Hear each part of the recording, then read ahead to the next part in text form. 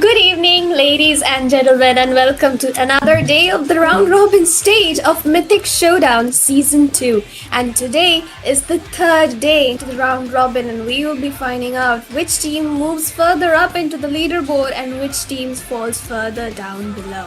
This will be me, your voice talent Sarah, alongside the very talented and hardworking Ray, onto the caster's desk for the first match of the night between Team Yama Esports and Team Daku Sena. Absolutely, and of course really grateful to be back on the casting desk with of course one of the best Indian talents that you will most likely be seeing in future in a different location as well, right? So the draft timer has started and we're going to be seeing how, of course, all of the 8 teams are very credible because they've made it to all the thick and thin battles. But tonight, of course, each match, as we're right now progressing towards almost 30% done basically. So slowly but surely right now team points are going to be mattering a lot. Sorry, the round robin points, because only the top 4 make it to the LAN event in Guwahati itself. So of course if they want to get the big cash prize, they first got to qualify for the LAN event itself. And the round robin, I have been calling it the LAN qualifiers after all. So let's see how the performance is going to be happening tonight, especially considering both of these teams, of course, with clashing servers are going to be playing. One will have advantage on one game and the other will have on the other. So let's see how good they utilize it, because we've seen teams lose in their advantage servers and we've seen teams win on their advantage server, disadvantage server, right? So it's all about how well you can meticulously plan and how well you can execute. So of course with the draft that will begin, Yama Esports, though they haven't had the most smooth journey so far. They do sometimes push it to game 3, but so far it's filled with losses. And DS, I think they're doing 50-50. I mean, they have played just one game so far, and that was against CRQ. They did put up a pretty good fight. However, CRQ, being the indomitable beasts as they are into the round robin that we have seen so far, they did win it out 2-0. So of course, DS is here to look to open their scoreboard and secure a possible victory against Yama Esports today, unless of course Yama Esports pulls up a new strategy such as the Eat a Jungle possibly again and bring home a win for themselves. So this is going to be one heck of an interesting match. I actually forgot about the fact that they didn't play yesterday. I'm sorry about that. So yeah, of course, since we only have 3 best of 3 series, only 6 teams play. 2 teams basically get a break to prepare. So yeah, DS didn't play yesterday. So yeah, they have only played 1. So I guess it's not 50-50 actually. It can be 50-50 tonight because they have 1 loss in their name, 0 points. But if they win this tonight, they either can walk away with 1 pointer, 2-pointer, or maybe even a 3-pointer if they make it a sweep. So let's see what will happen. You know, I'm very severely distracted by the cinema roll in your background. Pretty amazing choice, because I think it's one of the cutest things. Legit the reason I went for the Florin skin. I don't even play Florin that much. My cinema roll is the representative of a very special person in my life and will be following me to Guwahati as well very soon. And I actually only pull him out for Daku Sena matches for good luck. So here we are today. And as you can see, the timer is up.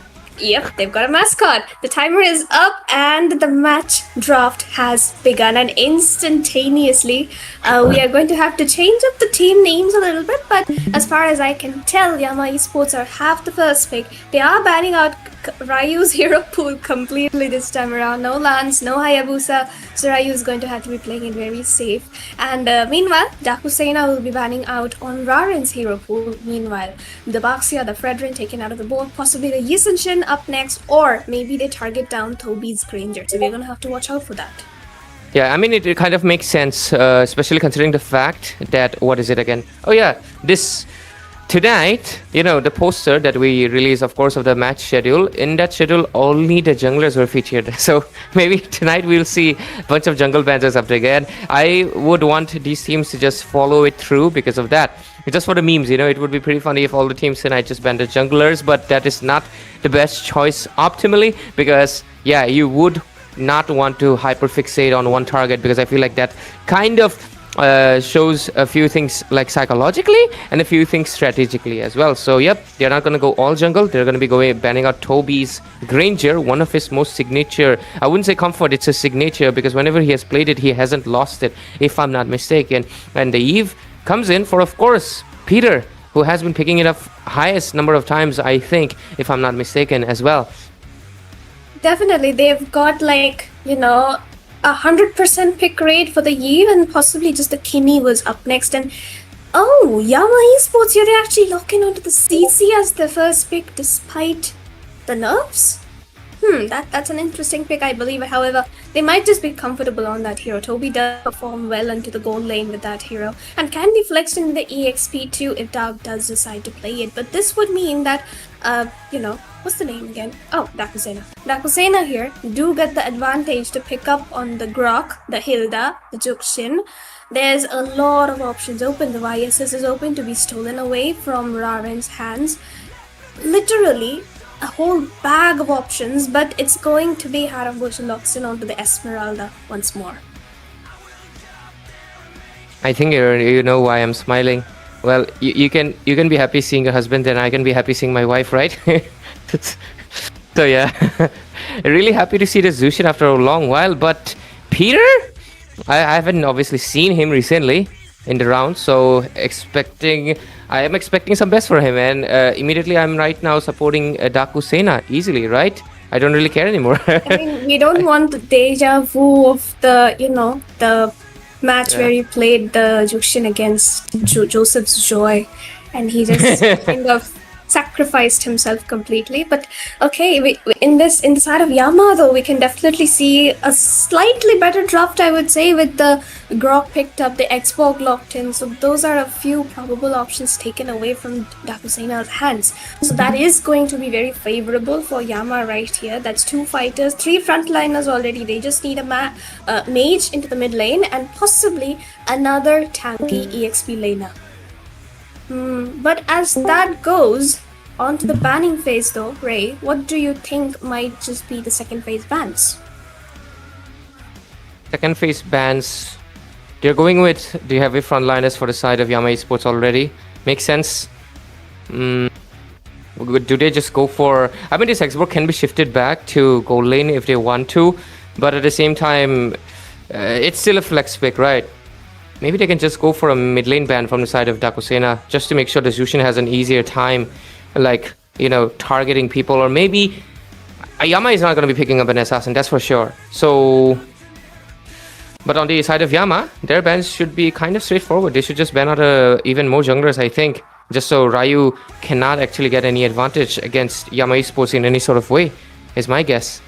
True. And they can just take out the Yisunshin, they can take out the Uranus, they can take out the Joy, they can take out the Guinevere. There's a lot of options open right now, but it's going to depend into the hands of Dakusena on what they want to ban. They definitely take out the Nathan, good job. My students are doing well.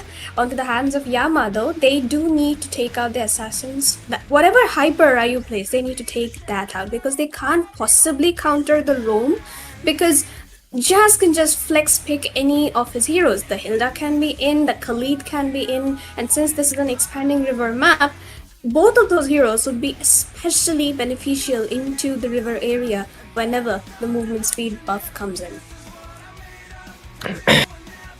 I'm sorry a little bit, it just that's a little bit of technical issue in my end. Is my video feed lagging in some sort of way? Maybe it is. Because I'm somehow living in the past. I only see the Angela band right now. So, yeah, sometimes issues happen. So, can you carry it on for a few seconds? 1 second. Yeah, definitely can. And honestly, with the Yisunshin getting taken out, we did predict it coming. We also have seen that Angela being a major issue into the match against CRQ, where Dakusena did lose it out.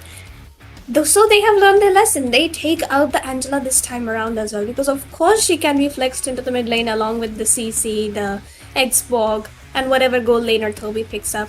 The Granger and Nathan are out of both, so Toby has the option of picking up on the Ruby here.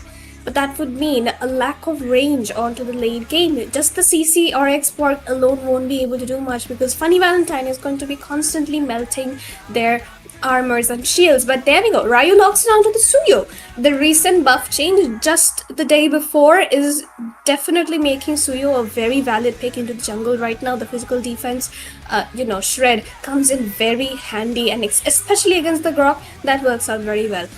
Jazz, of course, has the option of the Hilda to be picked up, has the option of the Khalid to be picked up, and maybe even some proper frontline tanks, whatever he wants to go in for, will work out for them.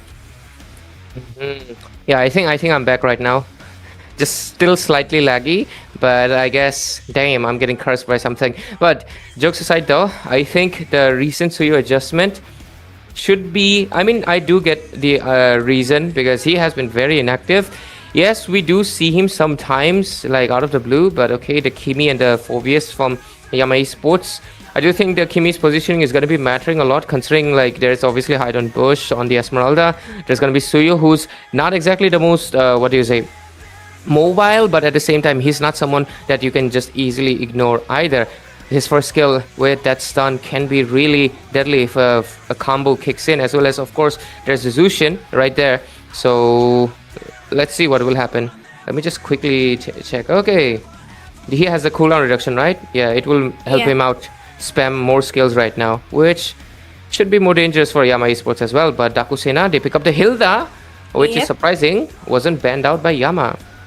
That is the exact point. Like, Hilda has been made so broken with the patch change that she is like a must pick or must ban. So I'm kind of surprised that Abyss didn't go for it and instead they decide to steal away the Grok. So it's like you either pick or ban the Grok or it's the Hilda. Those two are like the prime roamers right now in the patch. So of course Kimi and CC both will face a very hard time, along with Xborg as well, because as far as we have seen Jazz's gameplay, he loves bursting down the Firaga armors before a major team fight begins. But along with that, two very strong drops. Clutch Easy onto the Xborg, Ryu onto the Suyo. It is all going to be a matter of how much can the Xborg save up this Firaga armor before the team fight, because that is going to be making a hell lot of difference for them. Absolutely right there, because Xbox Shield is gonna not. It's not about just being losing. It is the fact that after he loses it, there's a lot of chain CCs that's gonna be showing up from the side of DS. There's obviously the Zushin, pretty obvious, but at the same time, there's the Hilda, who does have the defense reduction, as well as the fact that the Esmeralda is someone also that he has to consider. His slow is not going to be mattering that much to the Esmeralda. She can just sprint away. So, okay, finally, no more vengeance, is it? Just kidding. I think he changed it quite a while ago. But yeah, Flicker is coming in, and a Purify for Funny Valentine, just to make sure that, Purify for, I think, for the curtain call, as well as I think for the Crux tectonic charge, just in case the charge comes in and he gets knocked. So yeah. I mean, against the Phobius as well, you want to dodge out as many stuns as possible coming in from Dark right there. He has the Flicker as well, so he's going to go for those surprise setups. And with that, ladies and gentlemen, welcome to the Lad of Dawn. Game number 1 into day 3 of Round Robin stage in Mythic Showdown 2. And the very first match. Yama on the blue side and Daku Sena onto the red side. Two very amazing teams, two very strong, comfortable draws for both of them. It's all going to come down to the execution and the little micro and macro differences here and there. Both the junglers are going to be starting off onto their blue buffs, and they will be rotating towards the EXP before the first turtle comes up. But along with that, ladies and gentlemen, this will be me, Sarah, onto the casting desk alongside Ray. The stage is all yours. No, it's yours. You're supposed to be the play-by-play. What do you mean? I'm just kidding, guys. That is my impression of, I don't know, whatever the hell that was. If you watch American shows, I guess you can get it. But anyways, with it, simple rotations would be made around here. Since they have the Kimi can maintain good amount of distance, and Peter is not really bothered with poking that much either. They will have some safe play for now, at least, before the poking game as well as the engages will start, because look at that, Jazz will try to put some pressure, but won't happen that much. The win conditions for both of these teams are kind of pretty obvious. For Yama Esports, it's going to be the Kimi to scale her up as much as possible. At the same time, Clutch TZ tries to go for, of course, the clutch steals and to farm up as much as possible to get the true damage on his, of course, the flames. On the other side, though, DS, they have a little bit of a mixed plan. First of all, they gotta make sure that Suyu kind of snowballs or at least doesn't loot the farm. And on the other side, they also gotta make sure the Harriet farms up as well. So they have two things, but let's see, look at that. Oh, early engage comes in though. Ryu is in very big danger here, and Dark is gonna be finding out that kill pretty easily. Of course, Yama comes in with the early aggression as expected of the undefeated underdogs into this leaderboard, the top 8. However, the Firaga armor is unavailable as of right now, and Ryu will be back before the turtle has been taken down. Hilda, though, is kind of low and needs to go back at the turtle. And of course, Clutch TZ is going to be taken down this time around without the armor. Ryu will not find the retribution once more, and Abyss is going to find the double onto Jazz as well as Ryu, as Viole steals away the turtle and also the small jungle areas, giving his team a major lead. I guess we get it, Sarah, why he went for the Grok, not the Hilda. But anyways, taking a look into the emblem setups over here, I think there's nothing out of the ordinary. I think this is going to be mostly simple setups that we usually see. The Hilda going for the single target enhancement. Really wants to bully someone as a roamer. That's kind of insane, though. But I guess, hey, if it floats his boat, let him float. Yep. I mean, he's not exactly the one floating. It's going to be the ones getting caught inside the Zushin's lantern. But let's see how well it fares, because they have a few immune heroes. First of all, the Phobius is not exactly the easiest target because he jumps around a lot. Second thing, Kimi's not going to come in the range unless Peter goes in for an aggressive Crimson Beacon, which is, maybe he might do that. Xborg, yeah, he's easily pickable. Abyss, he can immune it out. And on the other side, Toby, I think you can pick him up after he uses the dash. So let's see. Look at Abyss, though, is getting marked down a little too much by Jazz and Peter, and at the same position twice in a row. So that's got to say something about Jazz and Peter being completely in sync to just mark down whoever comes in front of them. And of course, Ryu is the one who needs to play it just a little bit safe and go in when Team Yama has actually used up their crowd control abilities, especially the tectonic charge, because if Ryu gets caught, there would be no one to secure the neutral objectives. On the side of EXP, though, both the EXP laners are just equally as good, and they will definitely be brawling it out amongst themselves and try to find the enemy damage dealer before a team fight begins out. The goal lane, the only condition is for Funny Valentine to actually find the damage, as Ryu is going to be finding Abyss TZ into the middle of it, but Viole is going to catch down Peter. Despite the nerds, Viole on the Kimi is a force to be reckoned with. He has to use the flicker to watch out now. Harabush is on to him, but now he comes back at the turtle because he can see Ryu getting marked down. Jazz trying to go in for the engage is going to be caught out dangerously low. Dog dives in a little too deep, but Ryu is going to find the turtle this time around, as Harabush is going to find Toby into the fight and is still going in for more. He's chasing down Dark, and Dark has only one method to escape, which is going to be the flicker. And even Abyss was melted down the moment he came back online. I was honestly expecting, I think Yama would... I don't know. It's just the fact that that's a Suyo. He got a mini Balmon ultimate on his second skill. It's a very easy secure. So I don't know why they waited for that dude has a soul saver. Let him use it, then try to go for it. And there's no way you can actually steal with an Xborg unless you use the ultimate. But okay, a little bit of pressure there. War X's will come in pretty soon, but Akimi will get the glowing wand, which will provide them a little bit anti-heal, but it's not going to be enough. They need to Sky Piercer. But look at the damage, damn, Abyss easy. Again, this is the third time Abyss is getting marked down in that way, but look at these two onto the top side, though. Definitely marking down Dark a bit, but just because of the fact that Funny Valentine onto the bottom lane is winning it out. He already has a turret for himself, which does give DS a slight lead of 700 to 800 gold. Hard to maintain that, though, because currently they can't really find that kind of an edge. But Viole gets chunked down in an instant. And even Clutch TC has to ult his way out of that team fight situation. Oh my goodness, the Starfall again comes directly into the tier 1, completely zoning them away, though. That's a little bit of aggression coming in onto the bottom side, as well as we see Jazz take down Toby. So it's like 1 kill on mid, 1 kill on bot. That's a 2-0 advantage for you already.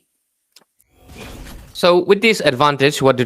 They gotta translate into this turtle. Easier though. I think this will be easy because of course the fact that Clutch TZ all the way on the top doesn't really feel like he's gonna be contesting it. So the last turtle will go to the favor of Ryu. Damn, the turtle shield was still on top of Ryu. That's crazy. He didn't even waste it. Like it just disappeared only after the turtle came in. That's kind of insane. But I guess that's kind of nice that he's only been farming to... I mean, that should be something you should be doing as a jungler that shoots snowball. And on the other side, though, Titan Bush gets a kill on Clutch TZ while we were focusing on the turtle. I was not expecting, I thought he might survive, but this just means we'll look at that on the purple buff.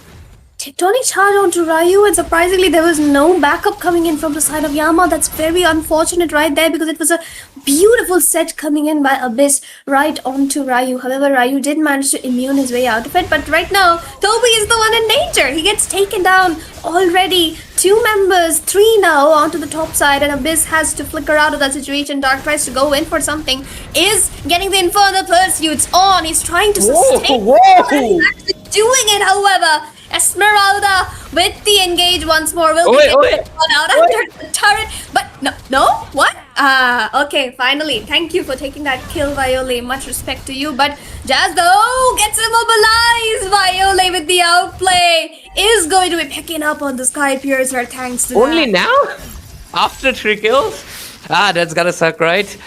Because I honestly thought he had the Skybracer, but yeah, I just remembered he didn't have the item just yet. But look at that, the Harith actually gets the Feather of Heaven. And guys, one of the main things that you gotta consider is the Skybracer is a cheap item at 1800 gold, so it's really easy to get it compared to the rest of the items. It's basically, I think, like only 60% of the price of the rest. So getting the Skybracer actually doesn't really mean that you're getting a second in slot. You're still kind of away, and that's why I always have to mention this fact that getting the Skybracer doesn't mean that you've gotten an item. It's still gonna take time. But what is that on the mid lane? Of course, Ryu is getting picked off right now. Viole is securing that killing spree.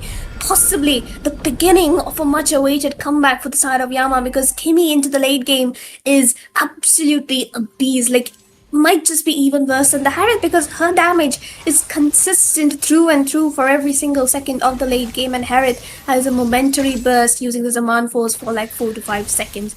So of course he needs to play it safe, and look at that. He's already getting marked down quite a lot. Clutch TZ as well, sustaining with his Viragama, which means that once he picks up on the Radiant or the Athena up into the late game, he is going to be like sustaining a lot more than he's already doing now. But the thing about late game is that the Harith will scale up a lot as well. And Harith, unlike Kimi, who can run out the energy if there's no target, but Titan Bush getting a lot of pressure right there on top, but he can just run away. That's the specialty of this lady. She just runs away. And the Zushin will also get a Sky Piercer right now. So any of the kills that could have been other members, it's going to be going into the bank of who is Peter right now. Does Peter count as Swiss? But yeah, 7-9 score. Yama Esports, they're behind a little Jazz bit. though? Pressure. Jazz? Oh, What was Jazz? Definitely a very good position, but you're in the middle of 5 people, sir. You might want to back off, and that's exactly what he did with the flicker. But that means that the flicker does get used up before the Lord fight, which might just be a disadvantage, considering the fact that Kimi has his flicker and will be able to escape much more than possible. So of course, DS here need to consider the timings of Jazz's flicker to be coming back before they start out on the Lord fight, and they also need to protect Funny Valentine as much as they possibly can. Peter, of course, he's a mage, but he is a utility mage and he will not be dealing as much damage as he would like to. The main source is going to be Funny Valentine after all. But, should I say but? No, I should just say and. And the fact that the Harith is scaling up much tremendously faster, but look at that. Why was that used so early? The lasting insanity came in too early along with the traction pulse as well, and the Iron Bush is still very healthy, and he is actually going for more, but the tectonic charge lands onto 2. Funny Valentine has to flicker out of that. Knockup's coming in once more. Jazz has to run away. He's going to be caught out very low, but Viole is going to find Funny Valentine in the middle of it. There's no more damage dealer left for the side of Daku Sena, but Jazz will find a Abyss though. It's a 1-for-1 so far now, a 2-for-1 Viole once more, but fine on Bush into the back line, trying to find Viole, who has to flicker out to safety. 3 left from the side of Yama, 4 now, and 2 onto the side of Daku Sena. This man Viole single-handedly taking Yama Esports to victory if they shall. You know the fact that this guy has so much confidence, because I would not be saying on that HP if I was him and Esmeralda was dancing in front of me. But since the fact that the jungler was down, whoa, such an early Divine Glaive. But then you look at on the other side, that's 4. God damn. Radiant armors out of Radiance. hand of Yama Esports. They don't even care. They're just like, oh, Harith, Esmeralda, and Zushin, all four. Yeah, we're just going to be dealing with all of that. We don't really care what Ryu dishes out, and we don't really care that Jazz might be dishing out some damage because he has a 7 Cs, guys. And 7 Cs Hilda right now, she hurts. But the fact that they are respecting the Zushin and the Harith more, that's kind of good because they can't exactly, underestimate this damage in any shape or form. And right now, of course, our production guy, he really is very favorable of the Esmeralda. Just like. Wow. But Crazy. yeah, to be fair, that's a nice skin. But okay, wow. Imagine someone just screams out his name. Don't do that, guys. It's pretty funny that we have this anime collaboration skin. Who could have thought that you could see Harith and Kill on the same map? But yeah, since the score, wow, 10-10. Wow, this game could be a 10-10, but let's see the statistics though. The side of Yama, they have 1 turtle, 1 lord, and 1 turret. Damn. And on the other side, they have 2 turtles, 0 lords, and 2 turrets. Imagine they also had 2 lords. That would have been pretty funny. 1-1-1, 2-2-2. But doesn't look like the case. Looking at the top, there's a lot of minion pressure coming in from Dark. So we can expect some push coming in. Okay, the pause will be undone. So I think that turret is a bye-bye. So where do they go right now? Top, the bottom? The mid? Exactly. I think top. They need, top should be the priority with the amount of minions charging in. And the thing is that Viola is so omnipresent no matter where the fight is. It's like there's nobody to mark him down properly. And with Peter, Hey! oh, okay, but Ryu trying to pull off something here, but he can't really because Viola does have the escape mechanism. But a bit easy though. Tried to dive in right into the turret, but his damage dealer was getting marked out far, far away, and he sacrificed his life right under the tier 1, and they didn't even find that. So of course, the thing which Yama needs to do here is actually find the pick off onto Funny off Heater, and that might actually lead them to a better situation over the map control. And what DS needs to do is to pick up 2 Wishing Lanterns, at least, both on the Dukshin and the Harith, if they want to chunk down the HPs of Clutch GZ, Dark, and Toby, as well as Abyss. There's 4 tanks, and you need the Wishing Lanterns against them, especially because of the fact they have so many Radiants stacked up. And the Radiance itself stacks up. So the longer they fight, the longer they get the magic defense. So only the Harith right now is technically able to penetrate as well as dish out the true damage. Zushin, of course, she cannot do that. She doesn't have the Divine itself, and I wouldn't recommend the Divine because her job is not exactly to dish out the maximum amount of damage, more so to provide the control that your team really needs. But right now, putting in the pressure on the top, look at that. Course, and Hiram Bush is the one getting marked out, has to sprint out of the situation, is taking in quite a lot of damage, down to a very low HP, and somehow Xbox Viraga armor is just not getting melted. That is the major issue into this game, and that is exactly why you need the Wishing Lanterns, like I was mentioning. And now, all the members from the side of Yama are actually picking up double magic defense, so the Harith and the Juxin need to figure something out if they want to do something. And yeah, Peter finally understood the situation and does have the Wishing Lantern up now. Absolutely right, because I think the Wishing Lantern has to be bought by Funny Valentine, but at the same time, he does need a Holy Crystal to dish out more true damage. So I think he'll have to first prioritize the green crystal itself, or else I don't think his Ceruleum Sight would be worth it enough as we scale up the game. I mean, he's already about to be level 14, so that level 15 scaling is going to go to waste if he doesn't get it sooner or later, because it's already been 15 minutes and the Lord's going to be spawning in the second one of the game, and the last one, Yama Esports got it by making sure that Ryu was not present in the map itself. He was on the respawn timer, but this time around, he's alive, he's well, and if they don't take him down, there's a huge chance of a steal coming in. Look at that on the top lane. Toby? Definitely gonna be taken down. Hilda as well as Ryu with the damage coming in, but Clutch Easy though melting down the Lord as much as possible. Haro was trying to scout them down, marking down Viola of course, but Clutch Easy will find the Lord pretty easily.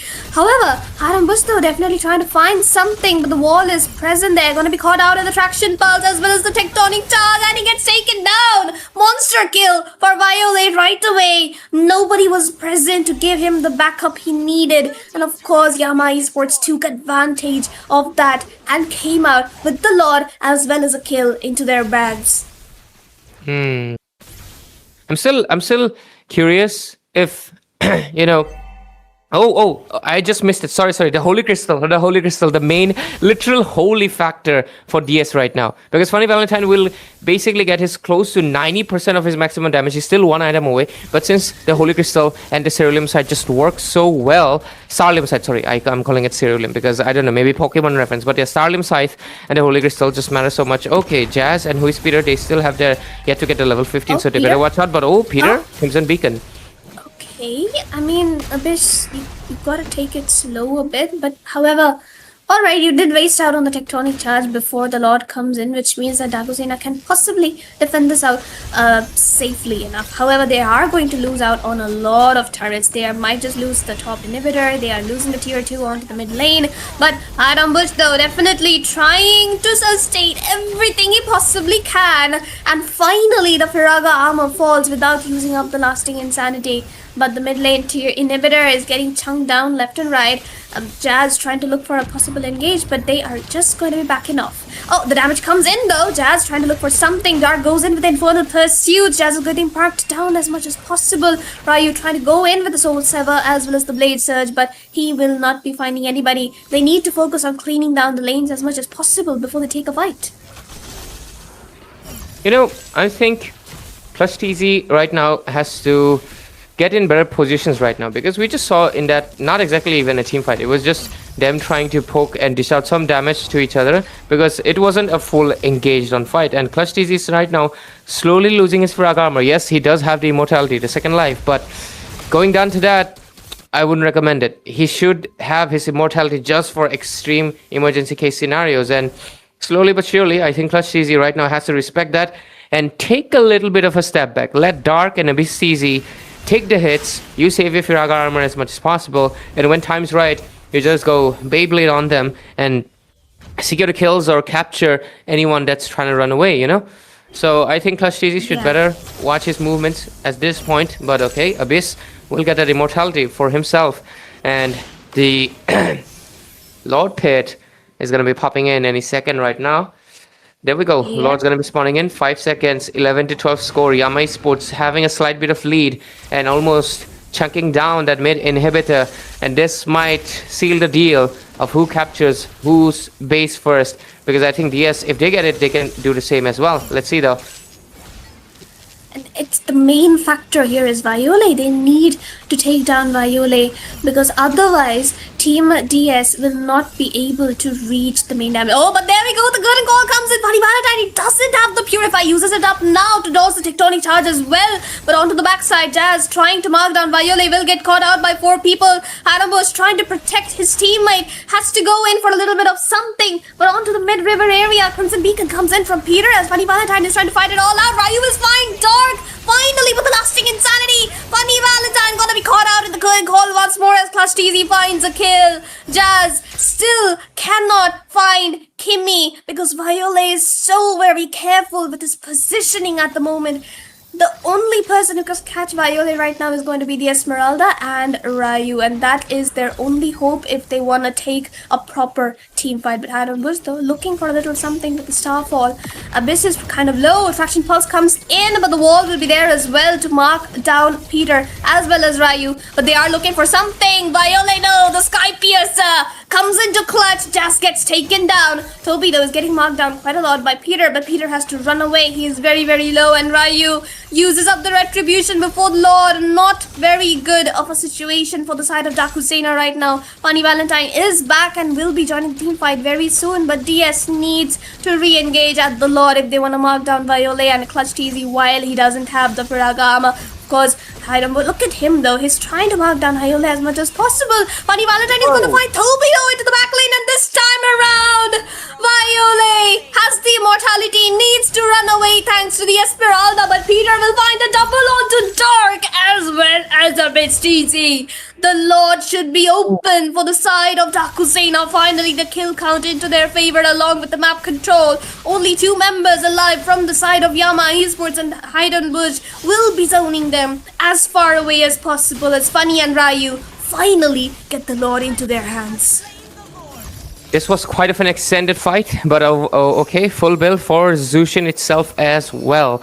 So expect to be a little bit more damage coming in. Look at that.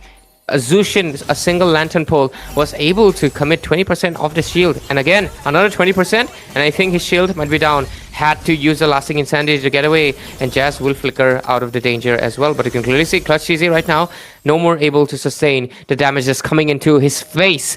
And the Lord's coming in on the top. There's no inner turrets that can stop it. Gold ranking wise, Ryu right now the highest, but it's 21 minutes. The gold ranking is going to be mattering less and less as we go into that 22-minute mark, which is the official mark of having the max bills for anyone, even if they're behind. So the Lord, though, very healthy and is actually marking down the turret itself. So maybe that's going to be a very free inhibitor being taken down by Daku Sena.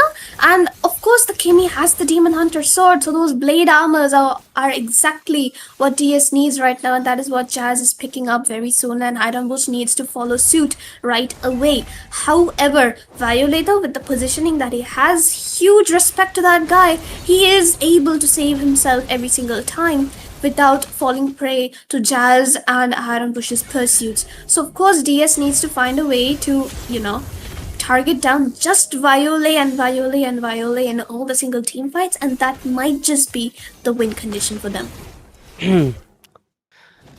Cracking out the base on the top lane though, Sarah, this basically means that they have to watch out that lane, and guess what, the bad news about it, Toby's not the best wave clearer because his skill, it's a single target. You need someone that can clear the waves faster. So it has to be Viole or it has to be Clutch TZ himself. Even Clutch TZ is actually not the best at clearing the waves because his skill, it expires. It casts out flames and he stops for a few seconds. So you actually need Viole to manage that wave on top, or else you can clearly see Iron Bush is already interested for a backdoor.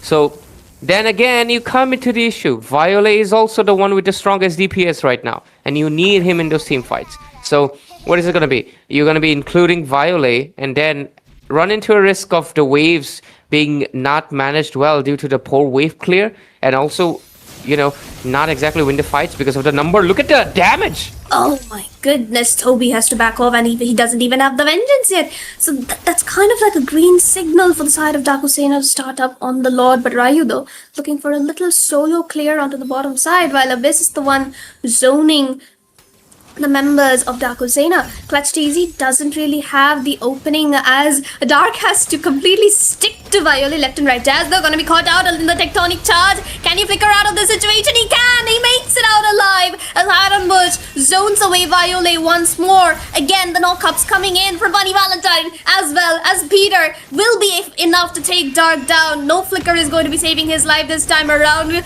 Clutch TZ, the Firaga Ama, the Mortality Falls, lasting insanity won't be enough. The stall fall onto 3 people into the backline. Viole has to flicker out of that situation.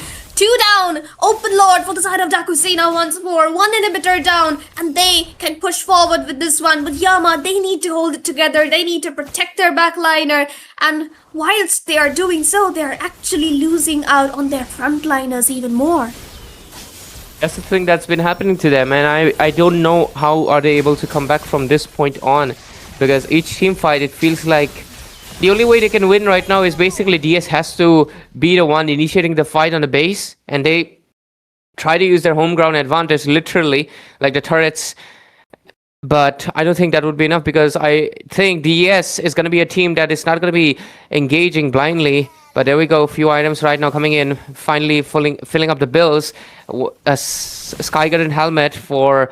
It's mostly going to be for Funny Valentine, because he's the one that has the highest... Oh, going for the crit build? What is that?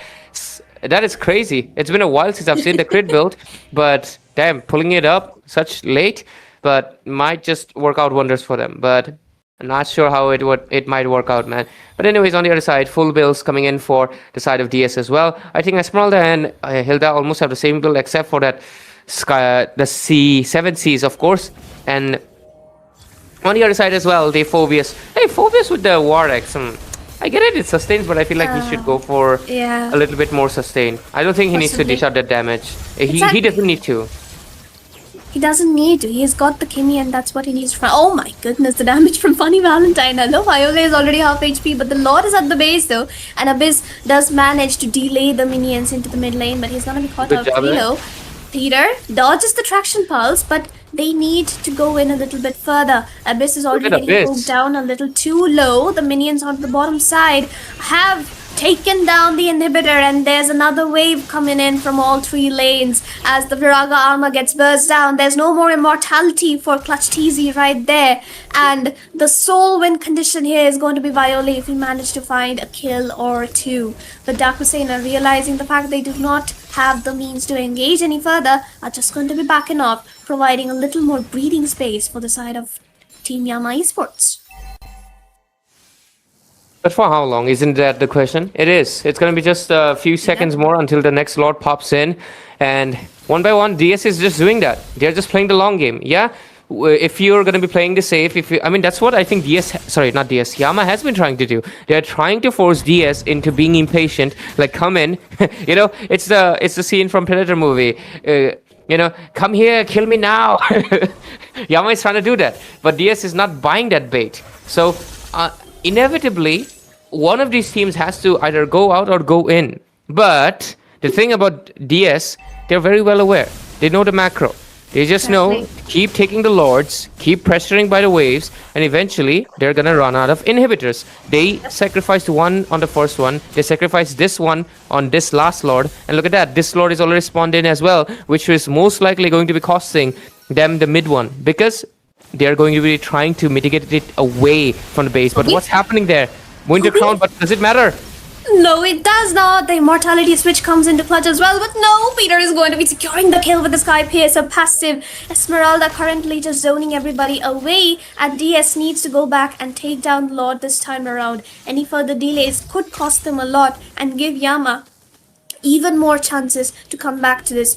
Violator definitely still trying his so very best, but is it gonna be enough? Jazz and Peter playing for that knock-up. Abyss trying to go for a little bit of an engage there, but however, Clutch TZ needs to back off. He doesn't have any of the Firaga armor left, just a slight little bit, but Daku Sena will find the Lord, and now Clutch TZ has to lasting insanity his way back to base, because now the collapse can come in from Daku Sena, but they're gonna play it safer out here. I really love the just the intimidation factor from the Hilda. She's just there, Jazz mainly, basically. He's just there in front. He doesn't really care anymore. He's just there. Like, yeah, go take the Lord. I'm going to be handling this all by myself. Bro's trying to get the Sigma energy for himself. But, to be fair, it's the effort of all of the members combined that they have right now around 5,000. No, that's 4,000. Yeah, they just started on 4,000 Lord advantage. Okay, finally, Dark will sell the immortality, and okay, a lot of items have been rearranged. No more Demon Hunter Sword. To be fair, makes sense. They're not able to dish out much damage. Goes in for the Hass's Claw. Not sure how good that's gonna work out. Clutch TZ, again the lasting insanity, so that's one defensive measure getting taken out.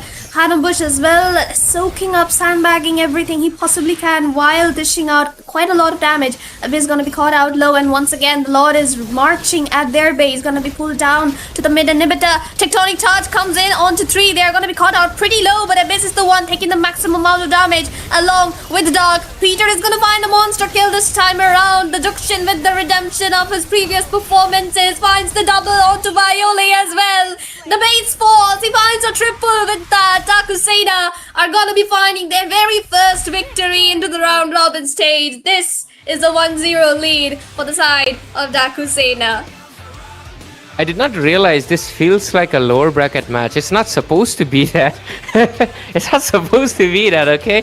I know, I get it. Daku Sena has only played one game, but still, both of these teams haven't, Yama so far, they haven't had a win on their belt. I think they have 1 or 2 points. I think they pushed one team. Was it RNTX or Sacred Shine?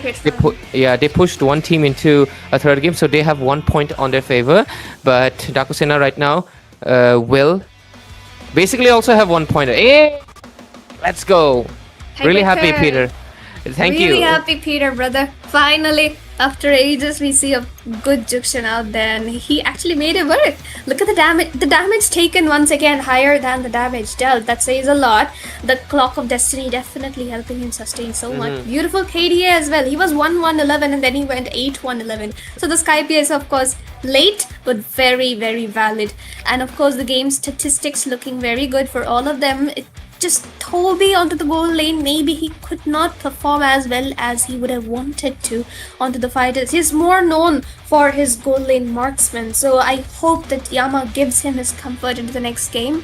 And of course, as we can see into the hands of Daku, Sena, Funny Valentine, the perfect assist Harith there is, while Peter soaking up all those kills into his, whatever, bag.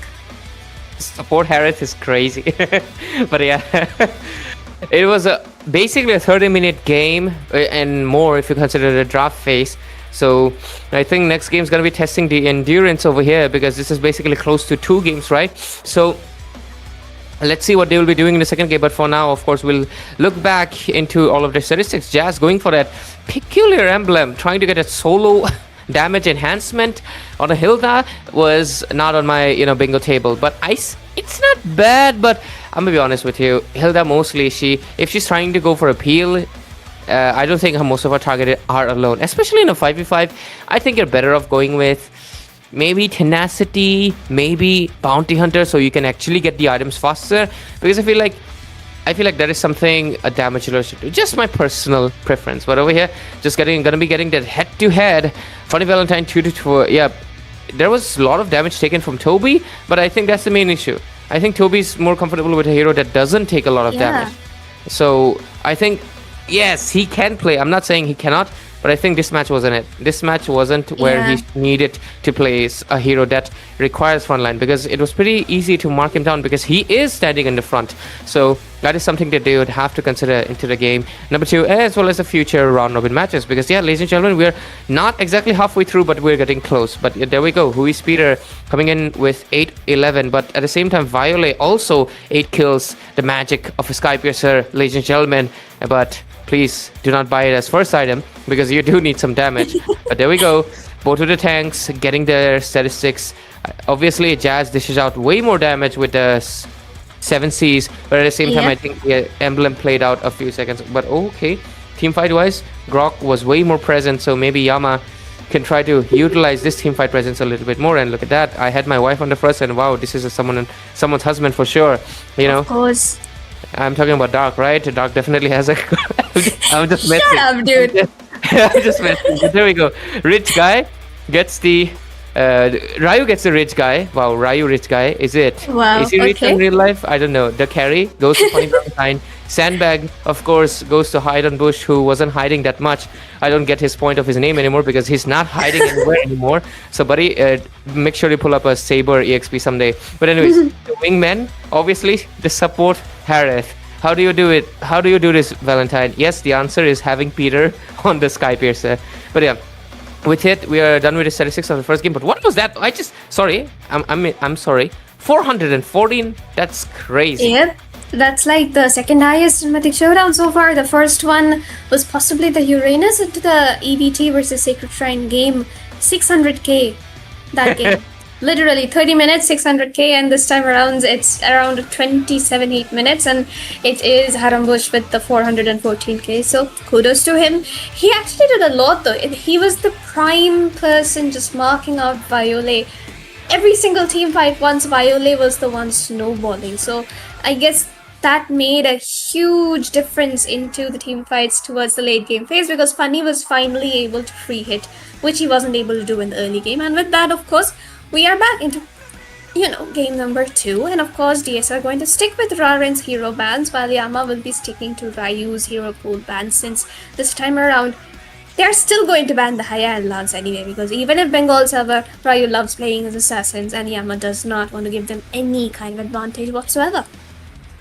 I think that should be the case, because we've seen Ryu picking up the Hayabusa even on a server that is supposed to be disadvantageous completely to him. And yes, he might not be able to land the retributions due to, of course, having a higher latency, but he still performs pretty well. I think the only time, against the CRQ game, I think he struggled a little bit, but still, let's see how he obviously performs against Yama Esports over here. But there we go. We're going to be getting that 1-0 scoreboard.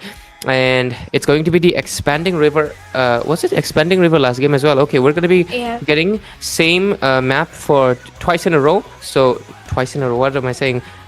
Yeah, it is right. I'm losing the sense of grammar. I'm really sorry about it. But yeah, the bans for obviously for the side of DS is going to be okay, identical, exactly the same. They are going to be respecting Raden, Clutch TZ, as well as Toby's signature Granger. But Yama also, I think the Hayabusa ban remains same, the Eve remains same, but this time they're like, Ray loves DS now, don't you? Because of course, who is Peter is gonna come in with his Juxian once more, and this time around, okay, Raren is going to get his Yasunshin. So finally, one comfort hero for him on the comfort server, which means that Daku Sena, they need to pick up something to counter the Yasunshin itself. Maybe the Guinevere, maybe the Uranus, maybe even the Joy at the best where case. is Lapu? Yeah, exactly. They can go in for the Lapu as well into their EXP but no, it is going to be Toby who steals it away this time around. So, Hiron Bush, what are you gonna pick up? Possibly the Dragon. That's something he has been playing it out for a few games now. But Ryu instantly gonna lock in onto his Lancelot despite having the server disadvantage. So that is going to be speaking a lot as to how well he can play despite having the MS gap. However, the main factor will be Jazz. After all, the Hilda and the Grok are both still very open, but they are going to get funny. His Harith not wanting to take any kind of chances whatsoever. You know, I was actually thinking about what was it, Alice actually. I was thinking, is he going to pull up the Alice this time around? What do you think? There's a chance or there's no chance? Chance, no chance. I mean, chance is always there, no chance is also always there. It's a 50-50, but the Fulvius comes in from the side of Yama Esports. So that's a confirmed Lapu Lapu into the goal lane and the Fulvius into the EXP, while Yasunshin goes to the jungle. So that is a very staple comp for Yama right there, and DS need to find a way to counter that. The Dragon is still a valid option if they want to pick it up. Into the jungle, they already have the Lancelot, and into the roam, they possibly need something to mark down the Yasunshin, possibly the Grok, possibly the Hilda, whichever is going to be left open from the side of Yama Esports. And despite having, Harith into the goal lane, they ban out on the CC now. That's interesting. That's kind of odd. Why though? It's not like DS will pull up I mean, I get it. Some teams have played it, but Hiron Bush doesn't seem like the guy to go for a yo-yo girl. But at the same time, also the fact that why? Because they don't exactly have a utility jungler either. Going for the CC is just like putting way too much pressure on Jazz to be the frontline alone. And that ban is a bit. I'm not liking it. Yama, what's with that? I'm genuinely confused because is that a misban or like are they thinking beyond our comprehension? Because generally, if they picked CC, that's good for you, isn't it? Because their composition, yeah, that's kind of weird. I mean, like, give away the CC. You've got a Yasunshin, you've got a Fulvius, you've got a Lapu. You can just counter her despite her being a walking demon hunter sword. It's fine. They can just counter it right away. And for the bans though, Yama can definitely, they take out the God of Kacha. Good ban right there. They do not want Jazz to be playing that hero out into the roam. And DS should possibly ban out on the Hilda or the Kimi this time around. But with the Lance into their hands, they need not ban the Kimi as such. So the Hilda is definitely going to be their choice. The Gatot banned out. I mean, they could have picked up the Gatot for themselves as well. Oh, nice there. Nice, good job. I get it. But okay, Yama gets the Kalia. But even then, that CC ban is not certified, man. I'm gonna be honest, that ban is really wasted. Really wasted. If there was no Harith, if it was let's say, any other hero, okay, that is not so obviously gold lane, it would have made sense. But there we go. Damn. Oh. I actually right now know Hiron Bush better. Damn. Or bro, it's limited. I'm just Don't worry, I'll agree with whatever you say, no issues. I'm mad at the guy. And he actually got the Alice this time around, so that's like two of his staple picks right now. It's either the Esme or the Alice, so I mean, works out.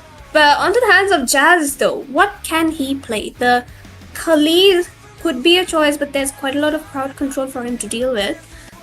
He could. Oh, okay. It's just gonna be the high loss and the Juxian into the mid lane. That's a lot of mid control for you. And the Lunox definitely a very good pick here. But against the Juxian, though, what can a Lunox do against Juxian? She's just gonna Crimson Beacon her way, like dance back to safety, you know, using up the ultimate. It's a very 50-50 choice for both of those mid laners. And both of them have really, really great. Never mind. Oh, thank you, production guy. But where is it? Oh yeah, good job. Finally done with the Thanos, is it? But anyways, wow. It's like it's my hand. Yeah, I should pretend it's my hand. But anyways, with it, we'll first look into the spells. It's gonna be mostly wow. Yama just all flicker party, nothing else. But Funny Valentine will go for that Purify. Just gonna make sure that Abyss doesn't have the best of his time picking him up, and Jazz obviously gonna be going with the Revitalize. Rest 2. Interesting. The Zushin with no Purify though. I think he really wants to escape, but at the same time, I feel like that kind of makes you a little bit of a vulnerable target to Abyss, because right now Abyss only has one target, and that's gonna be Peter. You know, so Yep. a little conflicted on this spell. I'm gonna be honest, because it's pretty obvious. Abyss right now sees the spells. You can't exactly, freaking do a tsunami slam on Alice. Not a good target. Not a high loss. Ryu might immune it. Funny Valentine Purify. So I think Hui Spirit is just putting the scope on his face instead. So I'm not exactly on favor of that one. Yeah, I'm gonna be on this, but still, I'm gonna trust him. This guy got the MVP on the last match, so come on, do it again. Yeah, I'm definitely not favoring DS, guys. It just you pick the Zushin, you got my favor, bro. I support teams even when they play bad with the Zushin, because Zushin is just so peak. But DS, they have done it once, they can do it twice. But at the same time, Yama back to the comfort server. Can they pull it off? Because this time around, Clusteezy will get a jungler that he might be more comfortable in. Exactly, and the Ascension is one of his strong suits. I wouldn't say the best. Of course, the best is going to be the Basha and the Fredrin, but the Ascension definitely works out for the side of Yama. But along with that, once more, welcome to the land of Dawn, ladies and gentlemen. Game number 2 into the first game of day 3 into the round robin stage. This is going to be one heck of a match, because DS will love to win this early on with the 2-0 to secure the, 3 points into the leaderboard, while Yama will still look to secure another point for themselves by getting the score to a 1-1. So of course we are going to have to watch through and on which team does it better. But this time around, Lancelot starts off at his blue buff, while Yisenshin is going for a little bit of that triangular jungle pattern which he is so well known for, by starting off with the red onto his side. So of course he's going for the smaller creeps onto the EXP lane, and then he'll rotate to his blue, but which means that it is going to give Ryu a little bit more time to reach the small creeps onto behind the blue bird. Abyss though on the mid side, already taking down a lot of damage. He gets pulled back. Jazz is low though. Lunox is the one who finds the kill, but Peter will find a kill onto Abyss as well. A perfect 1-for-1 trade, all into the hands of both of these teams. That was kind of funny. But both of them may just walk away with the win, while the roamers will suffer. And that's the fate of the roamer, unfortunately. But still, 1-for-1 trade, and it will remain equal for both of them. But Zushin does win out against the wave management, at least so far. But let's take a look into the emblems over here. It's going to be mostly, of course, the movement speed coming into the Zushin's favor. But what's happening? Violey, you better get out of there. Yeah, but however, Peter is the one who needs to flicker out this time. Abyss though were very good marking onto Peter right away the moment he saw that his mage was in danger. But onto the bottom side, Clutch TZ has used up on the Mountain Chakra. Jazz needs to back off or he's gonna be taken down once more, and that is exactly what happens as Toby gets to rotate with the bravest fighter. 5-man rotation coming in at the turtle. Team DS do not have their jungler at the spot, and Clutch TZ is going to be securing it without any contest. So far, they are having a smoother momentum than the previous game.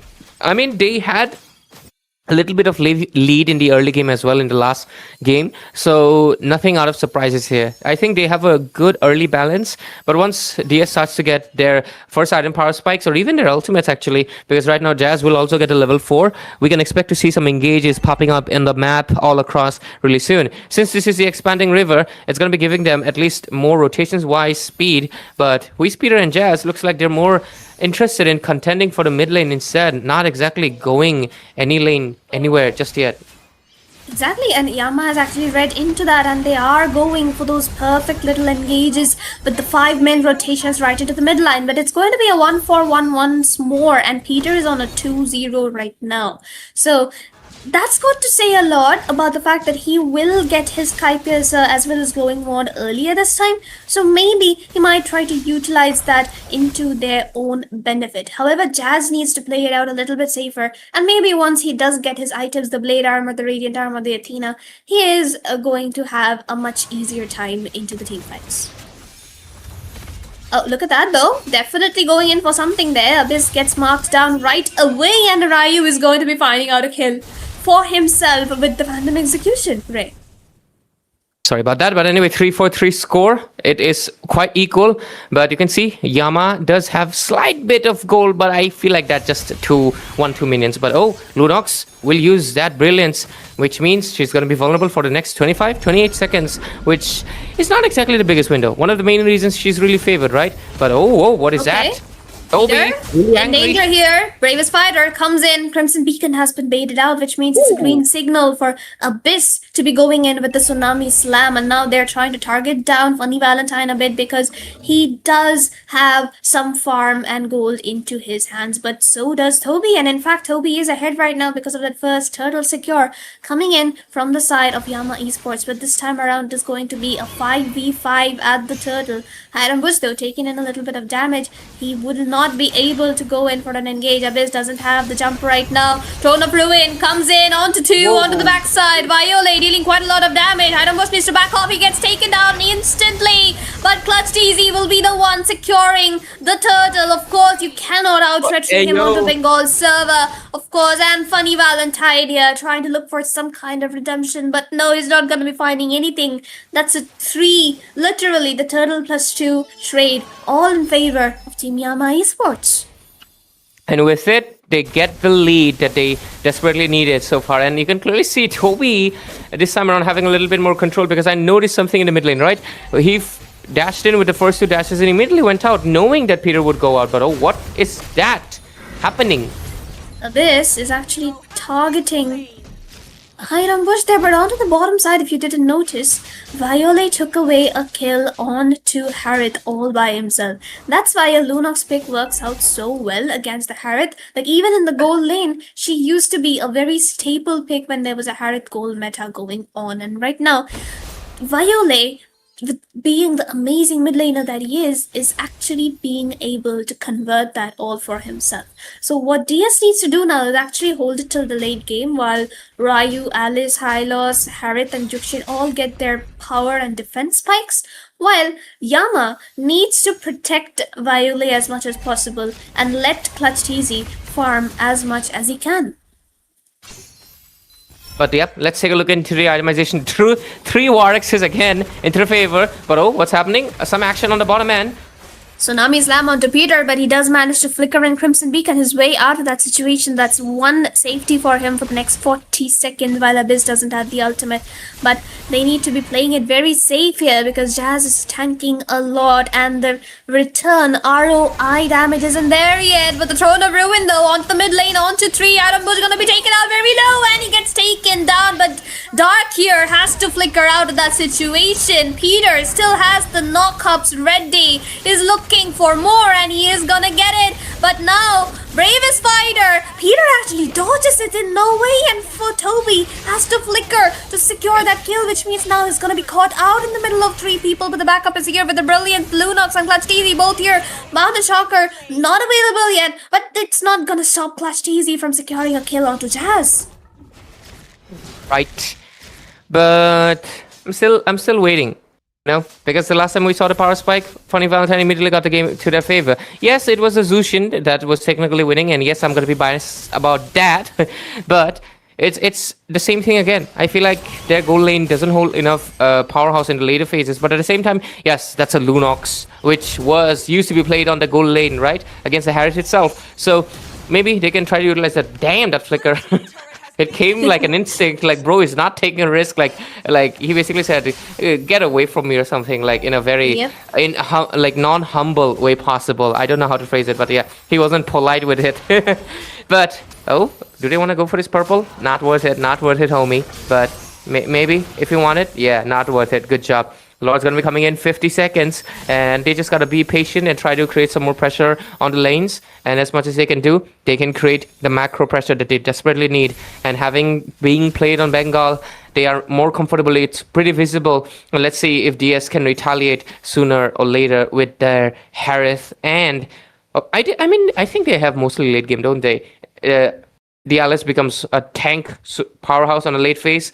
There is the Zushin, obviously. I don't need to describe Zushin. If I do, the match will get over before I do. And obviously, there's the Harris. Skype is going to be coming up really soon. And oh, okay, there we go. Another power spike slowly for Funny Valentine. But the same happens for Clutch TZ. Hunter Strike secured for this man. What is that? Lunox with 2 items already? God damn. I mean, he does have the Bargain Hunter, I believe. So that's going to be helping him quite a lot. Sir. Yep, and Jukshin is actually going in for the Sky Piercer as the second item. He might have wanted to go in for the Wishing Lantern first, like he did in the previous game, but then again, his choice. We don't judge who is Peter on his decisions. There we go, a knock up onto Toby though. He's trying to look for some kind of a Bravest Fighter kind of engage. Jazz gonna get caught out a bit, but will have to use the Glorious Pathway to back off. But Yama Esports here looking very dominant with that 5k gold lead into their hands, and they are definitely like completely winning out on this map once it's their comfort into the server. Let's see though, a lot of damage being dished out from the hand of Yama Esports, and they have the Lord advantage. You can clearly see, and Bonk comes in from Toby. It's pretty obvious he's pissed. I mean, he's not happy with the last match's performance. He doesn't like to get outshined, and he doesn't like to get he doesn't like to get the B or C rating. He's a topper, I guess. Maybe at least in the game. He wants to get that A+, but let's see if it will be possible. So far, though, he's on that A+ rating. That's going to be 402. And let's see, though. Oh, look at that. Abyss goes in for the engage, though this time around, Peter will not be able to survive as Clutch TZ secures too. Jazz and Peter will both fall, and that's 20 extra stacks of Sky Piercer and an endless battle secured for Yisun Shin. Of course, this time around, Daku Sena seem to be faltering quite a lot. They aren't able to sync up as much as they would have liked as the previous game. And Ryu finally picks up on his endless battle, but onto the backside, Ruby DD combo plus the Throne of Ruin though this time around. Funny Valentine trying to deal some damage though, but Dark is constantly marking him down. Ryu will get taken down by Clutch TZ. A lot of damage from the turret coming in onto the members of Yama Esports. However, they try to go in for Clutch TZ. He's too far. The Mountain Shocker is gonna come in, and he's gonna find two. Who is Peter and Hide on Bush? Both get taken down. All to Chase and Yisun Shin, who they could not catch just because of that one ultimate all into their favor. Now Funny Valentine is taking way too much damage. He needs to stay alive. There's 4 members in front of you with the minion waves coming in. Yama Esports, Violet takes the stun but finds the kill onto Funny Valentine. Ryu trying to look for a little bit of damage though, doesn't have the Thorn Rose, and Clutch TZ is coming in for more and more and more Thorn of Ruin once more, but the base is very vulnerable, but Clutch TZ falls prey to the turret damage. This time around, Peter will not make it out alive. Toby, unstoppable, will find the kill. 2 minion waves from both the lanes are going to be coming in. Thorn Rose gets used up. Dark finds the kill once more onto Ryu. Funny Valentine trying to look for something, but no! Yama Esports with the comeback. They settle the score for a 1-2-1. 1-1. When the score was like in-game score was like a lot of the times it was kind of equal, right? So it was kind of expected that this game might come out to be equal as well. And wow, lightning fast speed right there, Sarah. Girl was ready with it, I think. Lightning fast speed, guys. Sarah is fast as I mean, she can, I guess, audition for a role of a female Flash or something. You wouldn't get it. You wouldn't get it. But I do. I do. Damn, Sarah, that was fast. But yeah, Toby redeems himself. Bro was done. Bro was done with the last match's performance. He doesn't want the heat anymore, so he's gonna be getting this, of course, the MVP right over here.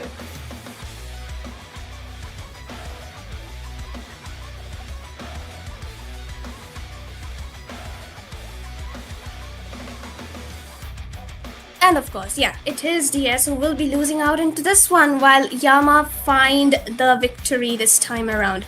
So of course, DS needs to come back once more, but Yama will be finding their server once again into the third game, and they will definitely be finding a lot more advantage like they did into this game around. So of course, Yama will be looking for that 2-1 into their favor, but DS should not be ready to give up so fast. Maybe pick up Funny Valentine's pick into the second phase, give Ryu his comfort into the first phase. That's something they can change up. But if Yama Esports keep up this trajectory right now with the way Toby played, it is just going to be amazing for them if they get the first victory into the round robin, and it is going to shoot them right up to the 3 points margin, which is at the third or fourth position, and it is going to mean a lot for them. Ray.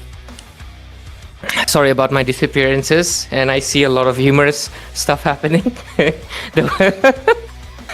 But yeah, right now, since this is going to be the third game, looks like Yama Esports might get the edge because they're back at the tempo. And let's see which server they get right. I think Sarah's pretty aware, but I'm sorry. I will tell you later a bit what's happening. But anyways, you can clearly see there was 9 turrets taken from the side of Team Yama Esports. This time around, a full macro gameplay into their favor, and Toby took that CC 7 deaths personally and came back with the MVP with 0 deaths to his name. And this is one of the reasons. And I also think last game the CC wasn't actually a good pick, but yep. This game, Bengal server, bro locked in on that Lapu Lapu, and boom, there we go. Hey, wait a second, what is that? Sky Piercer on a Yishin Shin Raran, what is... I get it, man, I get it. It's comfort, bro, it's just comfort. Of course he's gonna build the Sky Piercer. You gave away the Yishin Shin, and I mean, it's Bengal server. Why would you not expect a Yishin Shin who's so comfortable on the hero, getting his home server and winning away the team fight? So of course he's going to build it up, and he actually did well. Head to head though, Jazz and Abyss, they both dealt similar kind of damage. Jazz took more damage, but those early engages is what gave Yama Esports quite a lot of lead. EXP as well, Alice took in more damage, but it was the Phobius which came out on top, and even a Warax Phobius comes out superior, as we can see, ladies and gentlemen. So of course that did make a difference this time around. All we can hope is for DS to fix up their draft a bit into the next game and come back like they did in the first game, but Yama Esports completely into their area, completely into the zone to win it away for themselves. But I guess I'll respect you, man, Raran. But I don't like the Sky Piercer and Assassins, I'm gonna be honest. I feel like it kind of wastes the slot. I'm gonna be honest with you. It kind of wastes the slot. Maybe on the Gushan, which someone doesn't really play. But hey. Anyways, the carry goes to Lapu Lapu with the 54,000 damage dealt. And of course, the sandbag goes to the Jazz. And Wingman, this time, goes to Abisizi, who has actually 1 less assist than no, why am I saying Haitatsu? Funny Valentine on the first game, who had 14 assists. Support Harriet is peak, guys. But anyways, with it, the result is going to be 1-1. Yama Esports is going to be pushing it. Looks like Yama came in with a plan tonight. If maybe we do not win, but we're going to be walking away with at least 1 point in our pocket, right? Yeah. And because they haven't had the luckiest time, I think they've lost their last 2 games as well. So they are trying to get whatever they can and at least maybe force a tiebreaker or something if they can possibly continue on this pace. But you know, they're running out of options. But okay, damn, we already went back. Is it? No, I think are we? Yeah, we are back. And look at that, it's an instant Lapu Lapu lock from the side of Yama. What the hell? Esports. Of course. And I mean, DS here, they can steal away the Granger or the Nathan, but that would mean you are leaving away the other one. But instead, they decide to go in for the CC as well as the Jukshin. So That's one nerfed hero, one good hero, but Toby is gonna get the Granger. Debbie will be so happy right now to see Toby Hi, off the Granger. Debbie. Finally, possibly one of the only games in the round robin where he gets his Granger. But DS need to figure out a way on how they want to be countering that Granger, because man, that is one Granger to be looked out for. Yama, on the other hand, have a very strong draft right now. However, the Lancelot is the one still open, and Raren could possibly pick it up for himself, but is he going to, is the question. I think, two things. First of all, really conflicted why DS just decided to give away the Granger. I get it. The Yushinshin was a bunch of trouble last game. Toby's Granger, man. I think that's a really risky play. Unless they have someone that can really deal with Toby in this match, they are going to be in a whole lot of trouble. And one thing I'm really happy, any team against DS, keep banning Eve, so I keep seeing the Zushin. Don't worry, Peter, you got my blessings, man. Maybe it did not work in the last match for the server difference, but maybe this time it will work. And continue on that Zushin, my boy. But anyways, they are going to be coming in with the Crux, which is going to be giving them a little bit more crowd control into their favor, into their table. So let's see what will happen. On the other side, the Harriet, is obviously funny. You've had a lot of funny businesses done for 2 Harriet games. You're not going to be getting it for the 3rd one. And that's going to be the decision. And last ban coming in from either Yama and DS. It's most likely going to be... I think Yama will just ban another marksman, eh? Just make sure Funny doesn't get the Nathan ban. I'm telling you, it's the Nathan ban coming in from the side of Yama Esports. While Daku Sena, what are you going to ban? They can ban out on an EXP. Possibly the Alice could be a ban, but they have the Jukshin and the CC, so not that necessary. But oh yeah, Kimi, yeah. Yeah, the Kimi ban, definitely necessary. And like, yeah, Nathan is a bye-bye for the side of Daku Sena right now. But if DS wants to go in all out, go for the Irithel into the goal lane. I mean, that's. I think that's gonna be the main choice. That's the only choice they have. Textbook counter. Yep, not exactly the best counter. Textbook counter. I say textbook because yes, Granger needs to aim. Irithel moves a lot, so that's why Irithel counters the Granger. But obviously, lately people have kind of understood how. Whoa! DS pulls up with the Guinevere jungle into, of course, the hands of none other than Reqieum. So let's see. Yama, they will have a chance to respond, but let's see, eh? Repicked. A lot of repicks happening. The CC this time goes into the favor of DS. And the Granger, of course, they're gonna... Hey, what is that? Uranus jungle! Disgusting! Okay, we see how it is. Yeah, it's like you take the Guinevere, we're gonna take the Uranus, and they also lock in on the Fasa. So a very proper marksman is kind of out of the question right now. But Funny being funny, is he gonna lock in onto the Irithel? He can definitely go in for it, because still a Purify Irithel or maybe a Sprint Irithel does work out. He's got 3 frontliners, 2.5 frontliners. However, what is Funny planning here? Irithel, he's comfortable on it. It's a decent draft for him to play the Irithel, but there's the Fasa. That's the only condition he is waiting for. However, and how many times am I gonna say however? I do not know, and it's just up to Funny right now. So, There. Bro pulled up a carry. Okay. Bro pulled up a carry. Finally. 3 days after we 3 days after where he needed it. Bro, this was needed 3 days ago. It's like fine. This is like giving her assignment after the deadline, which is I think very relatable because I haven't submitted my assignment yet. The deadline was Friday. So I relate to you, Funny Valentine. You keep doing this funny businesses. But yeah, the Uranus, sorry, not the Uranus, what is it? The carry, 100% gonna be melting away the Uranus. So no funny businesses for him because Funny Valentine is the one to make sure your funny businesses keep checked. On the other side, of course, even the Lapu Lapu cannot exactly sustain the true damage that can come in. But the risk, that's the but right there. It's gonna be the main thing. Scaling. Carry takes a long time to dish out the damage. She's gonna be requiring the Trinity build. Or else she's going to be having a bit, not a bit, a lot of issues. But there we go. Two purifies coming in, making sure, just in case things go wrong, they have a backup and a flicker on both of them, and one vengeance for, of course, hide and bush. And this time around, I'm not gonna judge him because this hero, she works with vengeance. I won't forget, and neither will I stop chasing him about it, about the Esmeralda vengeance spell that he played on the first match. But anyways, with it, we're going to be jumping into the Land of Dawn pretty soon. But hey, do you know a fun fact? Guinevere is French, so in French, there's a lot of silent letters. And because of that, you actually do not pronounce the N and the I's. Her name is actually Gave. Interesting, isn't it? Don't teach me about French because I have to learn French in my college already. But please, enough trauma. God, that was coincidental. I actually don't know about that. It happened today. It's fine. Nobody knows, but now everybody knows. It's okay. But judging from the draft, Yama definitely has it so much stronger into the early game. The entirety of the late game is going to lie in Funny Valentine's hands because he is the only one who can melt down the Uranus, the Lapu, and the Kalia. But there is always going to be the Farsa and the Granger zoning him far and far away. So, of course, he needs to be protected at all costs by 4, 5, 10 people, as many as you possibly can, Dakusena. But right away, we have been called in for a pause.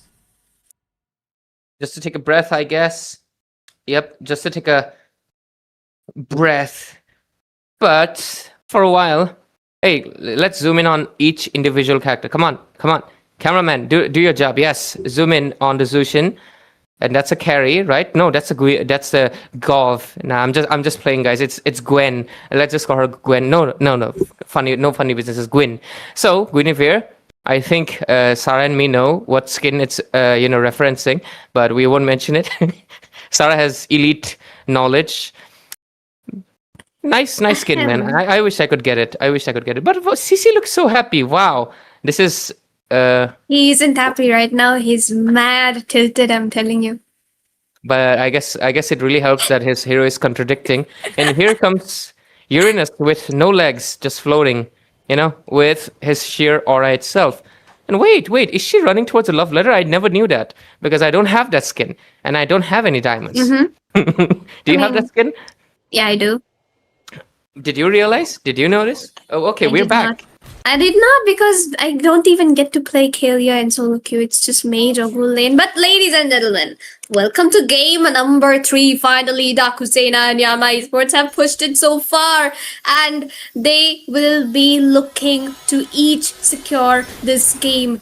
Go all out or go home is the game for both of these teams right now. They haven't got much chances left. Yama has already lost 2. Daku, Sena has won 1, and they need to find a win into this game because if they do not, it might just be game over for them as well, and nobody really wants that to be happening. But early aggression will not be coming in from any team because both the teams want their respective marksmen to be scaling up as far as possible, but we can see a little bit of aggression coming in from the side of Daku, Sena to try and steal away the buffs, but Jazz will be forced to flicker out. So of course, Ryu will be securing his level 3 faster. However, Clutch TZ already does not have, his red buff yet, so he's just gonna secure the small creeps first before going back to his red.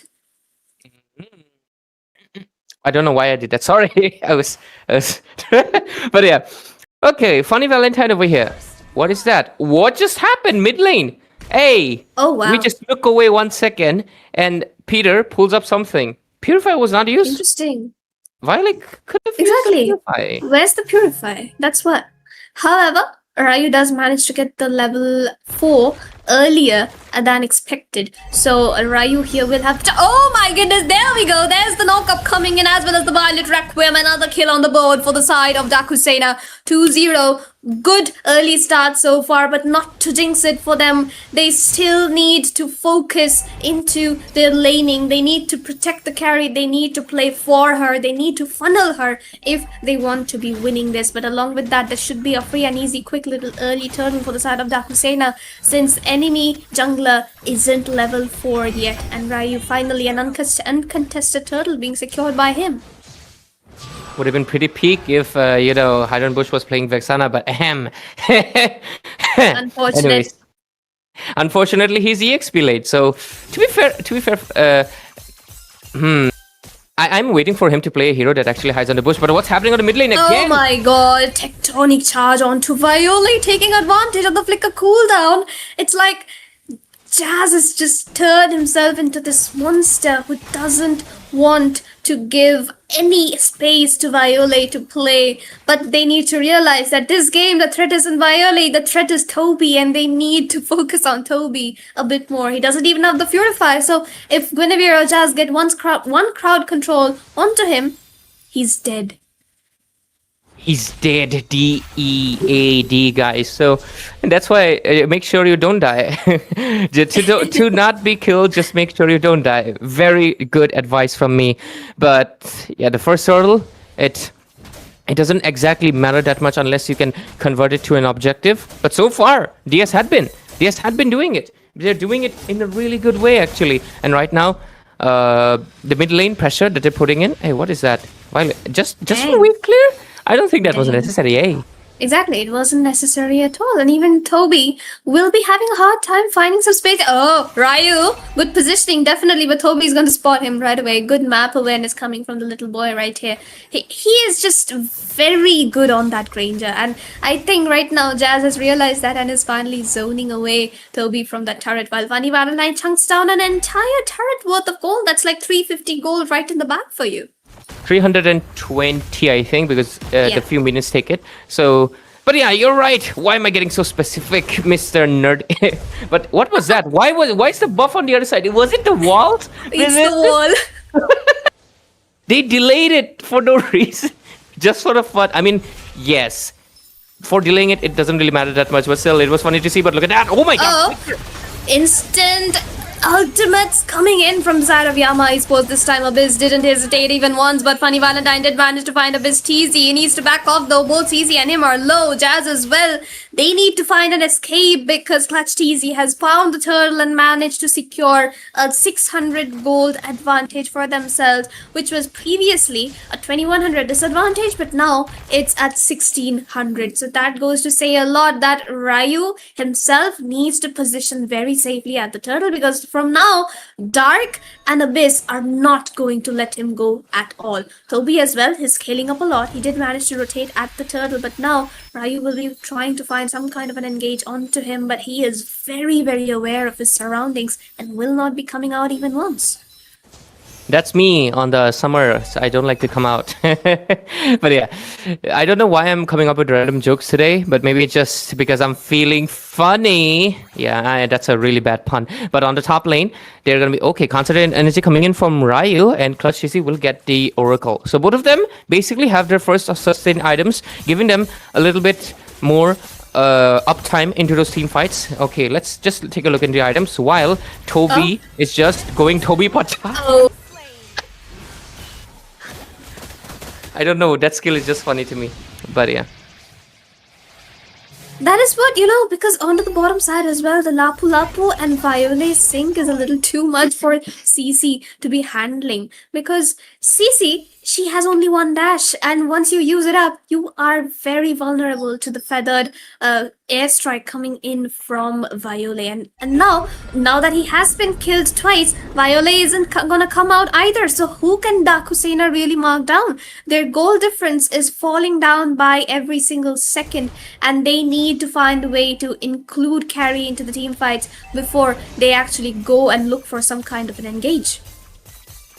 You're right about that. And only now Violet gets the anti-heal, but I think it doesn't exactly matter that much because, yeah, the Guinevere has sustain and Hidden Bush has sustain, but I don't think it's gonna matter that much. Okay, not Hylos, what am I saying? Granger over here will get that anti-heal, not anti-heal. Oh, look at that. Oh! Again, Violet will be the one securing the turtle as well as the kill on to Ryu. Jazz has to run away of the situation. Carry, though, dealing quite a lot of damage, should be able to find Abyss, possibly, and yes, he does. He needs to back off, though. He's taking in quite a lot of damage as well. Clutch TD finds a kill on to hide on Bush, and now they are going in for more. Toby is going to find Jazz in the middle of it. Who is Peter? Is going to run away along with Funny Valentine, being the only two survivors of that team fight. Yama Esports is on fire at the moment. They want even more, and that more is going to be this turret. Toby wanted to go in a little bit deeper, but just decides to go back to have a little bit discipline. So far, though, DS and Yama Esports had been going in neck-to-neck this match around, a little bit more equal, even as we progress towards that mid-game spike that's going to be coming in 3 minutes. This time around, Yama is giving a bit better contention, but it's impressive that DS, again, on an opposing server, they're doing a really impressive job. But okay, Jazz will get the Athena, mainly for okay, he has the recipe item, so I think he should be fulfilling it, because I think the Grange is going to be more of an issue as we progress towards higher into the game. But oh, look at that, Funny Valentine gets one of the most core items for the carry itself. This is her Starlium side, this is her Demon Hunter Sword. Exactly. This is basically her thing. The Golden Staff, it will now reduce the need to stack from 5 to 3, and might be able to dish out enough damage to force Clutch TZ to not be basically in the front lines anymore. And that will basically be a 4v5 fight. And once that happens, I think the carry value just goes sky high. But look at that. And another engage. Once again, Abyss trying to look for a possible fight, but this time around, Funny Valentine has to purify a Dark. Good bait right there, baiting away the Purify so Abyss can find an easy target onto him at the next turtle. And of course, that is the entire plan. 4-man rotation up top to find that turret, and DS do not have any edge right now. Can they try and defend that? They cannot, because all players are into the mid side, trying to find a possible kill onto Violet. Hey, but Toby is gonna find the turret, but Dark into the back line, trying to look for something, but Funny Valentine will convert it into a killing spree for himself and also run away. Violet did flicker out of that situation, but Abyss TZ definitely gonna get the Tsunami Slam as Toby finds a kill once again. Good positioning coming in from the Kalia right away as Clutch TZ will try to look for some kind of poke and is just gonna back off. With it, right now, Yama Esports on the lead, and I think they can get a little bit even more macro if they keep the pressure on so far. Because you can clearly see DS has not gotten a single turret down. Yes, they have tried to put the pressure on the top and the mid, but it's not going to be mattering as until you take it down. And this slot fight is going to be mattering. Let's go. Ryu with the server disadvantage. Can he do it? Let's see. Retribution time. Tectonic charge, Dark is gonna get taken down, but Abyss TZ trying to look for the engage. Ryu, can you find the red tree? You cannot. Uranus is gonna be securing it, but Abyss is getting melted down. Ryu is gonna find the kill, so that's a lot for 2 people. 1k goal lead still into the hands of Yama with the Lord. But it's reducing. Yep, it's reducing as the mid lane turret is there. It's vulnerable, but Ryu is in danger here. Can he get taken down? Yes, he will. Toby with the killing spree once more. It's going to give him a lot more edge than you would expect. Funny Valentine, though, is trying to look for a sneaky kill because he has as much attack speed as he would like to now. However, look at the burst. Clutch TZ doesn't have the mana to get the second skill. He gets the mega kill right away. Clutch TZ, right now, it's your domain is over, the carry is online, and no more funny businesses for you, of course, because we just saw the melting, and that's the thing with carry, man. Once she's online, no amount of defense is going to be doing anything. Her only weakness is going to be that she's single target, so you gotta overwhelm her. If not, she's going to melt you 1 by 1, and you don't want that because the score is 1-1, but what is that? Oh my god! He gets taken down. Even the Purify wasn't enough to save him from Toby's damage. This is why you don't open this man's Granger. The only hope for Daku right now is going to be Funny Valentine. 402 has the Trinity. He is gonna lock in onto the Malefic Gun, and if he can find one shutdown onto Toby, they should be able to hold the game out for much, much longer. But the Holy Blessing is going to pop off. There's only 40 seconds left, so that's good enough. But they need to defend the tier 2s as much as possible. Absolutely right there, Sarah, because the thing is that even if the carry is online, the macro pressure, if they're not able to keep it, it's not going to be mattering that much. But what was that? Was it a flicker burn? Yep, it's a flicker burn. Dark is going to be taken out very low, and the Tsunami Slam is going to be there as well. But no, Abyss doesn't actually use it. He just flickers in and then doesn't use the ultimate because he didn't have it. Okay, that makes sense. However, Yama Esports gradually increasing their lead, finding more and more turrets everywhere. DS only has 1 so far onto the mid lane tier 1. And they need to look for more. They need to look for a shutdown onto Fasa as well as Toby. because that is the only way they will ever be able to find a comeback. Yeah, because we just got the damage statistics, and right now Toby's 16,000 damage dealt ahead of carry. So Funny Valentine has some catching up to do. But at the same time, though, Peter over here, he's basically the one with the higher damage. As a Zushin, which is not exactly burst, it's very impressive. He's been more active in those team fights, but right now I think Violet will slowly start to show up as well. Oh, there we go. The anti-Curious is going to be showing up for the Grok. We get of course, the carry being Toby. Or was it the rich guy? I didn't notice. My bad. It was either the carry or the rich guy. Oh, he has actually both. The carry as well. 44.4. Yep. It's 14,000 extra damage. Dark gets the send back. But Toby, level 15 already. And who is better? Peter getting that wingman for now, at least. But what's happening on the mid lane? Melting. Charge, Clutch Teasy gets taken down. Uranus, you sacrifice yourself before the Lord. That's not the best of decisions, but Yama Esports still have a lot of lead into their hands, and if Toby can figure out a way to find one kill onto any of them, they should be able to be fine. But right here, though, starting off on the Lord already, they have the carry to burst the Lord down, but Violet is there with the fact that Airstrike and Jazz needs to spot them out. He's taking in quite a lot of damage. Who is Peter? Is getting marked out. Jazz will flicker out of that situation. FSCZ trying to mark them down. Hydra Bush trying to get some sustain. Ryu is going to find the Lord, though. However, Violet Requiem onto Abyss. Who is Peter? Will find a kill finally. DS are looking at this pace where they can breathe a little bit. They need to feed the carry some more, and then he should be able to do fine. However, Toby is still walking around unguarded, free, and completely dominating the map like it's his, and they need to find a possible counter to that. They do. And right now, the counters might be showing up. Here comes the Malefic Gun, giving a little bit more range to the very short range of the carry. Might be helping the positioning. One of the things that not many people actually know, that longer range actually helps you with the positioning itself. Forces a Bravest Fighter from the dark on the Lapu Lapu over there.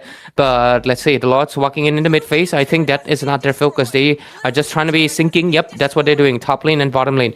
They have minion pressure, but I don't think this bottom is going to get pushed out.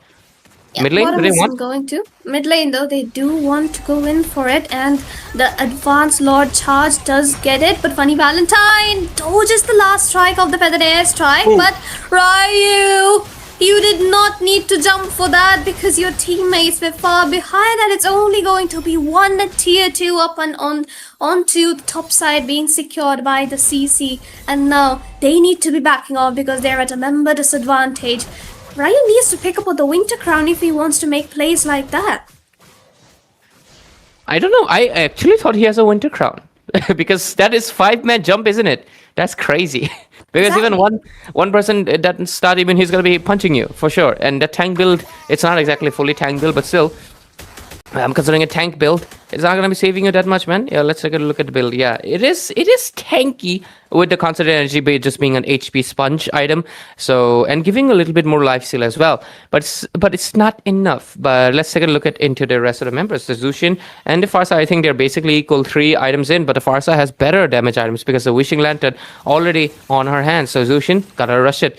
Going for the Blood Wings is not bad, but I feel like as a Zushin, you should be prioritizing that Wishing Lantern as soon as possible to dish out the maximum damage as well. But to carry, we're going to be going with the Rose Gold.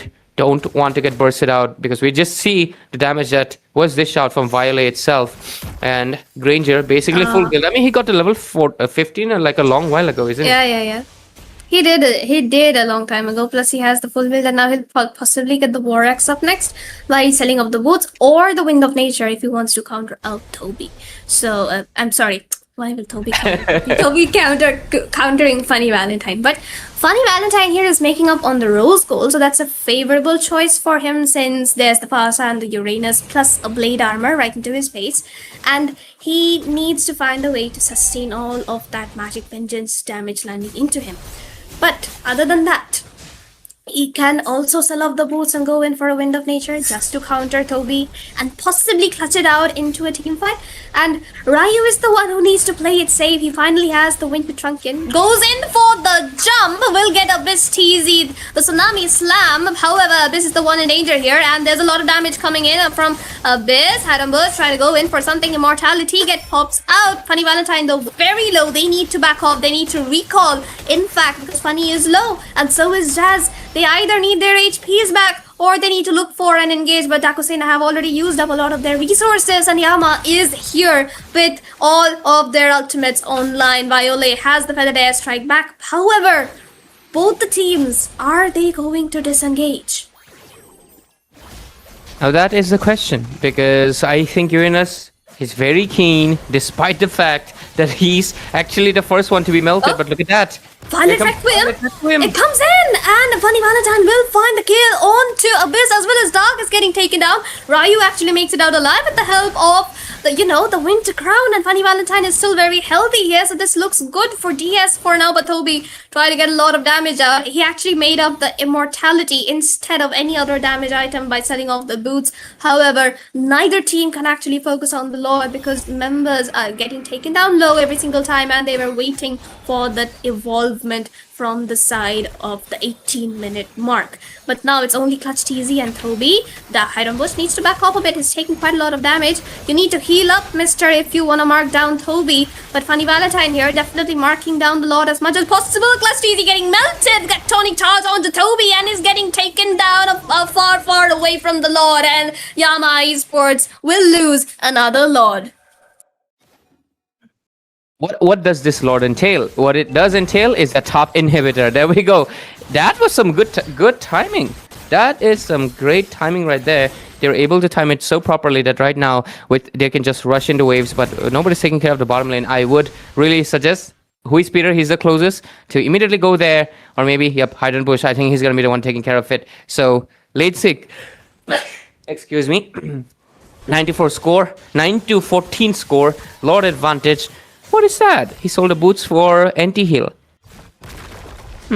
I would have preferred the War Axe, honestly, because right now, anti-heal is not exactly his necessity. I feel like he does need a War Axe. It will help dish out at least some true damage, which will help the... Oh, Grok with the... No, he doesn't really go for it either. Oh, Abyss! Pick up lane! But the Tectonic Charge misses out as well, but there's the Winter Crown too. Funny Valentine dealing quite a lot of damage, but Dark is gonna find the kill onto Ryu once more, but Dark is getting taken down by Jukshin as well. Funny Valentine doesn't have the space right now. He's trying to look for something. The inhibitor has been taken down. Clutch TZ getting knocked up every single time he tries to go in for a little bit of something, but Funny Valentine, he needs to recover his HP. He's pretty low, and he needs to survive as much as possible, all for the sake of Daku Sena to find the turrets, and if he doesn't, then it's kind of game over for either of them. But there we go, the Feathered Airstrike once again completely marking down Funny Valentine. Arabush though did manage to survive, still has the vengeance, and might just be able to stay alive long enough for his teammate to be back on the map.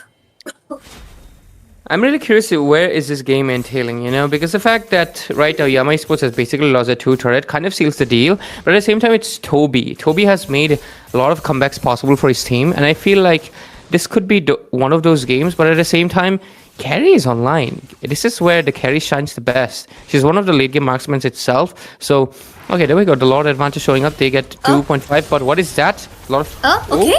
Vengeance still has the vengeance though, so he's definitely gonna make it out alive as well as the curtain call comes into play. With Peter looking for a possible engage, but taking in quite a lot of damage, and he needs to back off because one more... Oh my goodness. Oh my goodness indeed. But anyways, there comes the Lord, and with it, I think they might be able to seal the deal right here. But let's see if it will be possible or not. Can they come for a steal? I don't think so. Uranus will get melted. No, Tectonic Charge gets missed out, ladies and gentlemen. There's no Tectonic Charge. Abyss is trying to look for the engage. Flickers in. Will find Jazz. That's a miss. Funny Valentine free hitting, but he needs to back off. He's getting targeted by all the people around him. He still has the immortality, but immortality will get popped out. Dark has been taken down low. Winter Trunkin comes into play, but can he back off? No! It is going to be Clutch TZ who finds the kill on the Funny Valentine, but Abyss will get taken down by Ryu as well. 2-for-1 so far. Minion pressure into the hands of Daku Sena. But Ryu, what are you doing? He finds one. He will try to find the other. But no, wait. Ryu! Why would you do all that? I tried so hard, but got so far. In the end, it doesn't even matter. That's the thing that basically happened. He tried a lot, but still, at least he was able to create a lot of wave pressure. Look at that. Slowly but surely, the side of team Yama Esports are right now forced into their base. They're not able to go out, and it might be a story end for them tonight, at least in this game, because it had been really great for the game 2, but this game 3, can they make the comeback? But yeah, it was definitely a kind of a blunder right there, and which bought them a little bit more time. But for how long though? That's the question, Sarah, isn't it? Because it either way, even if they try to buy time, does it really matter? That's the main question. So with this Lord, will they try to reposition, regather, and get this one for themselves? But we just saw the Arenas actually somehow took down the carry, which I don't think it happens often. Yeah, and Carrie doesn't even have the immortality anymore, just the rose gold to save herself, so what can she really do? And of course, Yama Esports will be the ones, starting off on the Lord this time around, and the Daku Sena, they are still pretty far. Carrie needs to join the team fight pretty soon though, and honestly, Clutch TZ here is taking in quite a lot of damage from Peter, but it's still not going to be enough to melt down an Uranus. The main target is going to be Toby after all, because if you mark down the Toby, you get a lot of advantage because he is one of the only damage dealers apart from the Farsa, and Farsa has only one kind of burst. So of course, DS need to find a way to do that. This, of course, is trying to find a Ryu as well in every single teamfight situation. And the Lord bait here seems to be working because the Yama Esports aren't fully committing to the Lord yet, and it's at half HP, but Clutch TZ taking in a lot of damage, definitely. And again, look at Abyss trying to mark down Ryu, but Clutch TZ gonna be taken out very low. Peter trying to definitely look for the engage, but Abyss TZ gets taken down right away. CC doing miracle work here, and the minion pressure coming in from all the different lanes. And of course, it is going to be Daku Sena who will find the Lord once again. And with it, I think their story might end here because the pressure is just being a little bit too much, and they cannot exactly go for this Lord either. You can clearly see the carry each time around, keeping the eyes on Clutch TZ only, making sure he cannot make any sneaky steals, and that's going to be the case over here. 12-19 score right now, and the goal lead doesn't really matter anymore. It's a 24-minute match. DS and Yama, they're at this point just fighting their own endurance because they have been playing for basically 2 hours non-stop. And I think this will close the deal right here. Carry will sell an item, will get the immortality, and rest of the tanky heroes. Oh, 2 Sky Guardians actually on the side of DS, and especially Hide and Bush. He's going for only 1 damage item, doesn't really care about dishing out damage, just wants to sustain. On the other side, the Granger finally gets a War Axe, and that's the full build. No defense items. All in or for nothing. Let's see what will happen. Yama Esports, this is your final push. Maybe.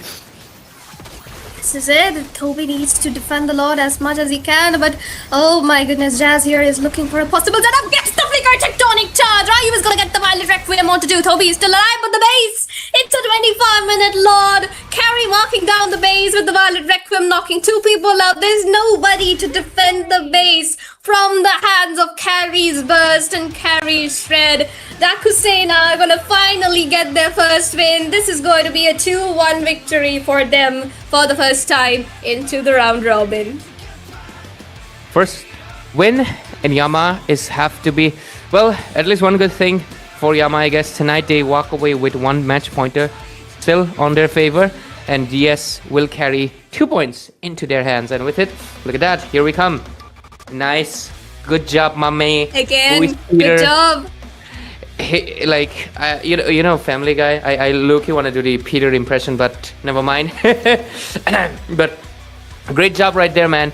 Keep getting these Zushin MVPs, and you know I'll keep blessing you.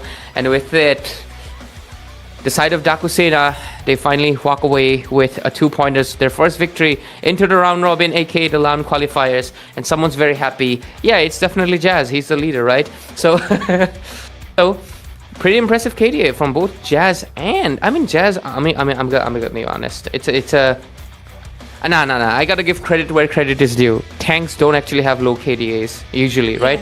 So that's actually impressive, and it's not like he was staying behind either. Yeah, if it was a Franco, it would have been not impressive because Franco stayed behind. But that's a Grok. He was really in front, but yet it didn't feel like he was taken down that easily. Really great positioning from him there. But I think it also comes to the factor that Toby over here did not take a tank that can really reap the damage. So I think that's one of the factors. But on the Oblum side, I don't think there was much to say. Funny Valentine only just went for a single target damage. I think it was usually I don't support it except for maybe if you're playing a hero that only specializes in single target.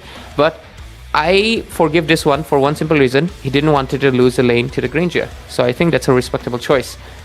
Other than that, you can see the damage scaling and how much damage was dished out. The gold lead, though, it was not much differentiated. It was a 25 minutes game, so I do expect to see a lot of maybe high damage taken. But at the same time, I feel like this game was a little bit more disciplined. But yes, discipline does not constitute to accidents and few mistakes that happened into the map. Here we go, a head-to-head. Toby, though, Granger, this guy, he did not win, but look at his freaking stats right here. 604, he did not even get taken down once.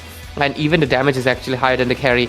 So Toby, he might have lost the game, but he still shows that he's still kind of undefeatable on his own hero, I would say. But there we go, 310, 100,000 damage taken by the Uranus. None other than our, really nice gentleman over here, Uranus, which is of course. But there we go, Zushin, MVP, 100,000 damage dealt. Violet was catching up, but I'm gonna be honest, Wii Speed are really impressive actually. Zushin with 100,000 over the Farsa, considering the Farsa is actually the one with the more burst, but Zushin was more into those team fights. But there we go. Oh, both of the tanks actually took the same amount of damage. That's impressive. But it's just that the Kalia died more. Yeah. Yeah, that's the thing. Usually when someone's dying more, they are taking more damage. That's impressive. But yeah, there we go. It's getting the stats of the XP lane. One of the favorite lanes of Sarah right now for some reason. Don't know. Even though I can't say it with a straight face. But yeah. It's okay. Good amount of turret damage dished out, but look at that. Still with a loss. With a loss. It's Toby, bro. It's Toby on the Granger. Bro doesn't care. Bro's like, hey, who lost? I get to be in the highlights. Exactly. It's Toby Granger. Like, this guy is like in India they say it's Kyle, it's Reqieum, though they are the gold standards, but if there's a Granger standard, it has to be Toby, I believe. At least in the current scene. We don't talk about ex-Granger global players. I see what you're doing. I see what you're doing. I see what you're doing. But yeah, we can talk about that later. But still, Toby, my goat, keep on continuing, man. He's still a young boy, I think barely 18. So keep on grinding, and wishing you the best, and of course in the Yama Esports game. But damn, we've already taken 2 hours, literally. It's gonna be 8 p.m. So ladies and gentlemen, make sure you stay tuned for the next match. That's gonna be between, who was it again? Let me recheck. RNTX and CRQ. She's really good at memorizing things, so make sure you do not piss her off, because she will remember it for the years to come. I'm just kidding, guys. Make sure you leave the good comments and stuff below, and make sure you keep supporting the stream and like it, because we have a giveaway at 450 5,000 diamond pool for the audience. So make sure you keep liking the stream, keep inviting your friends to the stream. We'll be right back with the RNTX versus CRQ match in a jiffy.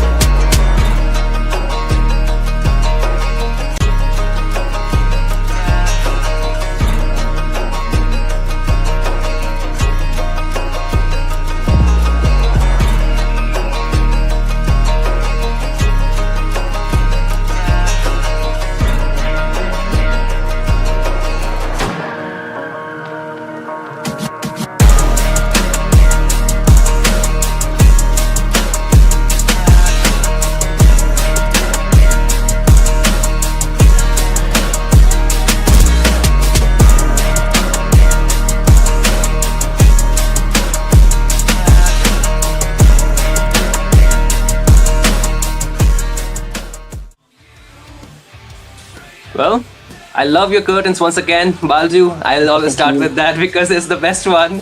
But again, ladies and gentlemen, boys and girls, we welcome you back to the Mythic Showdown Season 2. As you know, the round robin has already kicked in, and the scene cannot get any more fierce, I guess, because it has been so brutal. Every game and every match that we are watching, I think, is exceeding our expectations, and it's just the beginning, isn't it, Baldu? So from here on, I don't know what the teams are gonna do, because this is another one of those very good matches. But I see match number 2 is still between Daku Sena versus Yama Esports. I think they might have to play another series now, unfortunately.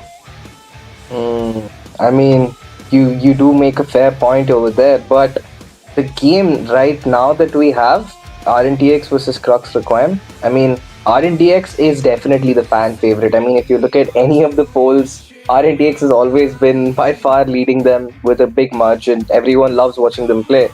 But Crux Reqieum is one of those teams that just finds its way into a tiebreaker at the very least. I mean, they're those kind of teams, like, they don't have those highlight moments, but they're always somehow at the very top, like contesting for a top spot.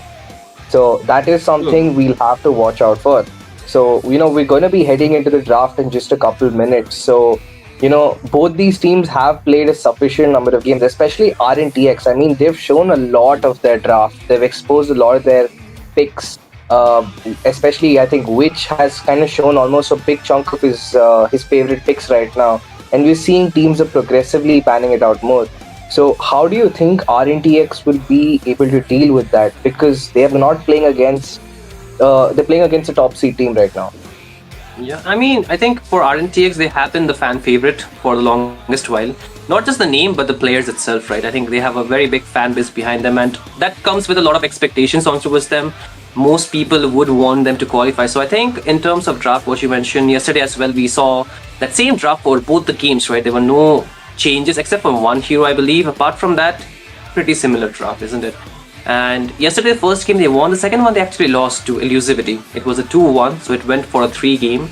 So because of that, I think they are kind of, let's just say that their streak is not really continuing so well. So this is one of those games where they need to win. They want to win.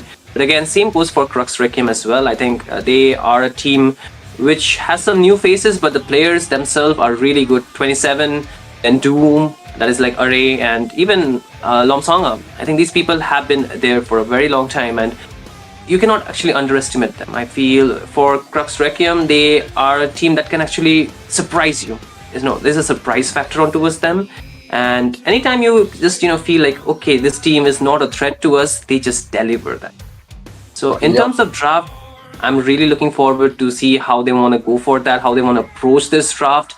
But again, we can see the players as they are. We can see the lineups for both the teams. No changes for the side of Team RNTX, of course, but Crux Reqieum, they have the same players, I believe, right? There's 27, there is Doom, and Lomsanga. I cannot read the next 2 names because my eyesights are very bad, I think, but hey. Executor and Peekaboo. Oh yeah, same lineup, man. Dude, and I love the jersey of RNTX. I mean, it's a nice touch with the sleeves.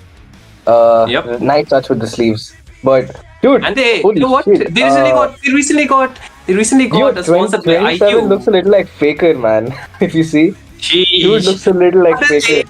The other day, somebody said, it's Debbie actually. She said he looked like Hoon, and now you tell me he looks like Faker? Crazy, man. Like, no.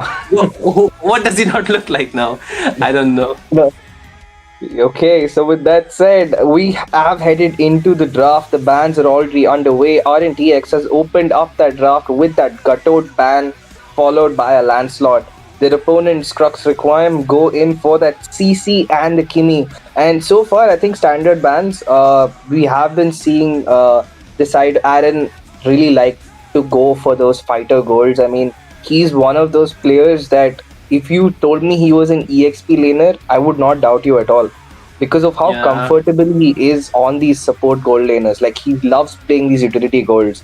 Because I think throughout these games, I've probably seen him on Granger a couple times, but I think more, or Nathan. Otherwise, this dude's always even on the Harith. Even the Harith. Yeah. He, apart from like these 3 marksmen, he just loves these fighters. So I think he's very comfortable with that. So the CC ban is great. I think Crux Reqieum should look into Yuzong and Phoveus ban, because Mirio has been abusing those two heroes constantly throughout this tournament. I do agree, but even the Hayabusa for I think Joseph, even we saw the Fanny yesterday, right? I think that was one of the few Fanny that we have seen in the tournament so far, and he was so good with it, isn't it? Like yesterday, he put so much pressure on towards the members of team, I would say Yama Esports, especially for Vile, right? He was, I mean, I do not want to use this word, but he almost got violated on that Zushi, you know. Like, it was very, very difficult, like, to actually position yourself. I mean, the only one who's gonna be doing any violating to his Zujit has to be Ray. Okay. But okay. he's not gonna tolerate Okay. such slander to Zujin. Like he does not. It does not matter who plays it, as long as you know. It doesn't matter. Zujin can never have a bad game as long as Ray is still casting. Okay, in the scene. He's the But, lucky charm. It's the lucky charm. and then there's the Bakshia ban along with the Hilda ban on the other side. I think the Bakshia ban makes perfect sense because once again, RNTX has been abusing that Bakshia pretty conveniently. They take it in the EXP, they can flex it into the jungle. But Joseph, you know, he's never had an issue with only locking in the assassins. He's pretty comfortable in all those roles. But we have seen him nowadays have a preference towards that Borg. I mean, he really loves that pick a lot. And you know, looking at the they've given Witch the Eve. That has been one of his most picked heroes. And Joseph does get to play as Fred. So Fred and Eve is a very good starting front two. I mean, starting two picks for RNTX. Because most of these heroes are usually banned out. So they've, oh my god, filled with an R-lot. Do you think it's a little early? Kind of, but you know, I was kind of thinking, like, just answer me this question. Do you think we are looking at a Hylos 2 with the Eve, like yesterday? It's not the broken wall, so I think rather than the Hylos, I would probably take a Kalia because of the draft right now. Like, you could play the Kalia with the Yuzong, which is still open. Oh, yeah, they can do that, but I think the Yuzhong should be banned off right now with the YSS or the Eastern Shin being in the draft. I think that's a very good ban. And yesterday we saw this lineup as well. Few changes, of course, by the side of Team RNTX, but again, which still sticking to one of his comfort heroes, I would say. And even first picking it really speaks how much they prioritize this hero, right? Over the other ones, over the Harith, over the Grok as well. So for RNTX, I think the Esmeralda Gold can still be a very viable option. Keeping the R-Lot into the EXP lane, I think that's still a winning lane. If they want, they can just ban off more of the mid lane picks that can actually put the counter, like the Kadita, one of the examples, which can easily burst down the Eve. And apart from this, I think they can also ban off maybe the Valentina. It can come as a threat though. Like the Valentina could be a very pocket pick, I would say, for the side of team Crux Reqieum. I know Peekaboo Predator. It's Peekaboo, my bad. It's Peekaboo. He can actually play that hero. He has a good hero pool as well. He can actually pick that hero. But so far, the gold lane has been the target for Team Crux Reqieum, and I feel the Harith can suffer against those heroes. So it's a good way banning. But why not ban the Esmeralda altogether? Like, why leave it open? But dude, I think the reason is Crux Requiem has done a very smart thing. I think we mentioned that Aaron has picked only 3 gold laners standard, which is the Nathan, the Harith, and the Granger. Two of them are banned, and Crux has stolen away the other one. So either you're gonna put Aaron onto a marksman he's not played before, that is the carry, but the carry is not gonna work over here. You have to give him something like the Brody or Clint. Because they need range. The Brody? He has to pick something that he's not played before. Secondly, it is not going to be a conventional meta pick because while Brody is good, it's not going to be a good matchup against that Grok. Oh, okay. So by doing that, either you're forcing him onto a gold fighter, which is good for them because the later the game goes on to, the better it is because these guys have 2 gold laners. And Afraid getting his Khalid, I mean, that is the trade you want to take. And I'm very confused about that Novaria pick. I mean, was that, like, you didn't have to pick up the Nova this early? Or do you think they're trying to hold on to that EXP pick? Maybe go in for a Phoveus? Because I think a Phoveus would be absolutely crazy right now as a pick. I am so many dashes. I feel I'm reverting towards, or I'm kind of leaning towards the Alice here for 27. Like either the Alice or the Esmeralda or maybe the Lapu Lapu. But I think the Uranus could be one of those choices for the EXP. I think it's a good matchup as well. But they would kind of Crowd lack control. crowd control. Yeah, they would lack a little bit under the CC department. So maybe just why not go for the Alice, because that's gonna really work well and can give a lot more utility to the existing composition. So we'll see what the last pick will be. Okay. What? Yo, okay. 27 with the Thamus pick right now. I don't think any of us by far expected that. I mean, either Crux Requiem is cooking something different altogether, because I think we rarely see YSS paired with another gold laner, like, a late game carry, but they usually kind of take something which can help him off early, like, in the mage section. But Nova again is someone who's not going to be that present in the early game. So they have a very strong vision game. I mean, you have the YSS for vision, you have Grok who can open up new territories of the map pretty easily. You also have the Novaria's field vision. So there's a lot of vision these guys have. But the question is, can you succeed with all that vision? Because you're clearly lacking frontline and stopping power. Who's gonna stop the Arlot from actually diving into your backline? Not the Thamus. The Thamus is not gonna be able to do that. So Indeed. how are they planning to stop Khalid and Mirio? That is the real question. I think that's going to be a very big problem, but again, the Novaria can pretty much keep herself safe, I would say, because of the extended range that she has, right? One more thing, I think what they might be trying to do here is like have like you mentioned, the vision controller on the map, right? The more vision they have, the more time they can buy around the game to actually just have their composition come online. Because if you look at the draft, they have their early game pretty much solid with the Thamus, of course, onto the EXP lane. The Harrods still requires 2 to 3 items to actually do a lot more damage to those tanky members, I would say. But apart from that, they would lack damage in the early game. So they need to just compensate for that with the vision control, I believe. But for RNTX, they have a very rounded up draft. It's like a front to back with proper early to late game. I think it's gonna just come down to the point who can have this lineup come online much quicker here in this game.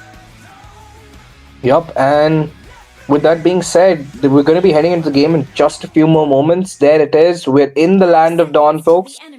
This is match 2 of the third day of the round robin stage. Every team is going to be fighting for a point to get onto that table, because the top 4 slots, the top 4 of this round robin stage will be heading to the Guwahati LAN of Mythic Showdown Season 2. So there it is. The game has begun. And curiously, I kind of expected that Thamus might go in for a Purify or even a Flicker, considering the amount of crowd control the frontline or RNTX that is fielding. But he still goes in for the conventional Vengeance.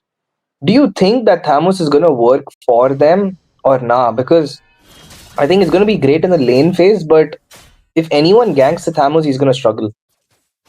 I do agree with that. I think they just want to have that, sandbag onto the front line. The Grok is more of a set maker. The Thamus needs to throw his body quite a while. But again, you can see the thing is how they can actually enable the side laners with the mid duo, because that's going to really matter. And already you can see the potential of this mid lane's poke damage, right? Both the sides have a very good poke damage and they're really utilizing it to the utmost level.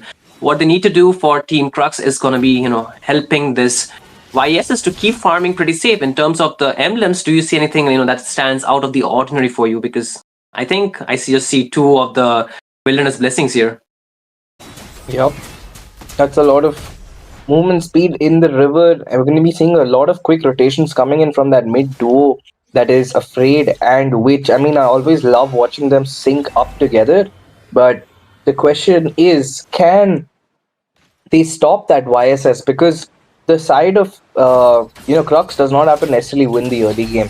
You just have to hold on until minute 12.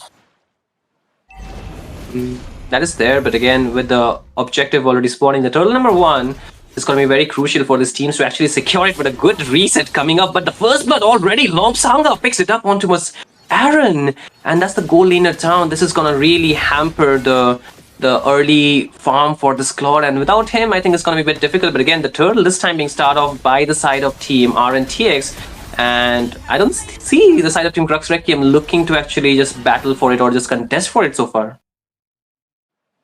Yeah, I mean, CRQ just left that Lord altogether.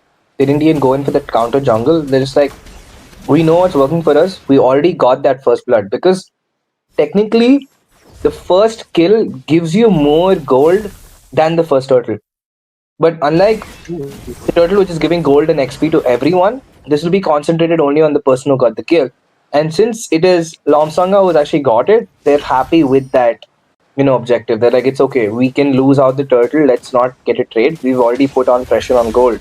So that kind of makes sense. And we can see, despite getting that turtle, Lomsanga is leading in terms of the level rankings. He's just almost hitting his level 7 any moment.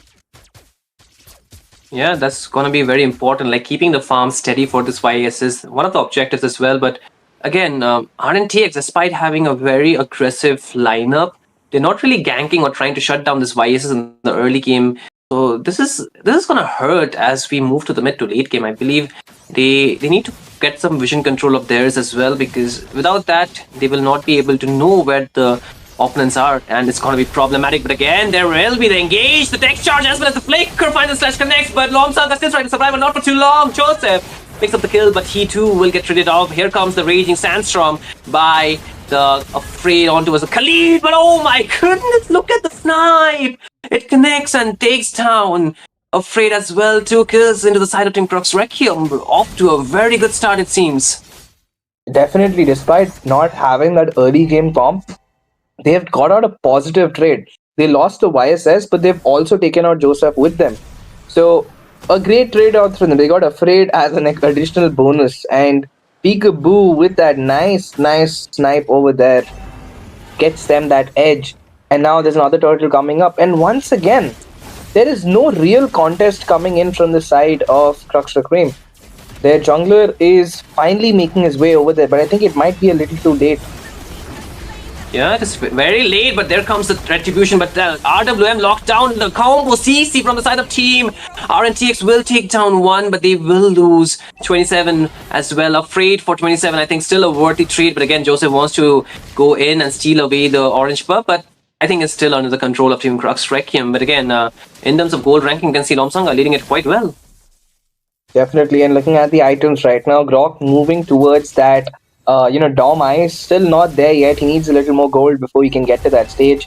Harith over there made a little defense before he moves in for the Calamity side. Pretty standard. Surprisingly, YSS goes in for his Hunter Strike before he goes for the War Axe. He wants to get that level up a little faster, more damage, more farm speed. Otherwise, I think it's pretty straightforward. Nothing new coming in from either side. Surprisingly, Khalid, despite being the roamer, is going in for the Hepta first, if I'm not wrong. I think that's the Hepta that he's making, rather than a defense item.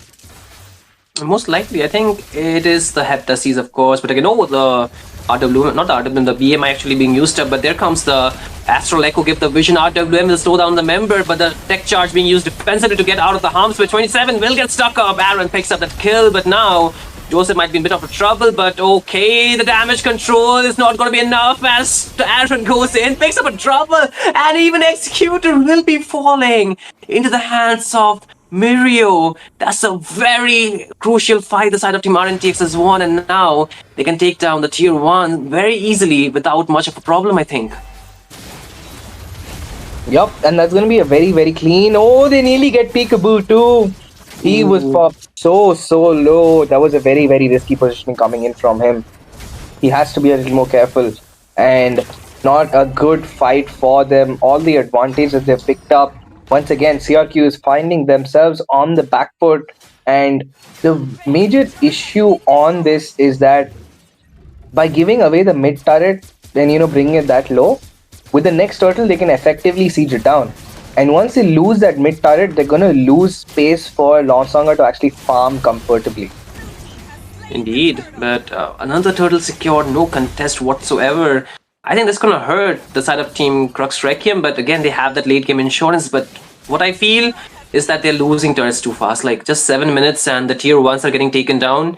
This is going to reduce the map space a lot more, will hamper the farm for Lonsanga, as well as, also make him kind of hesitant to actually go and play aggressive, because you can see Aaron steadily farming up.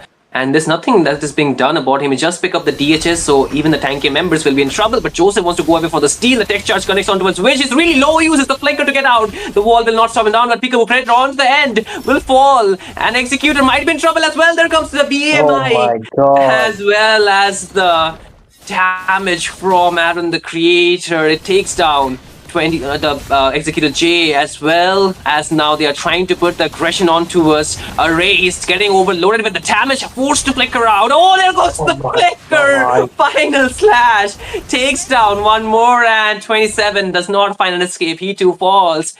This is going from bad to worse.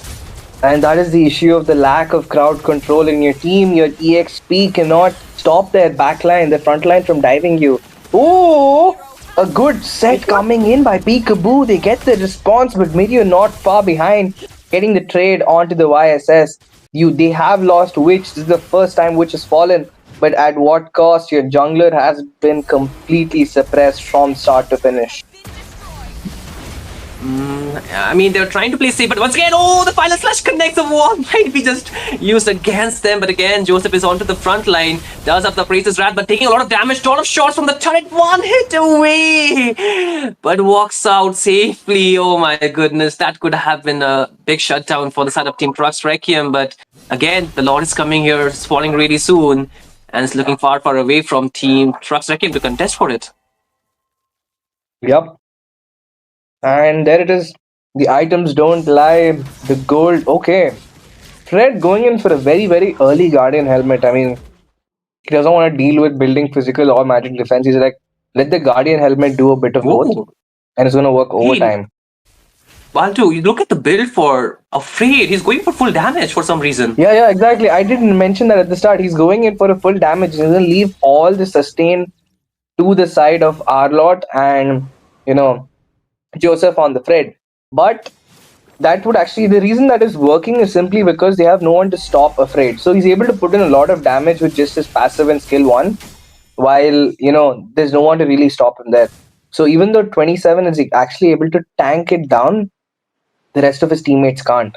So despite Array and 27 doing a great job in terms of trying to zone and give vision, it does not matter. Because at the end of it all, you can't stop them. Like, they're coming, but what are you going to do about it?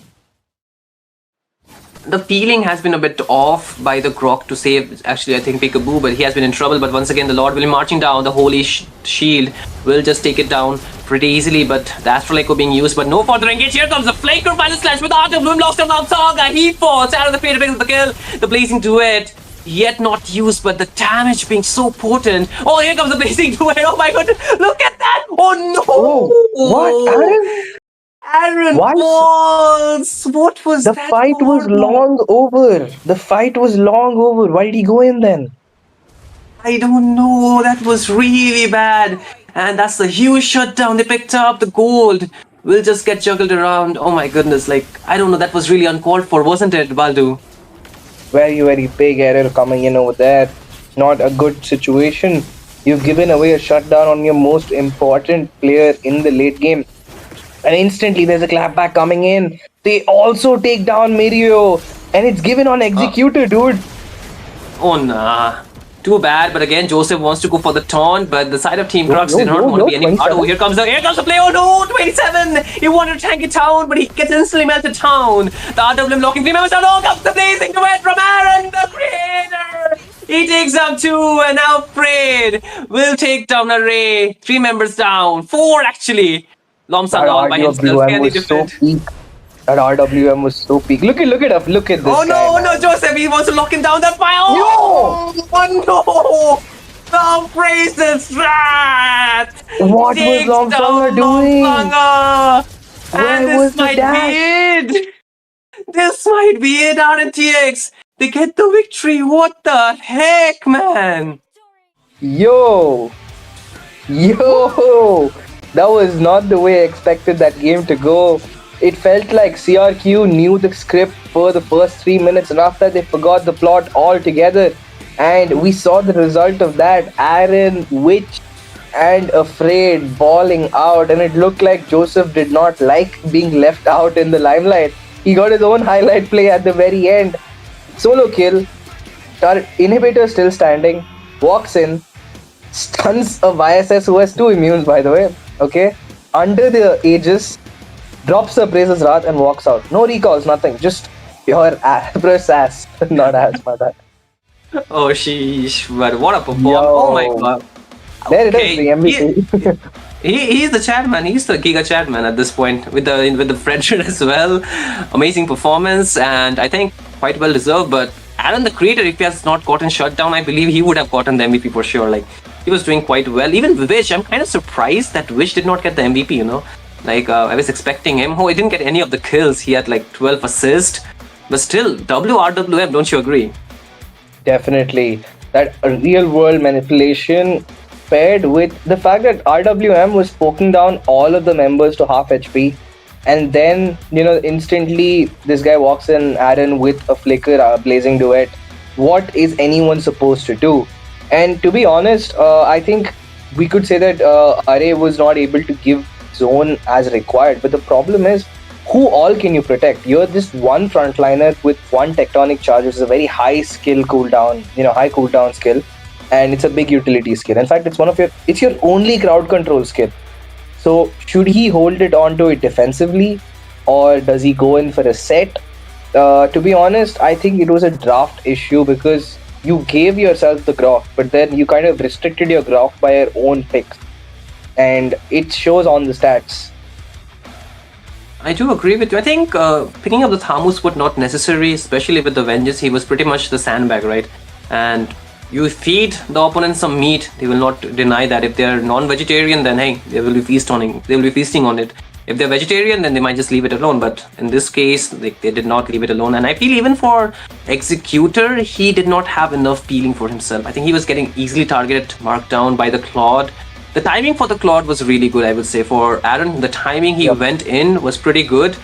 One of the ulti was very big mistake inside the base after the fight was over.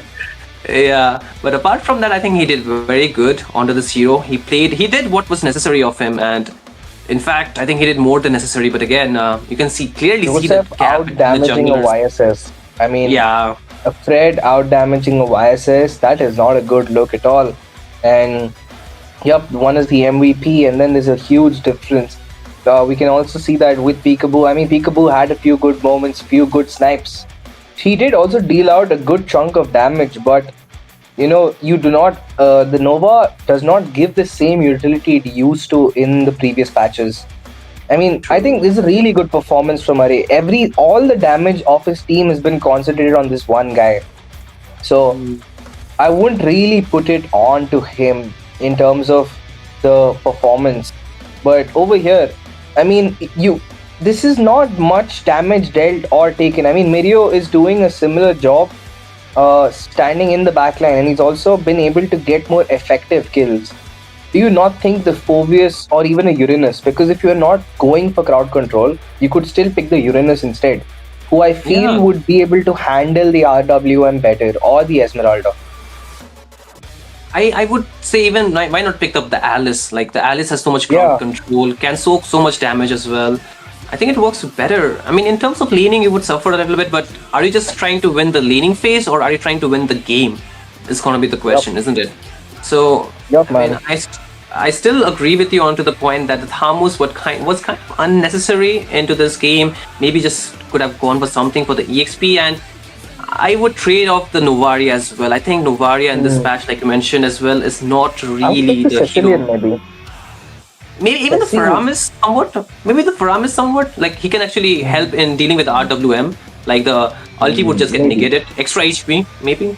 But That could work. I mean, the Fair RWM, enough. yeah, maybe the Faramis. I would even take a Farsa over the, Nova pick. But, what's done is done. And Yeah. that was a very big draft mismatch coming in from the side of Crux Reqieum, because it was clear they did possess the mechanics, they had the macro, but if your draft is not going to let you execute all that skill and potential you have, there's no point of having it in the first place. That's what I would say.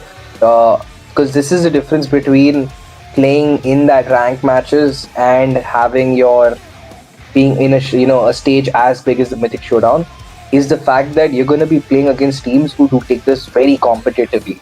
So everyone's going to have a strategy in mind, and if your draft is not going to let you execute that strategy, it is as good as not having one. And I also believe one more fact, these people or these teams, they also like to scrim a lot. I've seen RNTX scrimming against the international teams like Nepal and so on and so forth, okay?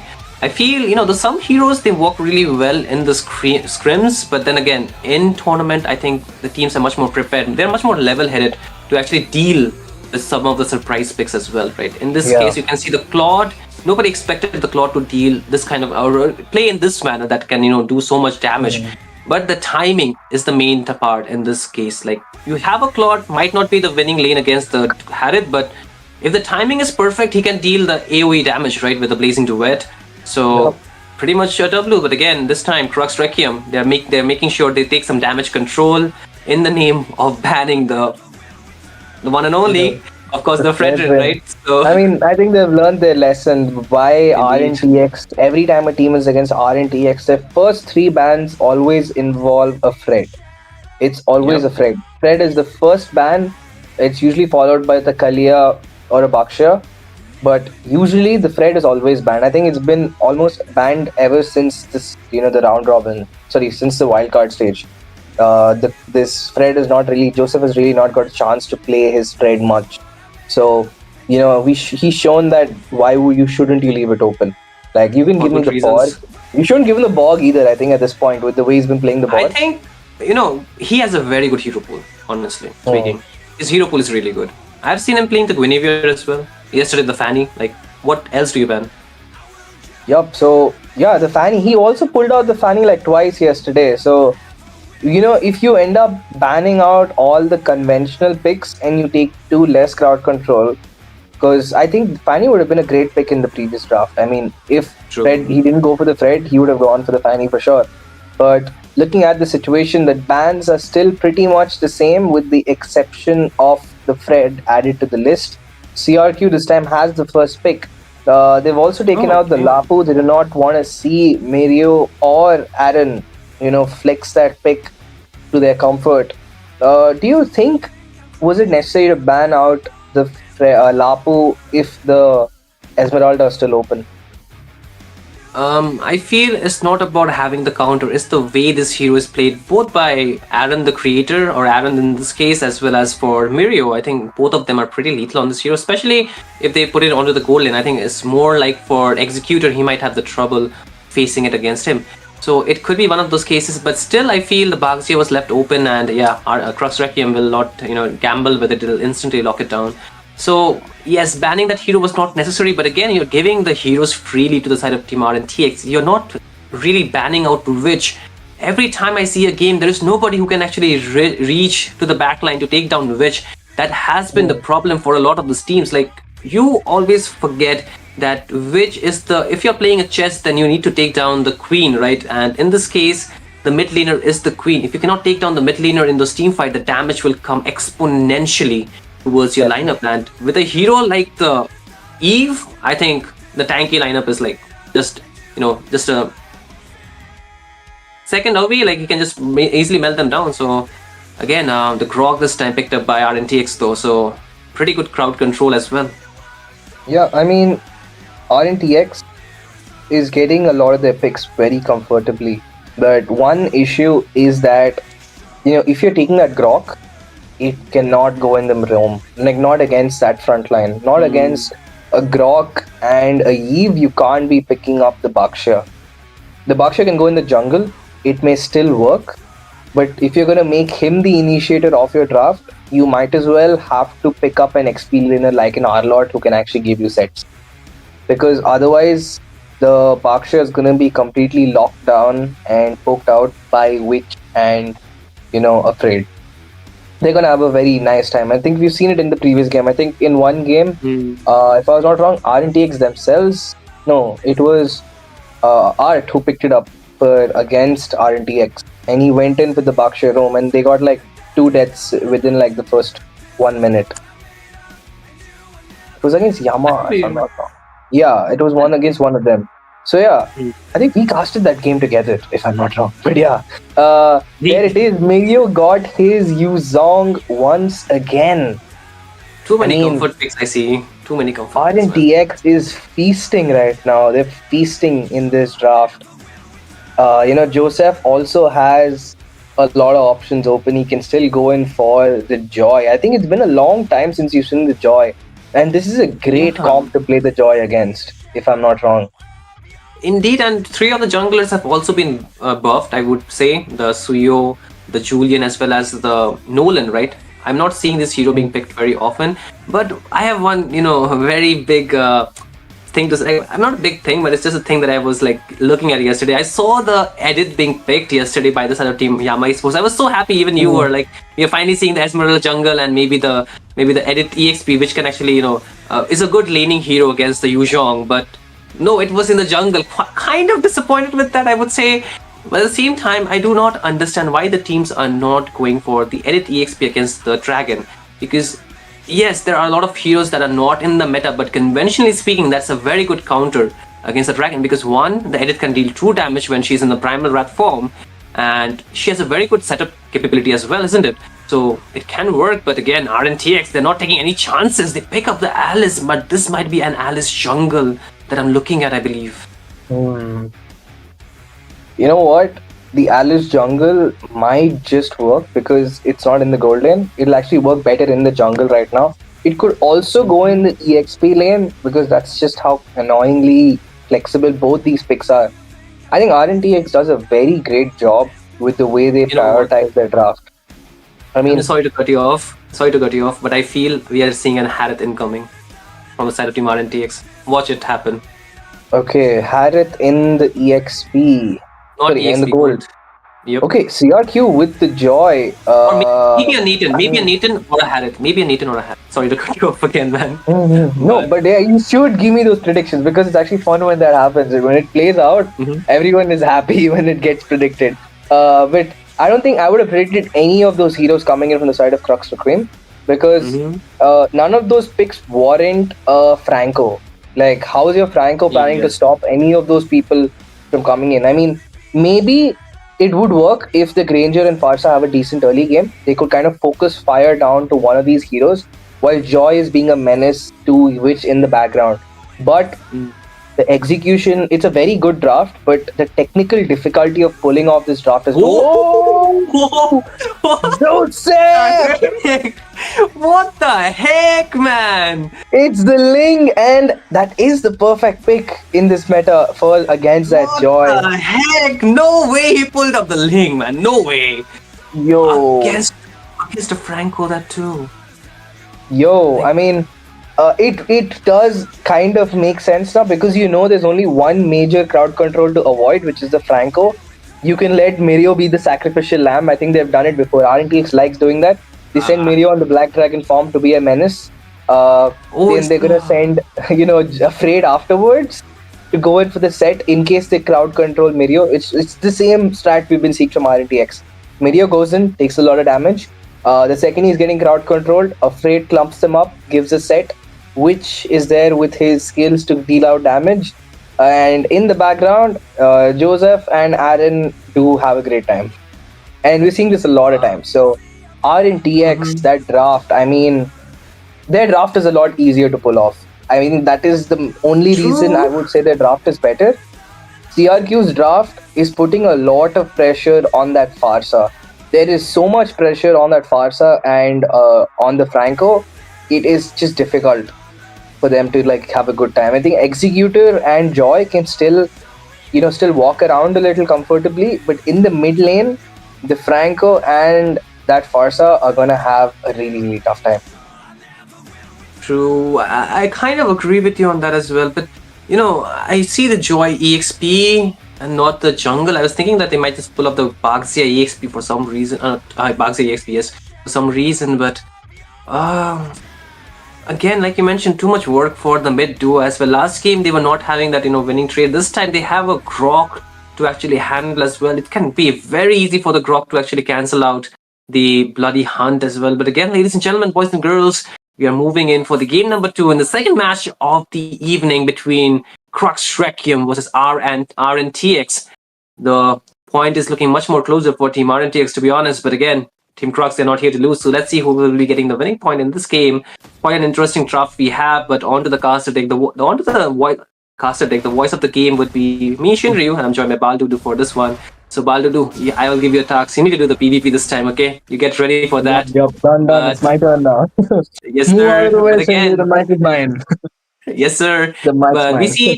we see two wilderness blessing from both the sides, right? Very good, I would say. For apart from that, we are not seeing anything astronomically different for the Ling. He's going for the War Cry emblem, pretty decent, pretty I think standard as well. But what really interests me is actually this map again, Flying Cloud, right? So the rotations are going to be very quick to the side lane once the team fights are broken out. But more about the pressure, you can already see Mario zoning out 27, so the team needs to rotate for him a lot more this time around. Yup, and in the early game, it is okay. Wait. I kind of one thing I think both of us would kind of taken for granted was that it's going to be a Baksha on the EXP lane because we saw the joy, but it's a joy on the XP. So Yes. well, that is something to watch out for. With the Baksha and the jungle, I think they have a little of a better chance, but at the same time, getting a retribution is going to be way harder because it's easy to mark a Baksha down. Just how like Baksha can just stand and take damage, it's easy for him to be stopped. Light as I spoke there, he's in the Kyrie bush. There's the blazing. There's the Tempest of Blades, and which pokes him down. I mean, I'm still having the Aaron flashback from the previous game, the Blazing Duet. But yep, the Tempest of Blades, the Kyrie bush. It's also reminiscent of the previous game. Joseph gonna get himself a very, very comfortable first turtle. And with that, Crux Reqieum looking for a play on top, not gonna find it just yet. And they find themselves in a deficit. I mean, the Kyrie bush really, caught me off guard. But once again, out of blue, and then the flicker from Peekaboo just for the safety. But no more further engagement by the side of Team RNTX. But again, this time around, I think Lomsong just got imported back to the base, right? Not to PH. So we'll see how it goes from there on. But once again, I think the side of Team RNTX have really very good mid control, which can enable the draft much quicker. They can easily punish and even give these free kills to Joseph. In this case, they did not get the kill onto Joseph, but regardless, the assist still works. The gold is what matters out here. So it's about enabling the draft, and Team RNTX, they can do it really well. Once again, though, Peekaboo might be in trouble. Oh, he walks away pretty safely. But up top, look at the dragon. He's going for a 1v1 though. Oh, beautiful diamond coming in. Executor somehow managed to survive, but not for long. The Tempest of Blades does its job. There's the what a hook! The bloody hook from Doom spells doom for Joseph as he will finally fall. Crux Reqieum with a kill onto the jungler of RTX find themselves on the leaderboard. On the scoreboard, actually, not the leaderboard. But the goal is to get onto the leaderboard for top 4. And as we speak, there's a lot of bodies on the top side. I mean, the turtle is not even up, but a significant portion of the rotation so far has been on the top side. The turtle is still 20 seconds away, but still you see these players, all of them kind of clumping up near the mid bush. RNTX, they love getting that turtle control, man. Like, you see, Mirio is willing to give up a complete minion wave, a full minion, almost 2 minion waves, because he rotated way earlier, just to ensure early bush control. And winning these objectives are really important and really actually adds up to the team's motivation as well to actually perform well. Once again, the setup is there. Look at Upgrade, he's waiting for it. Oh, he'll go in with the Tempest of Blade. Gets the kill on to Doom. Oh, the wings by wings, not enough. As Mario, the bloody feathers will fall in this match as Mario gets the kill onto the Farsa. That is both the mid laners down. 27 goes in for a set. There's the joyful beats coming in. The damage just not enough. Joseph diving in once again. There's a Tempest of Blades used up defensively and he backs out of this fight. And with that, it's 4 kills to Crux Requiem's 1 as RNTX find themselves with a 2k gold lead in this match and going up. There is it once more. The soaring black dragon gets another kill onto the Granger as there it is, A beautiful kill from the Farsa as they get themselves that kill on top. And 27 surprisingly going in for that concentrated energy, but Joseph sneaks away a turret on the top. Yep, very good. God's work being done by him, and the pressure already being on towards Executor. He has fallen 2 times already, so I think for Crux, they need to protect him at all costs. They cannot let their gold laner being taken down this easily, this early in the game, because he's the late game insurance in one way or the other. The others, they will fall off. Even the Farsa will have a difficult time into using the Feather Airstrike. So they need to put their bets on towards him. And like you mentioned, the concentrated energy will be the first item for Doom, though he's going in for the Winter Crown just for that uncancelable ulti. You can see Executor, he went for the Sky Piercer. In terms of gold ranking, Aaron is actually leading it with the Black Dragon. Pretty surprising, no, right? But again, Joseph is not too far. Executor leading at the 3rd place, so there's still some chance if they can get some shutdown, it can really help Executor to get online much quicker. But Mario has a very good positioning, and I think he can just get a pick off quite easily if the squishy members walk around that bush. And Team Crux did not do anything, but what lane? On the bot side, Doom did not use his ultimate. I was kind of surprised. Why did he not use his ultimate? Whether it is the RVM on the top side, Lomsonga caught in the midst of it all, the Baksha using up the Tortoise Passants, but the damage reduction is not going to reduce your chances of being obliterated back to the base. As there's another engage coming in, but 27 uses up the Dutch's Joyful Beats. Not going to be used up as he holds on to that skill, but Mario with the dive, with the immobilize, allows Witch to capitalize on that set and get themselves a kill onto the Joy. And with that, they convert that advantage into a strategic neutral objective in the mid lane. And CRQ finding themselves in a very, very tough spot, and it's getting worse with time. Yeah, but again, Grok got hooked and taken down. Oh no. Afraid got traded, but they found the turtle, so it's still a worthy, I think, trade off this time around. But again, the top 2nd tier will be falling.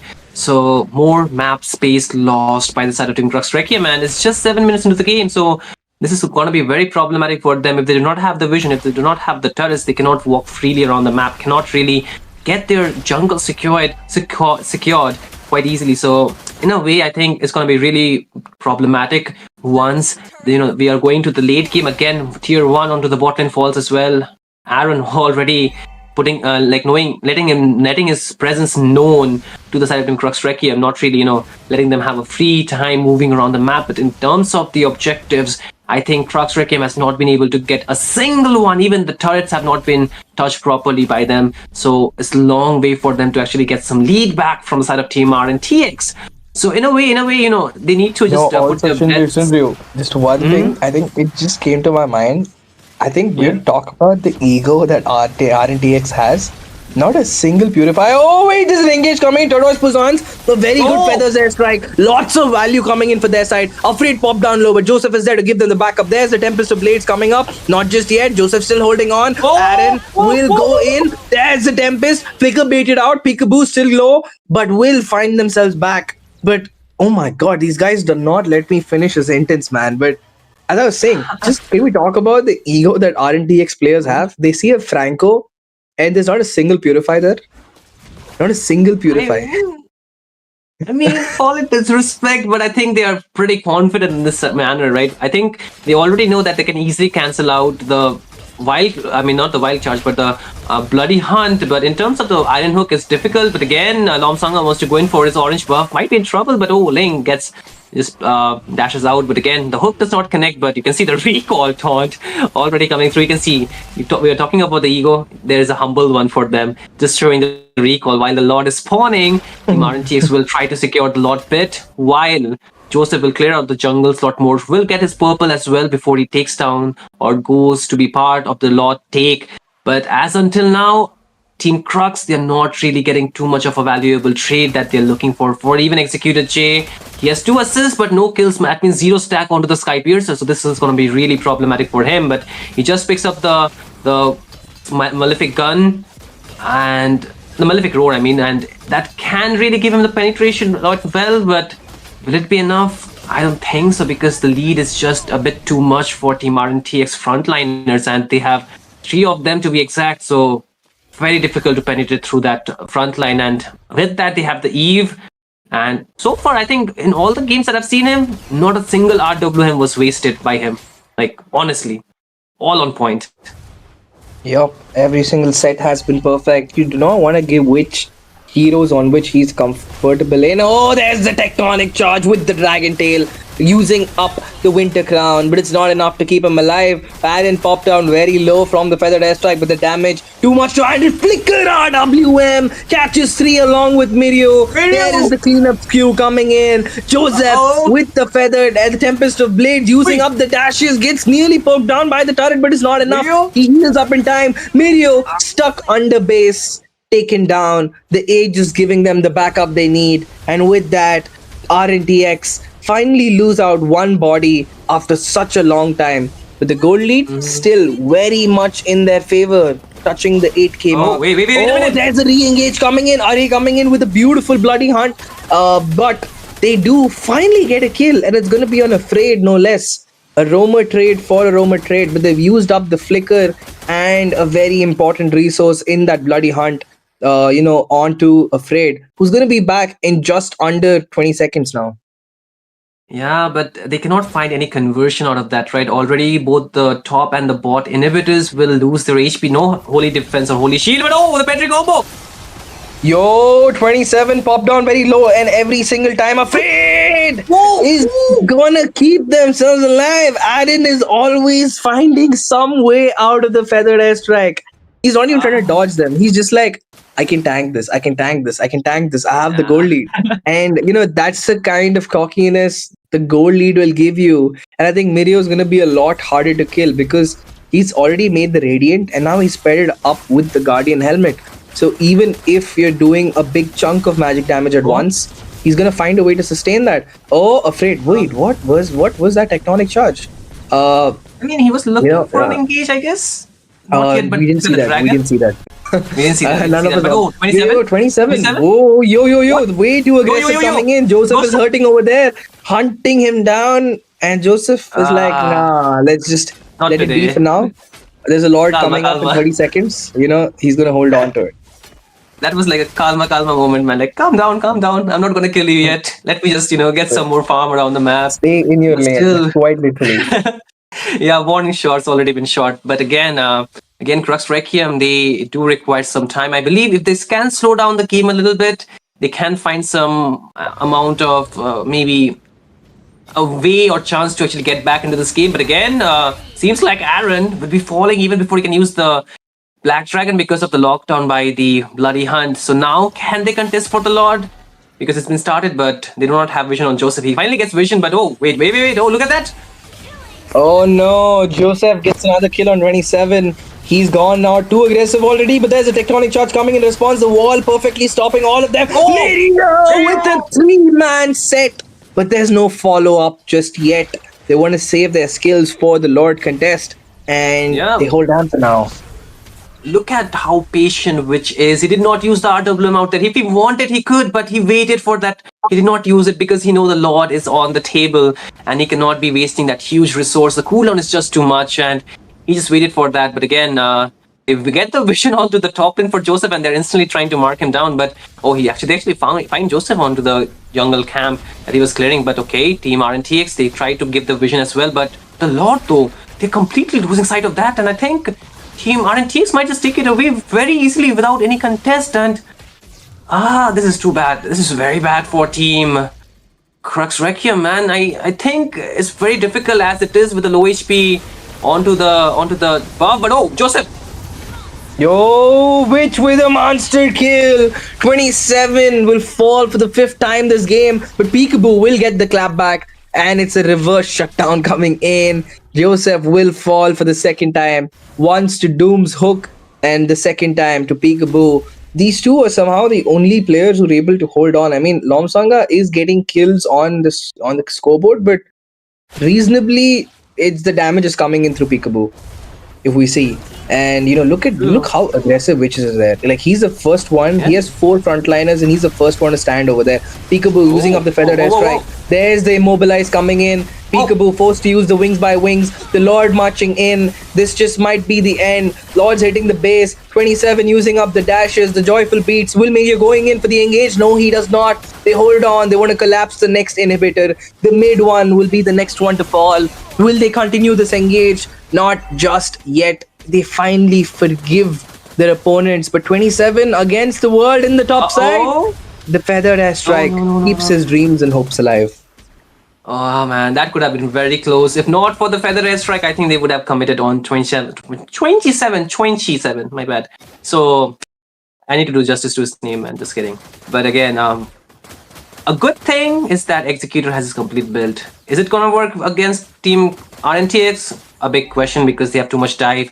The RWM zones out so well, and again, the tier inhibitor turret onto the top will be falling. The tier 3 will not stand anymore, and this will make the base, the Nexus, very vulnerable, but okay. Are going in? Bloody Hunt? Oh, Bloody Hunt. There's a Winter Crown used up. The Feather Airstrike gonna be interrupted by Joseph as he gets the kill on Peekaboo. Gets his lick back. Afraid's immortality pop, but the Black Dragon is there to zone them away. 27 gets the shutdown onto which finally he is able to make his first contribution onto the 8 kills that they've had. Doom gets the hook. Will they get the kill though? Aaron too hot to handle, too much sustain. Executor gets the clap onto Aaron. This fight is still going on. 27 still standing strong, but it's not for long as Joseph with the blades doing too much damage. There's the Tempest of Blades used up once again. Executed retreats back to the fountain for some important heal up as Lomsanga and Side will manage to live another day.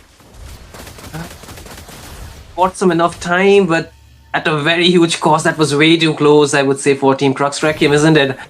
And which falling for the first time might be a blessing for Team Crux Reqieum because that's a huge shutdown that they have gotten themselves. The goals still far or wide apart for both these teams, I would say. It's very much into the favor of Team RNTX, but the Lord has spawned into the Land of Dawn. And Crux Reqieum, they might have to pull off a Hail Mary play, man, if they want to secure the slot because it's getting melted down really quickly. And I don't think so they are looking to contest because the zone out is just too much, and Lomsanga is looking a bit, leaning to contest for it, but then again, it got secured much quickly. But again, Joseph, he's just, wait. There's the damage. Peekaboo, you can't be so aggressive over there. You get punished for that mistake. RWM coming in, zoning them away from the minions. And the craziest part is RNTX is not even looking for the end. They finally realize, oh shit, we gotta kill the base. And they do. They take down the Aegis Crystal Shatters along with the dreams of Crux Reqieum as RNTX in a very, very convincing 2-0 clean sweep. Man, if you say me that is convincing, I will say that they had a hard time at the end. Like, honestly, they could not end the game out there, but Peekaboo was the man. Yeah, but I feel part of the reason is also like the draft kind of shaky, I would say, inside of team like Crux Reqieum, right? I think this is the same issue with Noctura and Noctura and Crux Reqieum, the same mistakes from the start. True. But again, this time around though, Switch will get the MVP finally. Always, bro. This guy's been getting MVPs from like day before yesterday now. I mean, he's auto farming in this round robin stage from start to finish. Occasionally he's like, okay, let my boy Joseph also have his moment, but now which is like, yeah, all the limelight is mine. He's gonna pick it up for himself. I mean, just one advice to executors: just sell the Skypiercer, man. You just have one kill, man. Just go for the BOD at the point. Sell it, man. That was in the 15th minute. He got his first kill in the 15th minute. Just sell it, man. Just get something better. If you're not getting the kills, just get the damage at least, so your teammates can kill them down, I believe. But again, the EXP lane not being activated. 27 is a really good EXP laner, but the heroes that he's picking for these two games have not been working for him at all. Like, very questionable picks, I would say, in a way that that does not really explore, that does not really do him justice, or kind of takes or brings out his his experience that he can gather from the games that he has already hold for other heroes, especially the ones that can give the sets, as you know. So, I mean, to actually just crack down the draft of CRQ, I think the draft could be really better for both the games. Honestly, man, I think Oh, it's a sorry. draft that will never work against a team like RNTX because their team One fight side capabilities are has just so too much good. crowd control, the other side has nothing at all. Indeed, right? So, in a way, I think the team fight capabilities of RNTX is just too much. And even if you take the head-to-head battle, Aaron, even with the Yu Zhong, he was too good, man. Like, he was so. I mean, he was surviving with 1 HP from the featherized Exactly, strike rate. every single time. I mean, if they got those kills on Aaron, maybe we would see a different scoreboard because Peekaboo would have definitely had a legendary. With the number of times Aaron was able to survive, it was just not fair. I know Peekaboo got tilted as hell towards the end of it. And yep, there's Lomsanga. Dude, look at the difference in damage taken, 20k to 200k. Crazy over there. Crazy, And I think, yeah, Peekaboo did a really great job, but the edge was in favor of RNTX. He was not Definitely. able to have the zone he needed. Do had a few good Yo, hooks, but Baldu, a Grok, a Yu Zhong, a Alice, and a Ling. yeah, What do you do? yeah. What are you What do gonna you do? do? I'm gonna pick a Franco. Yeah, that's what I'm gonna do. I'm gonna pick Do a not have Franco and money. I'm gonna But hope for the best. honestly, I think the EXP gap was just too much. Like Team Crux Reqieum, they could not enable the team fights, right? Yes, you pick up the Franco, but pick something more tankier, right? Pick Yeah, something that I can did give you say the that. Like, you advantage. could get an R-Lot. If they had an R-Lot, you could actually like bait Joseph out. You could bait Joseph's out way earlier. Oh. I don't know, man. I feel this is a very huge error when it comes down to the EXP lane. Maybe like something the teams are actually facing is like which heroes will work, but don't go that creative as well. Sometimes I think, yes, I think in the past these heroes did work, but against like you have to see the heroes they work, but in a specific composition, right? But against a composition like how heavily it can punish by the side of Team RNTX with the Eve, with the Grok, with the Yu Zhong, with the Alice. I think once your electrifying beat is over, if you do not have the rhythm of the joy, how will it escape? You're like a sitting duck out there just waiting for your death. And Yeah, nothing much you and- can do about that. Yeah, I think that's the point you made. The fact that teams do not know what to do in that EXP lane. I feel like a lot of these teams are kind of drafting towards lane clearance and rotation speed. But it does not matter if you're going to rotate faster if you're not going to add anything to the team. Like we saw the Thanos in the previous draft. He had a better lane clear. He had more HP. He could deal more damage in that 1v1. But there was never a 1v1 to be had. They were just clearing lanes and he was rotating from the start. Mirio left his entire objective, all his lanes. He's just like, I'm going to go rotate and be in the fights. So despite having like a 400-500 gold deficit, he added it back and gained that gold and more and still took the turret down. From 27.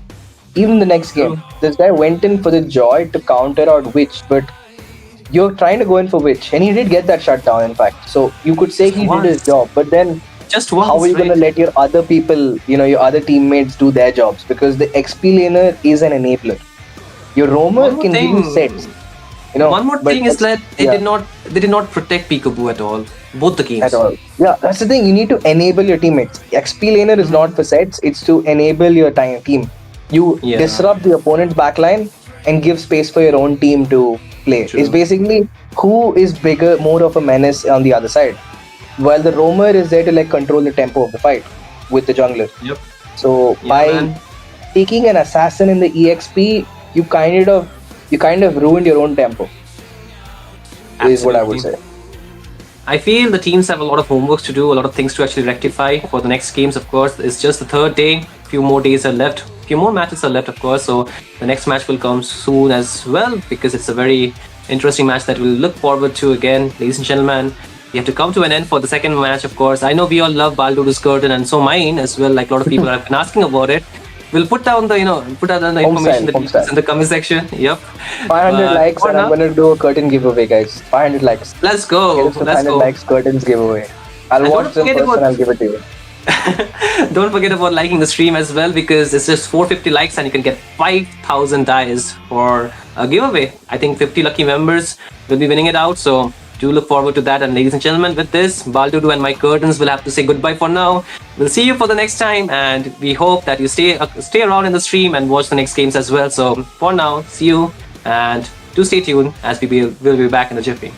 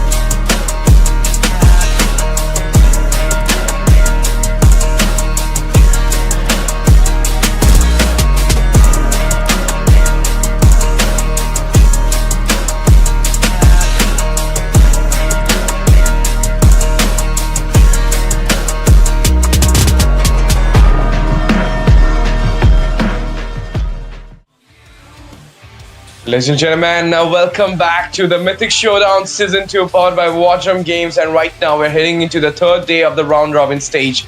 The last game of the night is between Team Noctura Esports versus Team Elusivity Esports. Elusivity Esports so far played so well in this tournament, unbeatable at this point, and yesterday it was Sacrishine who managed to secure a win against Noctura and letting them lose out 2 games consecutively in the round robin stage. So this game is so important for the Noctura Esports because you at least need 4 or 5 wins. Make sure if you'll have 5 to 6 wins, you are easily getting your slot into the playoffs, into the LAN at Guwahati. And if you're, going down a little bit, then you have to do a lot of struggle to actually get your slot into the playoffs. So Noctura really needs to win this game if they really need to be in a safer side in this round robin stage. It's your boy STZ joining in the casting desk, and with me, none other than my bro, Baldudu will be joining me as a co-caster for this game. We'll be entertaining you all, but Baldudu bro, do you feel like Noctura tonight will be coming back online? Because the defending champions of the Mythic Showdown Season 2 are yet to open their points table with a win. Yep, and Ash, the only thing I can say is it doesn't matter what I feel because they need it regardless. Noctura needs that win regardless of what we said, because we were in this we had this exact same discussion yesterday, and we saw how that turned out. So right now what Noctura needs to do is they have to go and go out, get a really solid draft, because that is something we've seen countless times. They have made errors in their drafts, and with the draft picking in 2 minutes, they need to fix their mindset, look up at their previous mistakes. I think most of the times the other casters also kind of noted like the issues with their drafts right as it happens. They need to give them.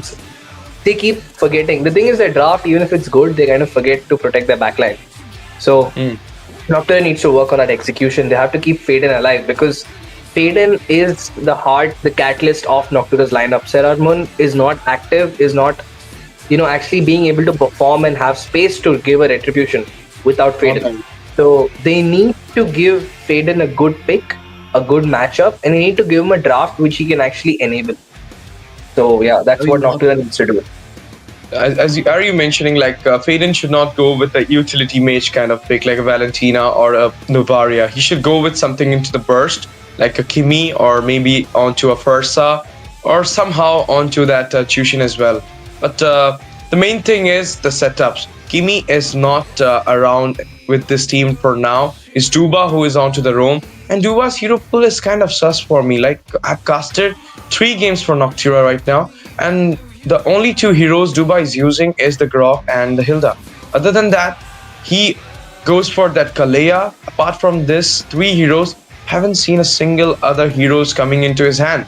Maybe like he wants to be into his comfort, but still like Minotaur, Gatotkacha, there's an option. You can go for the Khalid, you can go for the Arlot even into the roam. So many people are going for it. Even Chip is back into the scene, if you know Baldudu, into the rank scene, and it is getting acquainted into the pro scene as well. So the shift of the meta with the new patch coming in, I believe you need to shift as well, because if you're going with those old picks, then your opponent's side might be reading you out easily, and they're gonna slash you out. They're gonna pick some counters which can easily take up the game for themselves. And this is Elusivity we're talking about. They managed to defeat RNTX.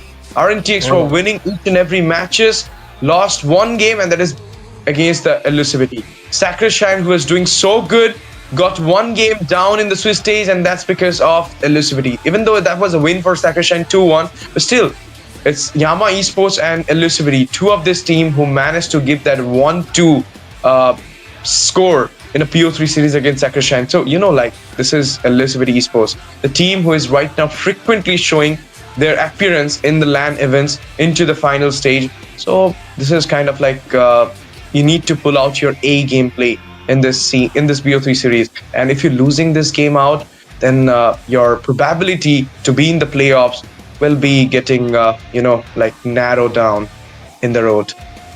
Yup. So, Noctura has to go really quick. They have to have a stable draft. And like you said, EVT is not an easy opponent. In fact, it might just be a little hard to deal with. than even RNTX, because you have data on RNTX at this point of the stage. These teams have played long enough that you know what is going to be picked. But EVT plays like a wild card, like they always come up with something new each draft. They're not fixed, they're not stagnant. They don't stagnate in terms of their gameplay. They always come up with a new rotation. From a game to game basis, they either go in for an EXP prio or they go in for a mid prio. So it's hard to get a read on them. So as per their draft, Noctura has to adapt. And a lot of times, so the goal is either they need to adapt on the go. And we've seen that when Noctura tries to do that, they kind of make a lot of errors. So I would rather have them have like a fixed game plan into the draft in mind. They have to have like 2-3 options, practice those out, because they need all 3 points actually. They need a clean sweep if they still want a stable chance of getting into that LAN. Because if you're only going to end up with 2 today, you're kind of leaving your fate onto the performance of other players. And as a person who's played in the tournaments myself, I don't think I would want that. I don't think anyone would like having their chances of a qualification reliant on other teams' performance. So with that being said, we head into the draft, Ash, and we already see some changes being made. It's going to be the broken walls. So maybe a Hylos, an Arlot, Esmeralda, Uranus, these picks just really love the broken walls meta. Yeah, Khalid as well. So but the thing is, I mean, banning out the Kimi in this patch, I'm not sure about it, but there you go. Even though the CC is kind of nerfed in this patch, but still it is getting accumulated by the side of team Noctura Esports here. Not sure it is going into the goal or into the EXP. I mean, into the Kyle's hand or Haruka's hand. But it will be effective at this point if Noctura will go for a Gatot Kacha pick. But at the same time, the Gatot Kacha is open and is not banned. So do you feel like Gatot CC combo is coming in for NOC? I don't know about NOC, but I think EVT is going to be definitely looking for that Hylos. They could also, the Hylos is very much open. At the same time, NOC can also pick it up for themselves, because Hylos works well with almost any comp. But I think the Glorious Pathway plus RWM is an absolute menace to deal with. But no, NOC is going to try to get their damage dealers first, the core of their lineup, the damage core of their lineup. So we're going to be seeing the CC right now. Haruka picks it up and Serar Moon locks onto that Hayabusa. But, okay, so I think it's going to be an EXP CC, because we have seen Serar Moon lock in that jungle. So it is going to be the EX gold lane Alice, unless, they flex it here and there between the 2 lanes, opposing lanes. Yeah. So, but I believe, Badru, I believe it will be a goal in CC, because Haruka is spamming that Alice around in the round robin stage so far. I mean, today I was casting a game somewhere else. I saw an Alice and the name was not there, and my subconscious mind literally sent me the signal to call him Haruka. And then I was like, sorry, I misspelled it. Haruka is not there. Also, I think EVT should ban out the Lunox, because since they've gone for 2 fighters and an assassin, they need a late game carry. And you can't pick the Harith anymore. So it has to be the Lunox. There's no other main option left for them to melt out, Cory Cutie. There's no option for them to melt on Crisis on the Lapu Lapu, who's been doing a really great job, by the way, in terms of XP laning. The amount of pressure this man puts on the backline of any team strikes absolute fear into any mid laner any time of the day. So the Lunox it has to be banned. I mean, you could basically ruin NOC's draft if by eliminating that Lunox. Because the only other option they would have is something like a Valir, in terms of the same impact you would want. Or a Farsa, but that's risky. You don't want to play a Farsa against, the Gatot, considering that, they could still go in for a Fanny anytime. Yeah. And, like Godspeed, he loves to spam that Hayabusa and Lancelot. Since Lancelot is taken away, and so do the Hayabusa into the hand of Serar. So it's more like the Fanny's option was open at the point, but Ishan Shin, Joy, 2 of the main heroes has been taken out. And as you mentioned about the Lunox there, it is open for the side of both the teams, and it's more like Lunox into the goal. We're not gonna see it, so it's for NOC. They can go for the Lunox pick, Faden onto the Lunox, and you said like Faden needs to go with something which he can carries out the whole team. Penetration kind of mage, a burst kind of mage into the mid, not an utility mage. So Lunox, or maybe he can actually go for the Fursa as well. He's really good with the Fursa pick, so he can go with that. But leaving out the Gatot Kacha to the side of EVT, when you're having an Alice and the CC, is this a good thing? I mean, you could have easily acquired a good pick-off combo for your side with the Gatot, Alice, and the CC for your side, for yourself. So, I mean, they just gave it out there just because Godspeed might go for that Hayabusa pick. So the thing now, the problem is with NOC's comp is that they don't have any burst damage apart from Sararmon's ult. And the only issue with Sararmon's ult is that Hayabusa's ult is so annoying at times. Either it only locks onto that one person you want, or it randomly shifts to the nearby gold bar. We've seen it happen so many times. So the damage is not reliable, but they have kind of rounded off the mistake in that draft with Duba going into the Khalid. So very well, it's a decent draft coming in from NOC. It does not have that oomph factor that is going to guarantee a win, because unlike having a fixed win condition, they will need to get objectives. I think that's the win condition for NOC. They don't have a carry player as such, because the damage dealing, damage deal taking, re-engage, all of it is split amongst all 5 players. So the good thing about NOC's draft is that if you lose, you're losing only 1-2 players. All your carries are still alive. But on the other end, that Julian pick, man, if the Julian and Crisis combo, I mean, Godspeed, Julian with Shenzu, those 3 are the people to watch out for. You know, not Corey Cutie actually, because Crisis has gone on to the S now. So the Julian and that Yves combo, I mean, I think that could be something to watch out for, because this team, regardless of however this team game is going to turn out, I think I like the draft from EVT a little better because they have a fixed win condition. But even they also have no late game damage. So it's going to be a very brawl heavy comp from both sides. Senju with the Eve, 100% win rate so far in the War Drum Mythic Showdown Season 2, and talking about Corey Cutie with the Lapu, but just Julian pick, so much relying onto the recent patch, having that jungle speed and clearance into the jungle so fast. So do the second enhance getting the buff as well, the cooldown. You will have the upper hand in the early phase of the game, and here we are, ladies and gentlemen, for the game number 1 at War Drum Games in the Mythic Showdown Season 2 between Team EVT versus Team NOC, and this is the BO3 series at the round robin day number 3, and the NOC currently in verge of not winning a single game so far in the round robin stage, and EVT, they're unbeatable at this point, taken out RNTX already, and now they're about to hunt NOC. So let's see who will be taking on the game number 1, and will be building out the confidence. Yup, folks, this is the final game of today between EVT and NOC. This is the game, game 1 of match 3. Already there's some action going on. Faden getting some poke in. Godspeed picks up the litho. And with that being said, folks, we have a very exciting giveaway at 450 likes on today's stream.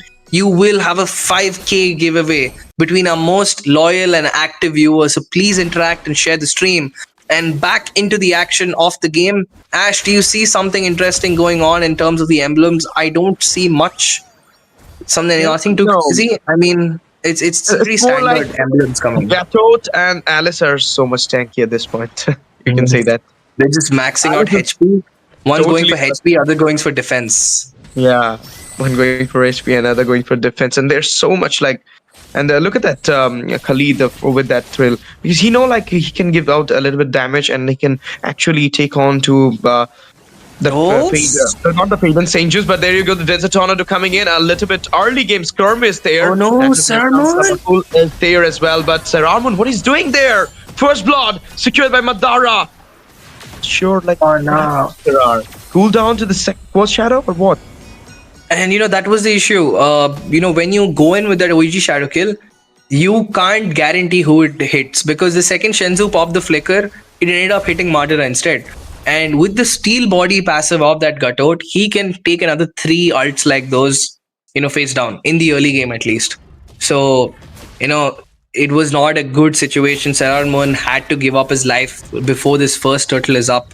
And it looks like EVT is going to just steal it away from under their noses. No contest at all. In the early game snowball, and with it, the skirm is happening there. The ruins comes up, but it will be Duba finding a kill there with the Desert Tunnel with Senju in the way. RWM popped up. Kyle falls down into the hand of EVT at this moment. The Desert Tornado still sustaining out, but there you go. Ogi Shadow kill will be used. The Quad Shadow being connected, but it will not gonna give any casualties for the side of EVT. And there you go. The retaliation happened. The re-engage is still going on.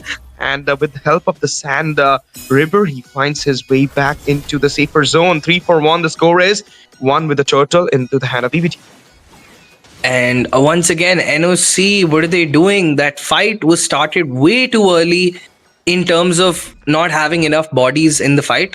And it was also started way too late, because you should start it when the turtle is halfway, so that the jungler Godspeed is at least focused on the turtle rather than trying to dish out damage.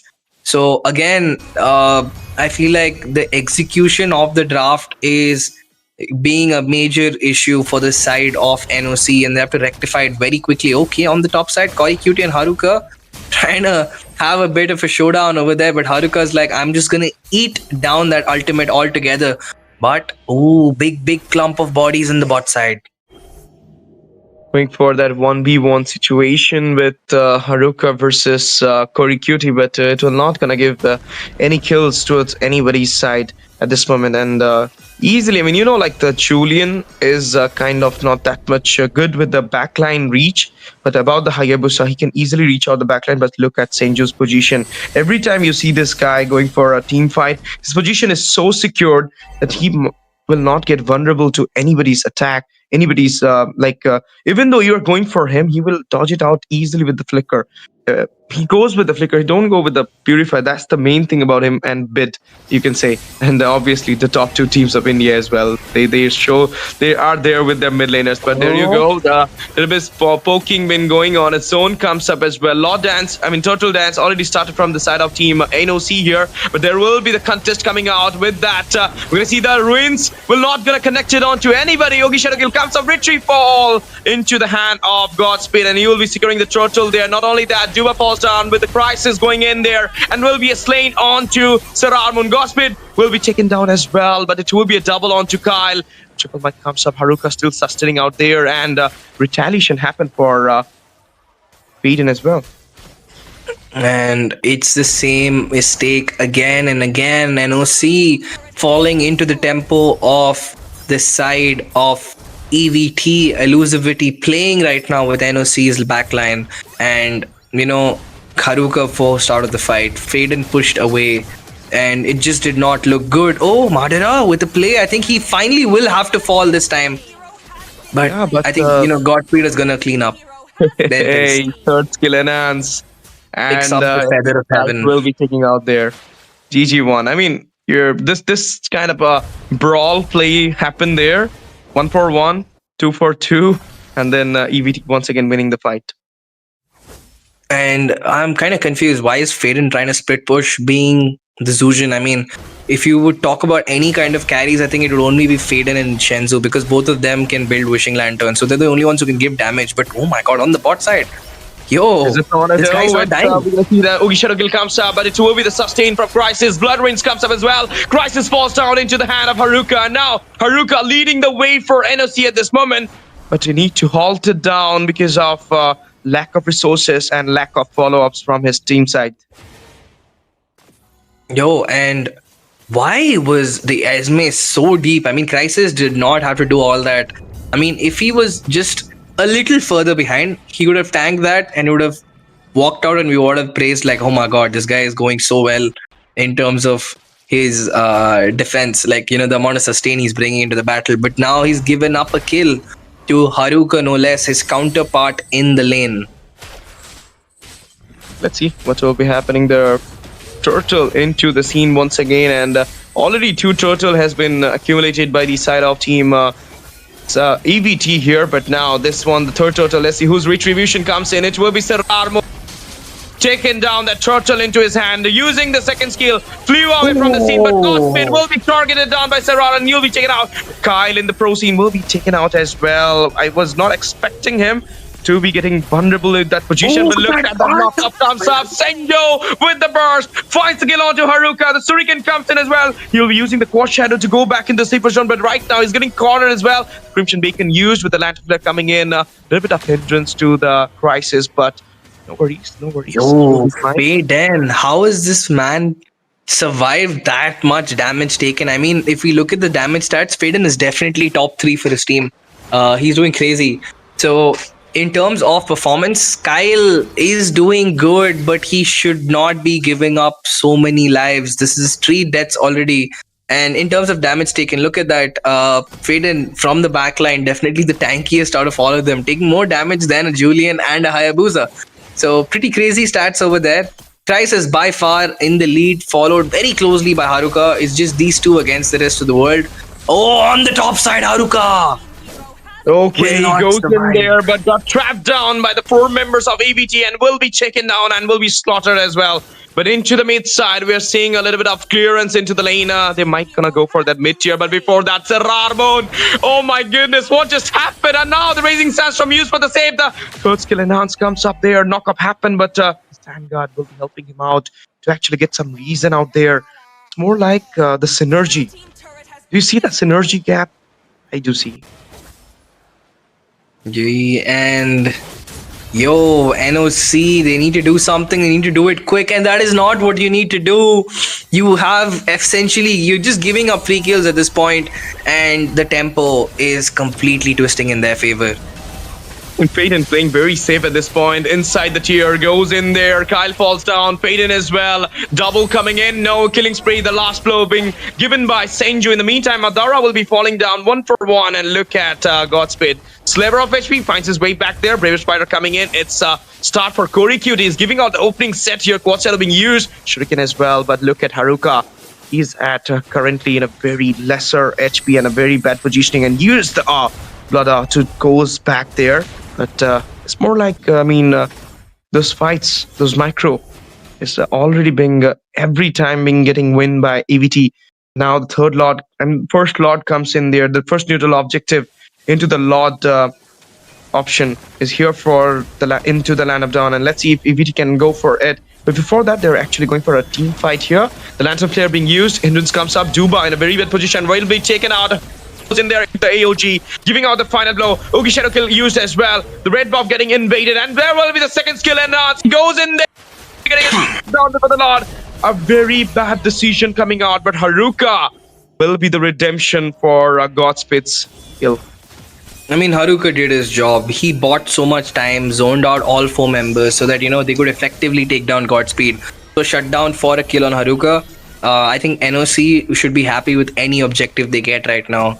To be honest, they could have contested the Lord, but they do not have enough bodies. Without Haruka, they can't tank all that damage. Kyle, despite the amount of sustain he can give, he cannot, face tank the kind of damage that Shenzhou and Godspeed and Crisis are bringing to the table. Yeah, let's see, guys. So far, you can say EVT is leading the table, leading this game, having the upper hand, 17-7, 3-4-6-0 the goal lead as well. Lord being secured as well. So this is kind of, a raunchy. Oh, top side. But there you go. Duba. He's in a very bad position. Will be using the Raising Sandstorm to goes back, but will be getting chased down as well. AOG comes up there. But what a dodge being happened by Duba and the co. Yo, these guys need to get their wishing really quickly. Faden is putting in so much work, but he needs the wishing and the Sky Piercer. Oh, he gets the kill, Ash! Madara falls down there into the hand of Faden, but Senju goes in, bursts down Haruka, melting him up as well. Look at Kyle, he finds his way back, getting chased down. Esma, Crisis will be bringing the Crisis to Kyle's life, and Kyle will be taken out. Quad Shadow being used, he goes in for the engage. Now he's come back, again re-engaging, but will be retaliating back as well. Mid tier 2 is in a position to take him down as well, but onto the top side, it is the Lord marching in. The Holy Seal is still on.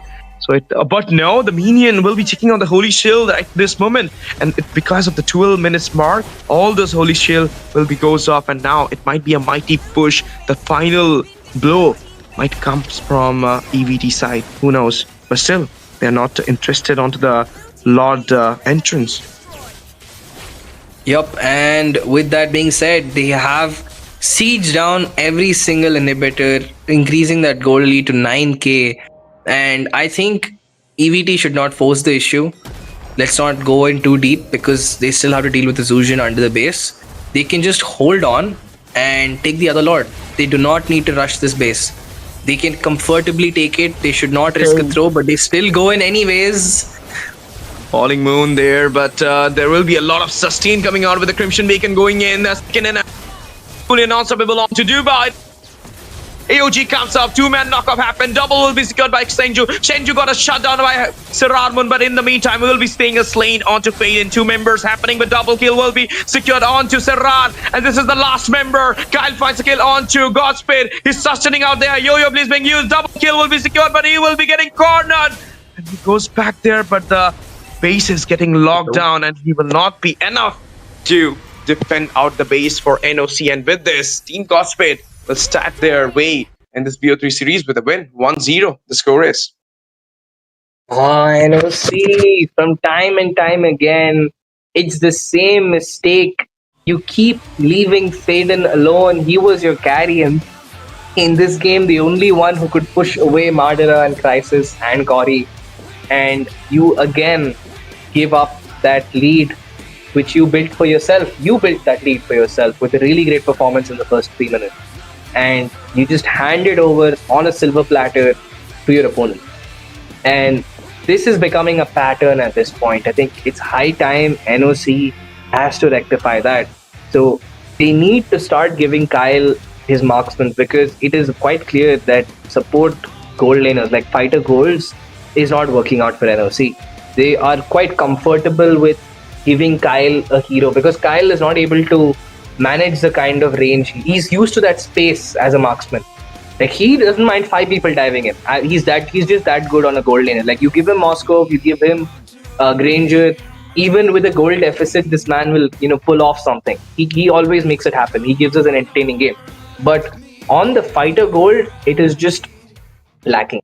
It's clearly lacking. So Noctura is not having that oomph factor, but the oomph factor has been brought by Cory Cutie on that Lapu. 83% kill participation. He has been the devil in the midst of Noctura's lineup with that gold per minute of 666. Taken over a lack of damage, dealt close to another lack of himself. Definitely a well-deserved MVP. Involved in the heart of every single battle, but not falling even once. The unassailable fighter of EVT, securing them that MVP for himself and victory for their team. So first point goes in favor of EVT. The KDA is very, very favorable for the side of EVT. I mean, Shenzhou also having an absolute ball-out game. So does Crisis. I think apart from that one game with one kill where he went in a little too deep at the red buff, this guy is just, having a great time. Of course, 4-1-12, 7-6-9 for the Julian, but doesn't matter. Your team played so well, so you're like, even though you're falling down 6 times, your team managed to pull out the game for themselves. As you mentioned about the Kyle's goal lane pick, is a really, of course, I was thinking as well for this thing, because that guy is so good with the Harith. He's so good with the Natan as well. So why you are giving him those CC picks, even though you are like thinking that this might goes into their hand, but still, like, give some comfort to your players so that they can actually pull out some game for them. Look at the stats coming here, the damage dealt. You can't say that Haruka was sustaining out so much. He tried his best there, but what can he do? This is a 5v5 game, not a 1v5 game. And the head-to-head comes up here. Obviously, it will be a 3-1-2L, comes up from Crisis here. What a play, man. He's the playmaker for the team. Even though that one kill, that one death you are seeing right now on him was just because of the overextension, but doesn't matter. Sena versus Godspeed. Every single stat down to the T. Maybe for apart from that one team fight, participation has been in favor of him, but that's just because NOC had almost no kills to talk about. Faden, a all-out performance, to be honest. This man has put in a lot of work, but he just really delayed the Wishing Lantern a lot. I mean, he was going for the clock even then. Considering you are the only source of damage from your team, I think he could have rushed that Wishing Lantern a little earlier and got the Sky Piercer afterwards. Because he would have put a little fear of God in the opponents of EVT. But since they knew that there's no one who can punish them, EVT was just diving in left and right. And we can see that from the scratch, head to head. Look at the difference in terms of the KDA and the performance. Haruka actually a great game, not gonna lie. Haruka did whatever was required of him as an EXP laner. Look at the damage taken by him. Madara with a ball out game once again. I mean, this guy has stably been a contender for an MVP from almost all the games that they've played, especially on that Gutout. I mean, I think that is definitely his signature hero of this tournament. Shenzo on that Eve, like you said, 100% win rate, and he still maintains it being the carry for his team. Of course, I mean, this guy is so good with the positioning, so good with those bursts as well. But Haruka, if you're gonna talk about the 100% thing, Haruka in the round robin stage having that 100% sandbag. Getting that, collecting those sandbag for 5 times in a row in this round robin stage so far. This guy is really playing that Alice and spamming it around Mythic Showdown Season 2 and getting all those damages for himself. But his team is lacking behind with the follow-ups and with the damage, with the finishing, you can say. But who knows? There might be a comeback. There might be a chance to make the redemption out of this game. It is NOC we're talking about. It is the defending champions of Mythic Showdown Season 1 we are talking about. And even though the time is not so good for Serrar, but still I believe they will make their comeback sooner and stronger. You might gonna see it soon, Baldudu. But into the second game, we will be heading it soon. Do you think, as you mentioned, goal lane pick, the MM pick for Kyle, and a proper carry kind of pick into the mid lane, not a utility carry mix like a Jushin, but a proper like Kimi, Lunox, or maybe a Lilia, or maybe a Farsa, or Eve as well. Do you think this kind of pick will come for Faden this time, or he will going again with those utility kind of mages? Well, I think Faden has to stick to what he does best, which is your, the utility jungler mages. He likes having the control. He should stick to that, but they have to work out on Kyle and giving Sararmun space, because you're taking the gold lane fighters, but you're actually having an opposite result. So maybe you could adjust by going in for a fighter fighter jungle, like the Borg, the Lucas, because Sararmun is known for playing that Lucas very well. So they could go in for something like that, which gives them a little more sustain and self-fighting capabilities. But they still struggle because of the sync. So they either need to work with a lot of scrims on this, adapting to this meta, because clearly NOC has not. This current patch has been completely against them in terms of they've not been able to. They kind of collapsed under it, because having not a single point after so many games is just a little difficult. But I know for a fact these are very talented players. They will definitely bounce back. Yeah, of course. And let's see what will be happening in the second. Exciting giveaway is right now being conducted by War Drum Games at Mythic Showdown Season 2. If you're right now witnessing the game number 3 of Noctura Esports versus Elusivity Esports, then do not forget to like the stream, because your 450 likes, if you reach 450 likes, you'll be able to get 100 diamonds each for 50 lucky members. 5,000 giveaway, you heard me right, guys. 5,000 giveaway every day at War Drum Games.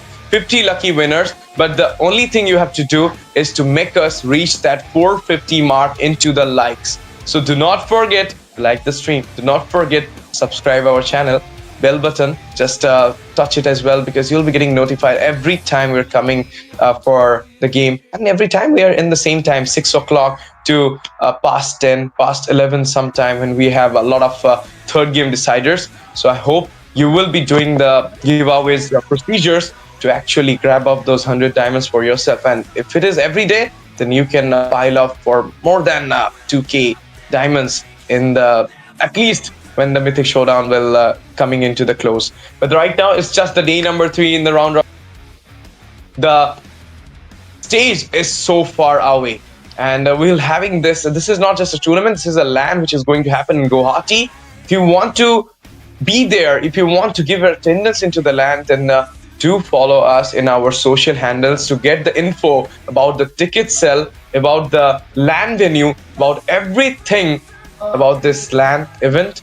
You will be getting those info in our social handles. So I believe you guys will follow all those instructions and will be doing the support which you have shown us from the very beginning of Nerd 1.0 to Mythic Showdown Season 2. Thank you for the support. Thank you for the love. And now let's barge into the drop section, Baldudu.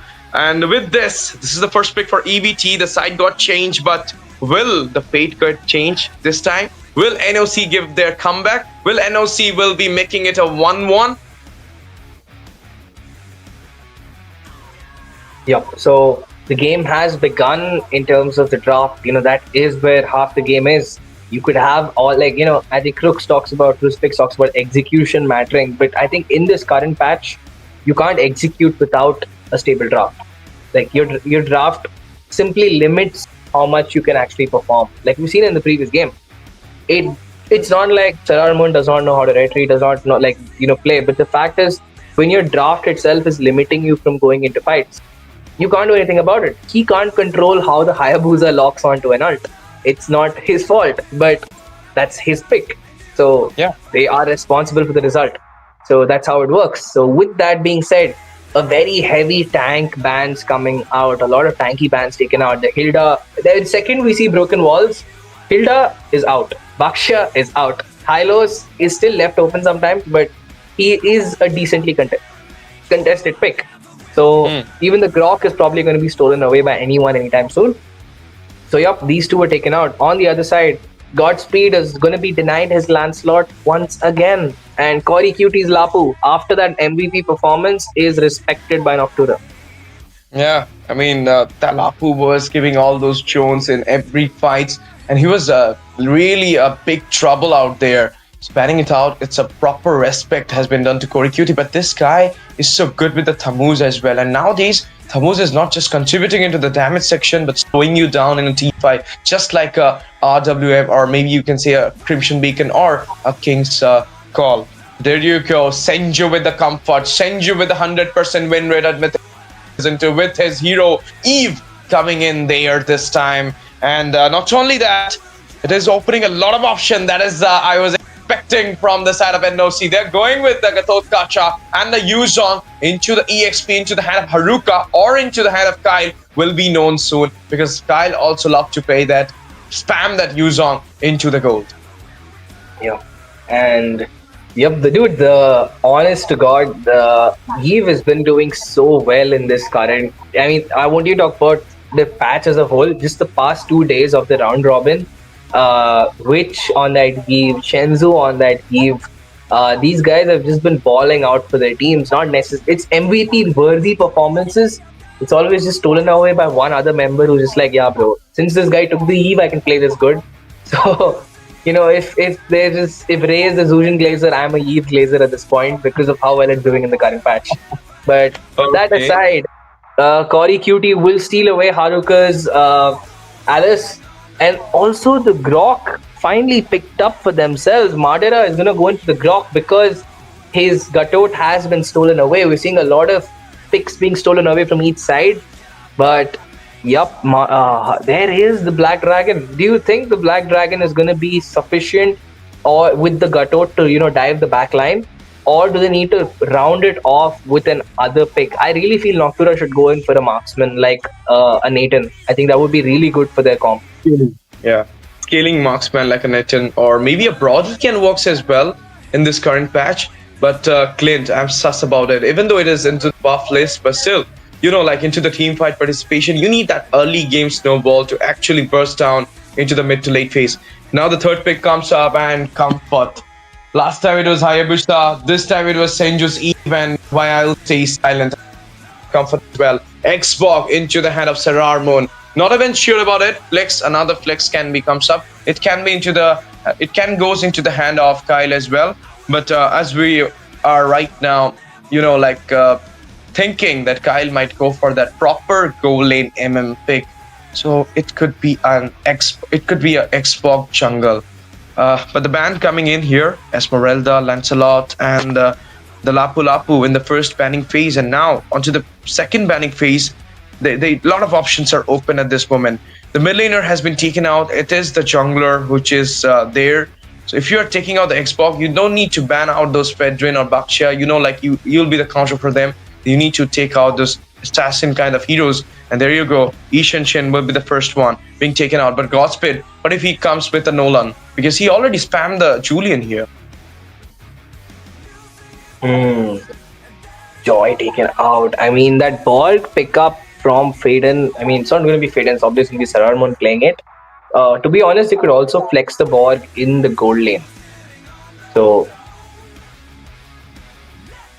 that would be a really great pick. So, you could flex this guy anywhere in the gold or in the jungle, but I would prefer it in the jungle because if you take it in the jungle, you have the option of picking up the Sky Piercer, and that would be great. And yup, there it is, Kyle on the Granger. Our prayers have been answered. This man has finally got onto the marksman's, and I really, really hope we get to see a positive result for NOC. Not because I am biased. No, that is not the case, guys. It's just genuinely I like watching Kyle on that gold lane. I mean, it always it's really fun casting when players are on their best heroes because it adds so much more drama when they fall. So, it could go anyway. Yeah, it could go anyway. Oh no, Godspeed with the Fanny. Yo, this draft, both sides are cooking with their draft right now. Yeah, so many things coming up, so many off-meta things coming on. But as I mentioned yesterday as well, you cannot make that Fanny or Joy getting nerfed in any of the patch. Even if you're nerfing them up, somehow players manage to make a way with the Fanny, with the Joy.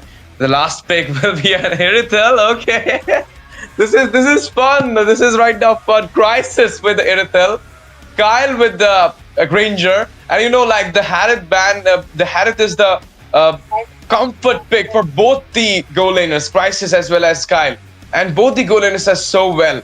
It was we have seen Crisis in his prime, we have seen Kyle in his prime, and now Kyle onto his Granger. He does have a decent win rate with it. And Irithel is the biggest counter for a Granger when the Trinity, Trinity meta going on for that Irithel, Harith, and Granger. And now we are talking about it, the Irithel against the Granger with this recent patch giving a little bit favor to that Irithel. Do you believe Kyle can pull out S gameplay in the second match? Because it is so important for them, do or die set. They need to pull it out if they really wants to go for the third game decider, if they really wants to add some point into their table and don't want a 2-0 clean sweep. So do you think, Baldudo, at this moment, with this draft, whom do you think will be getting more favorable, will be getting more upper hand for this game number 2? Well, to be honest, I genuinely feel NOC actually has a good draft this time. It's the first draft where they've not just picked heroes left and right, they actually have a space because Gato, Haruka, Duba, Haruka, and Sararmon can frontline for their team. Because Sararmon is no longer an assassin pick, he does not need to be babysat near the objectives. He can actually go and fight for space on the map himself. So he can open up paths. And by doing that, they will be chasing the backline. You're not going to leave, so Faden and Kyle actually have space. Now, whether they win or not is going to be dependent on their performance. So NOC's job is to give Kyle space. They need to just have all the fights in the EXP lane. If they keep ganking EXP, they keep having fights in mid in the turtle, let Kyle just free farm. Just leave Kyle alone. Maybe they'll have a good late game. Because Crisis is not to be ignored. That dude can perform just as well on that Irithel. And it is a favorable matchup. Irithel is not being picked up recently because people just opt to go for an EXP lane kind of gold laner itself, a fighter gold. So it's completely a waiting game. Both sides have a very even lineup, but in terms of the early game pressure, the Fanny still will have a better edge because of the cables. With this, ladies and gentlemen, welcome back on the to mid, another round of Duba. War. Yeah. Duba got very low, forced to use up the revitalize and heal back off for now. I'm kind of curious, where is Godspeed? I thought he was going to go in for a cable because you usually see the Fannies go in for a very early engage, but Crisis right now, not really trying to freeze out the lanes. I thought he's going to freeze the minions out, but the freeze has been mistimed, so he just breaks the freeze instead. Of course, and now talking about the emblem setup, kind of same for the Gatot Kacha, just like the last game we have seen, and this time the Alice is onto that heal and sustain kind of emblem, and onto the top mid side. There is a fight coming in. Okay, it's just a poke though. I thought like it might be the silk cable around to that Granger's neck, but no, it was just a poke, and there you go. The zone properly comes up, but Crab will be taken on by the side of team NOC here.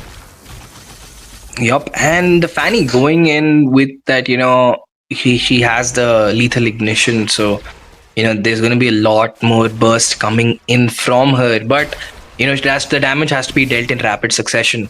But with that being said, there's the turtle that's coming up. Madara doing a really good reset coming in. Duba almost pressurized, was able to dash out of there safely. The taunt used away defensively. Once again, Madara refreshing that Lord. I mean, the turtle, he's doing so much work. There's the engage coming in. Beautiful set coming in by Cory Cutie. Godspeed gets the turtle. The red tree has always been good, and it's gonna keep getting better. Haruka using the Dragon Tail to catch Crisis, but the damage is not enough as Cory Cutie goes in once again. They will get the damage, but Shenzu is the one who gets the kill on Duba as he will fall, and Faden is left alone. Godspeed looking for a set. Will he go for the cable? No, he does not. And with that said, 2-0 in favor of Elusivity.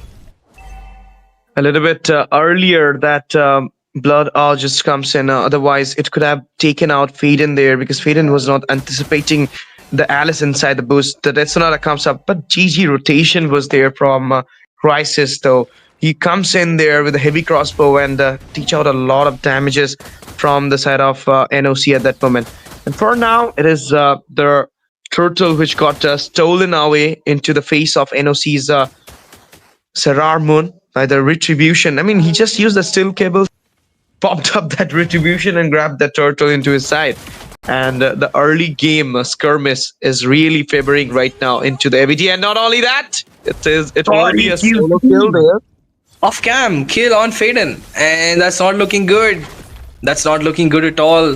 They need to ensure their early game is not giving a snowball to their opponents, because the second you do that, oh, what a prediction by Kyle. Flickers out to safety.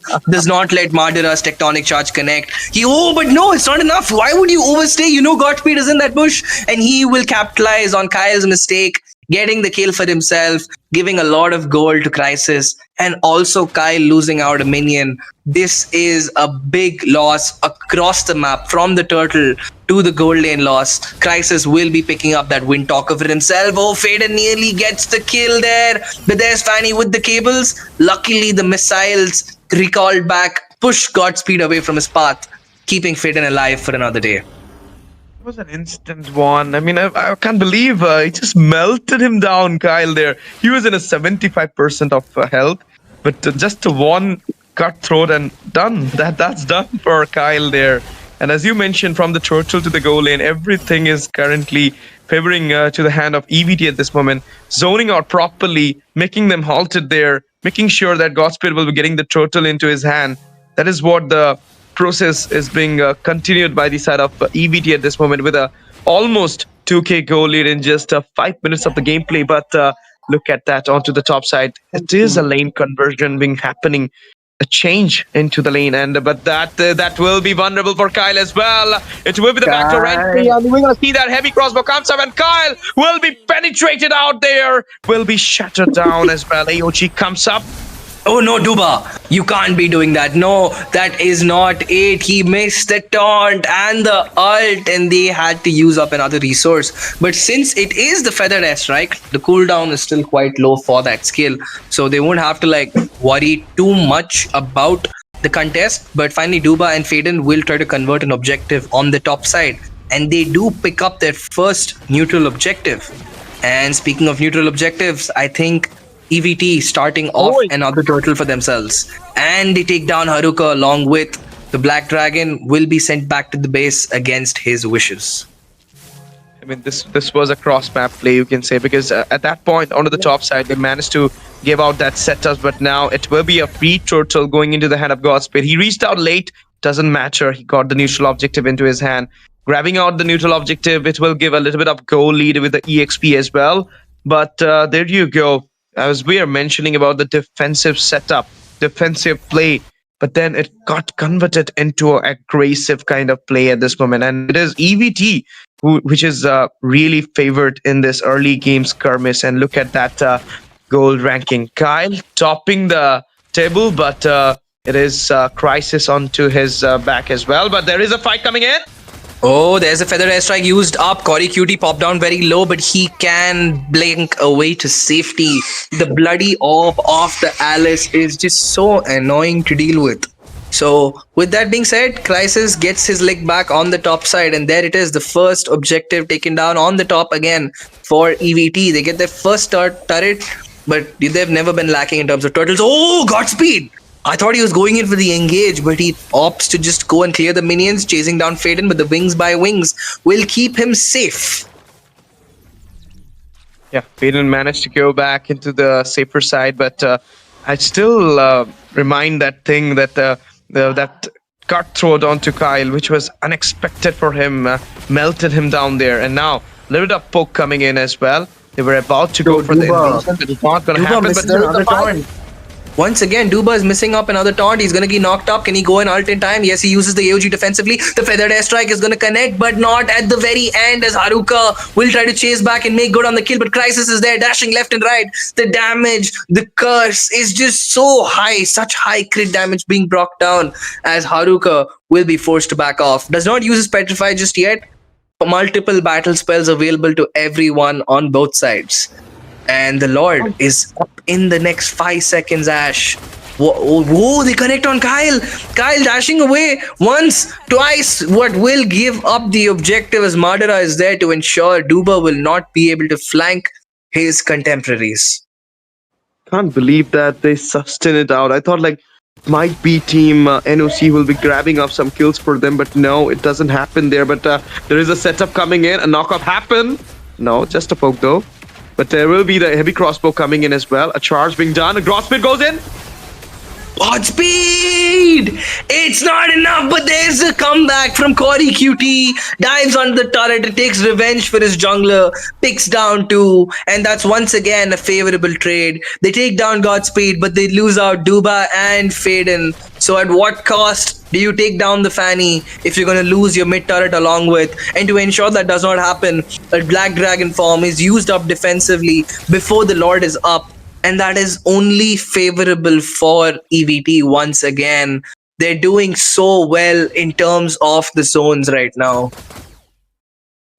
Indeed, you're going to say that EVT at this moment taking out all those fights for them and winning out those fights as well. And look at the EVT's composition. Fanny onto the Sea Halberd, not the Sea Halberd, onto the Heptases, then onto the War Axe, and the Sky Piercer being there into the hand of Kyle. But with just a 10 stack, it is so less that you cannot even penetrate out anybody from the side of NOC. Godspeed, is he going top? Is Godspeed going for the top lane? Yes. Yeah. Oh, on the top, Godspeed diving onto Kyle. There's a cutthroat, there's a steel cable. Will Kyle get the kill? Yes, he does! Makes the trade happen! And that's a 1-for-1 trade against his counter. Kyle will get the kill. And I think he got it right after. I think the lethal ignition is what killed Kyle out. So, if I'm not wrong, he did lose a few stacks. But despite that, that's a wonderful trade for Kyle. He is showing off his flair. Faden going in for the dive. There's a feathered airstrike. He's going to poke down Shenzhou very low. Shenzhou will have to go back to the base once and get a recall in. Yeah, what a fight. It was a 1v1 situation. I mean, cam, but then it just got cammed as well. And Kyle, I mean, I believe like he dodged it out somehow. As you mentioned, the lethal ignition was the thing which managed to pierce him out there. But what if it is the Sky Piercer which managed to take out Godspeed as well in that team fight. But currently it's like 1:3 ratio onto that micro. And not Crisis only is that, gold. Yo, Crisis is at 674 gold per minute. And speaking of gold, Godspeed getting stunned away, poked down, the feathered airstrike is going to come in any minute. Where is the Wings by Wings of Fate? And he's forced to use the flicker. Now there's the Wings by Wings in time, dopping up the emote, but it's not going to be enough. Kyle gets a shutdown onto her Cory Cutie over there, but the response is immediate as Faden gets taken down. But what is Haruka doing under the base? He's under the turret, taking all the turret damage, and he's going to fall. Duba's not going to be far behind, as he will also be taken down. Godspeed gets the kill on Duba, and Kyle will also fall along with the rest of his members as Crisis puts him down. And it's only Serarmun against the world. We've seen this scene a lot of times, but this is not a good thing for NOC. The RWM used up. There's the steel cables, but the energy will save Serarmun from falling. bro, this is what I'm talking about. Everywhere you see that brawl, everywhere there was a fight, but the mid lane explosion was not there. I don't know why Haruka went inside the mid lane tiers. That was not Haruka and needed. Duba, I mean, both of them. Like, what Both were of they them, doing? yeah. And what was the cause? What was the need at that point? Like the tiers haven't fallen yet. You'll get a lot of damages from the tiers. They really went for that team fight, and in that way, they lose it out. And it was not an official wipeout though. 4 members go down, but now the poke comes in. Godspeed has hit his level 15. There's the taunt coming. Cory Cutie popped very low, forced to back off for now. Haruka is going to use a Black Dragon form immediately. Oh my god, he's lost all his HP in the air. Sent back, running. The Black Dragon has become even the Black Kitty right now with the way she's been pushed back. The damage from Crisis and Shenzhou is just too much to handle. Everybody has to run for their lives. The Shenzhou and Crisis are out for blood. And speaking of that, Madara taken down by Kyle. The Sky Piercer is not forgiving. Godspeed using up the steel cables. Oh, there's the set. The AOG does not connect onto anybody just yet. And I think that's a very successful base defense coming in from the side of Noctura Esports with a 5k gold deficit. That was a good AOG because it was disengaging the position from there. But look at that, Kyle! My goodness, not surviving the cutthroat, not surviving the steel cables. He goes in, lock down him, and now the revenge has been taken down for that 1-for-1 trade. Yup, Godspeed is showing off right now. Look at the damage dealt, all of it in favor of the members of EVT. With the sole exception, Kyle is the only one being a benefit in terms of the damage stats for the side of Noctura. So if anything, Kyle has to stay alive to maintain those stacks, because a Granger without Sky Pacer stacks is as good as another turtle on your side. I mean, there's not enough damage for a pick to be viable. He only has 18 stacks. He has to get it to 40 or 50 and maintain that number now. Of course, and now 55 seconds for the Lord, and before that, it will give some lane pressure to them. And look at that, it will be Team NOC who will be staying in the base because of the goal lead of almost 5k into the hand of EVT. Economically, they are leading the way. Structure-wise, they're leading the way. And not only that, in team fights also, if you will see, it is EVT because of the level up. Oh, on the top side, what's happening? Godspeed.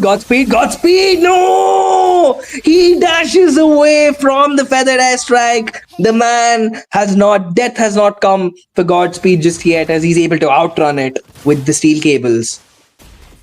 GG escape it was from Godspeed though, but I'm gonna say that was not needed at the fight. And now look at Serarmun sustaining it out. Pirag armor still on. A little bit of poke coming in there. Wall comes up. Can it be a tech charge coming in soon? Faden is ready for the wing by wing. Yep, he'll be using it as well. Okay. Faden. Look at Shenzhou and Madara over there. So sneaky on the top side. Just hiding, trying to find a spot, trying to find an opportunity. Cory Cutie poking down Serarmun. I think Serarmun has not got to spend more than like 5 seconds on his Firaga armor throughout this game. I mean, the second he goes into a fight, his Firaga armor disappears. He goes back to base, gets the Firaga armor back, and by that time the objective is taken away. It's happening again and again. And look at the damage taken up by Duba. I mean, this man single-handedly sustaining for NOC right now. Yeah, and now Easy Lord coming in there. No contest will be shown by the setup NOC, and this is a 16-minute mark of Lord, and it could be the final Lord for the set of EVT. So far, EVT has done everything for into their favor, and NOC is losing it out. And it's just Kyle who is still standing strong as a carrier for NOC. He's carrying out the game, but this is a 5v5, not a 1v5. You cannot carry out. Last 5 games for NOC, it was Haruka, and this game it is Kyle onto his Granger, but still, they are kind of quick question. Why is Godspeed healing more than a Yuzong and an Alice? Like, what is going on the heal rankings? But in terms of the gold, Crisis with a significant diff in the gold ranking. What are your thoughts on the builds right now? Yeah, it is quite good. From the Fanny, it is almost over. He's going for that Rose Gold Meteor here. It is more for that Xbox true damage and for the Feather Airstrike as well. He'll be sustaining it out. And even the Sky Piercer stack for for Kyle. But there you go. The Lost slammed in a bit of force down. Nexus open from the top side.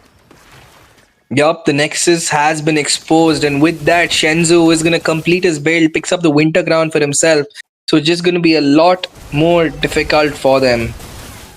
Feather Airstrike comes in there, clearing out the waves here. That was a zoning purpose of Feather Airstrike, but there you go. Taking a lot of damage. Oh, Haruka also gets popped down low. Firagama also baited, so is Duba, and they have exposed the base completely. It's only that tiny bit of the inhibitor left, and it will not take long for that to also fall. The inhibitor standing with its last shred of dignity against the world, and all NOC has to stay warm in their base is that Aegis. And if they want to stay in this fight, they need that Aegis. Oh, Kyle is going to be chased down by Godspeed. Utes out the Winter Crown. So the Wind of Nature, as Shenzhou will get the kill. They get the clap back. Who is it on? Madra will fall. They're holding on. Duba tanking against the world. His immortality is still standing strong as Sararman with the Firaga armor, using the fire missiles to clear out the base. But the base again is being hit.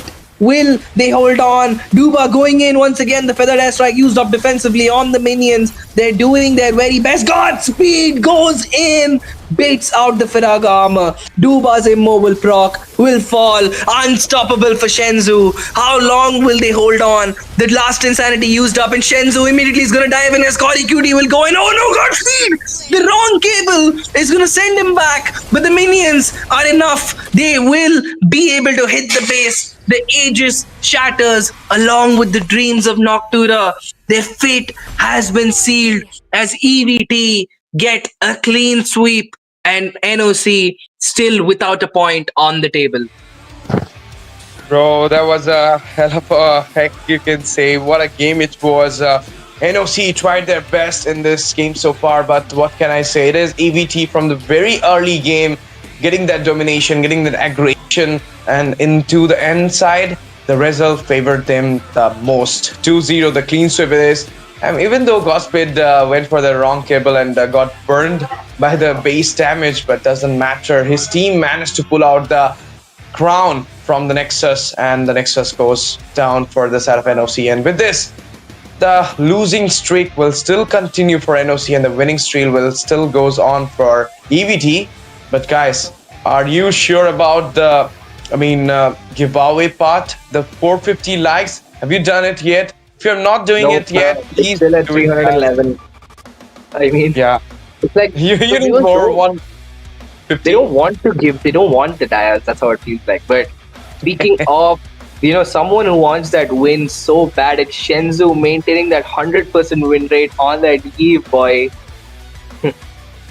605. This guy is so good with the Eve, so good with the position. And his team also give him that setups as well. He was about to get that legendary mark, but look at that. The KDA being shown at this moment. NOC tried their best, but was not so efficient throughout the team fights. 0-3-1 for the Yuzong here. Haruka, first time he went other than the Alice, and he fell off so badly. And look at Godspeed with the Fanny. That pick was so much interesting, and he literally, thrown a lot of things there for the side of EVT. That 1v1 situation with Kyle was so fun, And in that hiding in the bush and going for that cutthroat directly and melting him down at a 75% HP. It was really a matchup between Kyle and Godspeed. And Godspeed got favored because of his team, because of the early game snowball, and because of the mobility he got. But still, Kyle somehow pulled that kill there. There's a 50-50 gameplay from both these sides, but what can I say? It is EVT who will be testing the victory here. And in the damage deal, it's just Kyle from the side of NOC who will be surpassing Crisis here. But other than that, everything from the AVD sides, everyone from the AVD sides will be going for that higher damage, higher turret, like pushing. And now we'll be coming into the head-to-head. And it will be obviously Kyle. We'll getting that mark against Crisis. But KDA of Crisis is so fascinated. 4-1-4. Just got down for one time and played so well as well. He was not, throwing himself into the team fight. He was waiting for the proper setups and he was going for the finishing. Yup, and the head-to-head speaks for itself. Sarman did a decent job, to be honest. There's no blame on him, but you had a great draft and you still let EVT run away with it. Time and time again, we're seeing the same thing. I think across all the games you've spoken, I think there's the same feedback across all casters. NOC, you need to go back to the drawing board and figure something out, because I think it's high time at this point, because I don't think with the games left, unless they win every single game left, do they even have games left to go in for LAN? I don't think so. If I'm not wrong, they've already played a game against each team. No, it's just 3 teams they have already played, so there are more 4 games for them. 4 games. Okay, so they have 4 games. They need 4 clean sweeps. If they want like a contending chance at this point, So NOC, you guys still have time. Make it count, because all those stats, apart from I think Duba, who had a really great job. I think Duba did a great job as a tank. Constantly, he was able to sustain for his team, but there's only so much you can do if you're not dishing out damage in return. Godspeed surprisingly going in for the wingman, because the Fanny without no wings got the wingman over there. And Crisis, look at that gold gain, bro. 838 per minute is an insane number to have. I mean, for such an evenish game. Crisis, the rich guy for real. And Shenzu again being the carry. This was the same in the previous match. Dealt the most damage. And he's done it again for EVT. He's done it again. And what can I say? This is the end for our team. And it is EVT who will be securing the win. The last game goes to them. And they will be still unbeatable. We'll see who will be there to defeat EVT. Will it be Sakushan once again or SATUL? The Giants are yet to show their face into the round robin stage. We'll see them soon, but it's me, STZ, and Baldudu. It's our time to turn it off for now, because the last game is already over. And this is, you are right now watching Mythic Showdown Season 2 at War Drum. Giveaway is still going on. But due to your 311 likes, you're not going to get it, because we have a mark, 450 likes mark. And if you're gonna reach it out, if you're gonna share the stream at most to your friends, if you're gonna reach it out, then you will be able to get 100 diamonds each for 50 lucky members.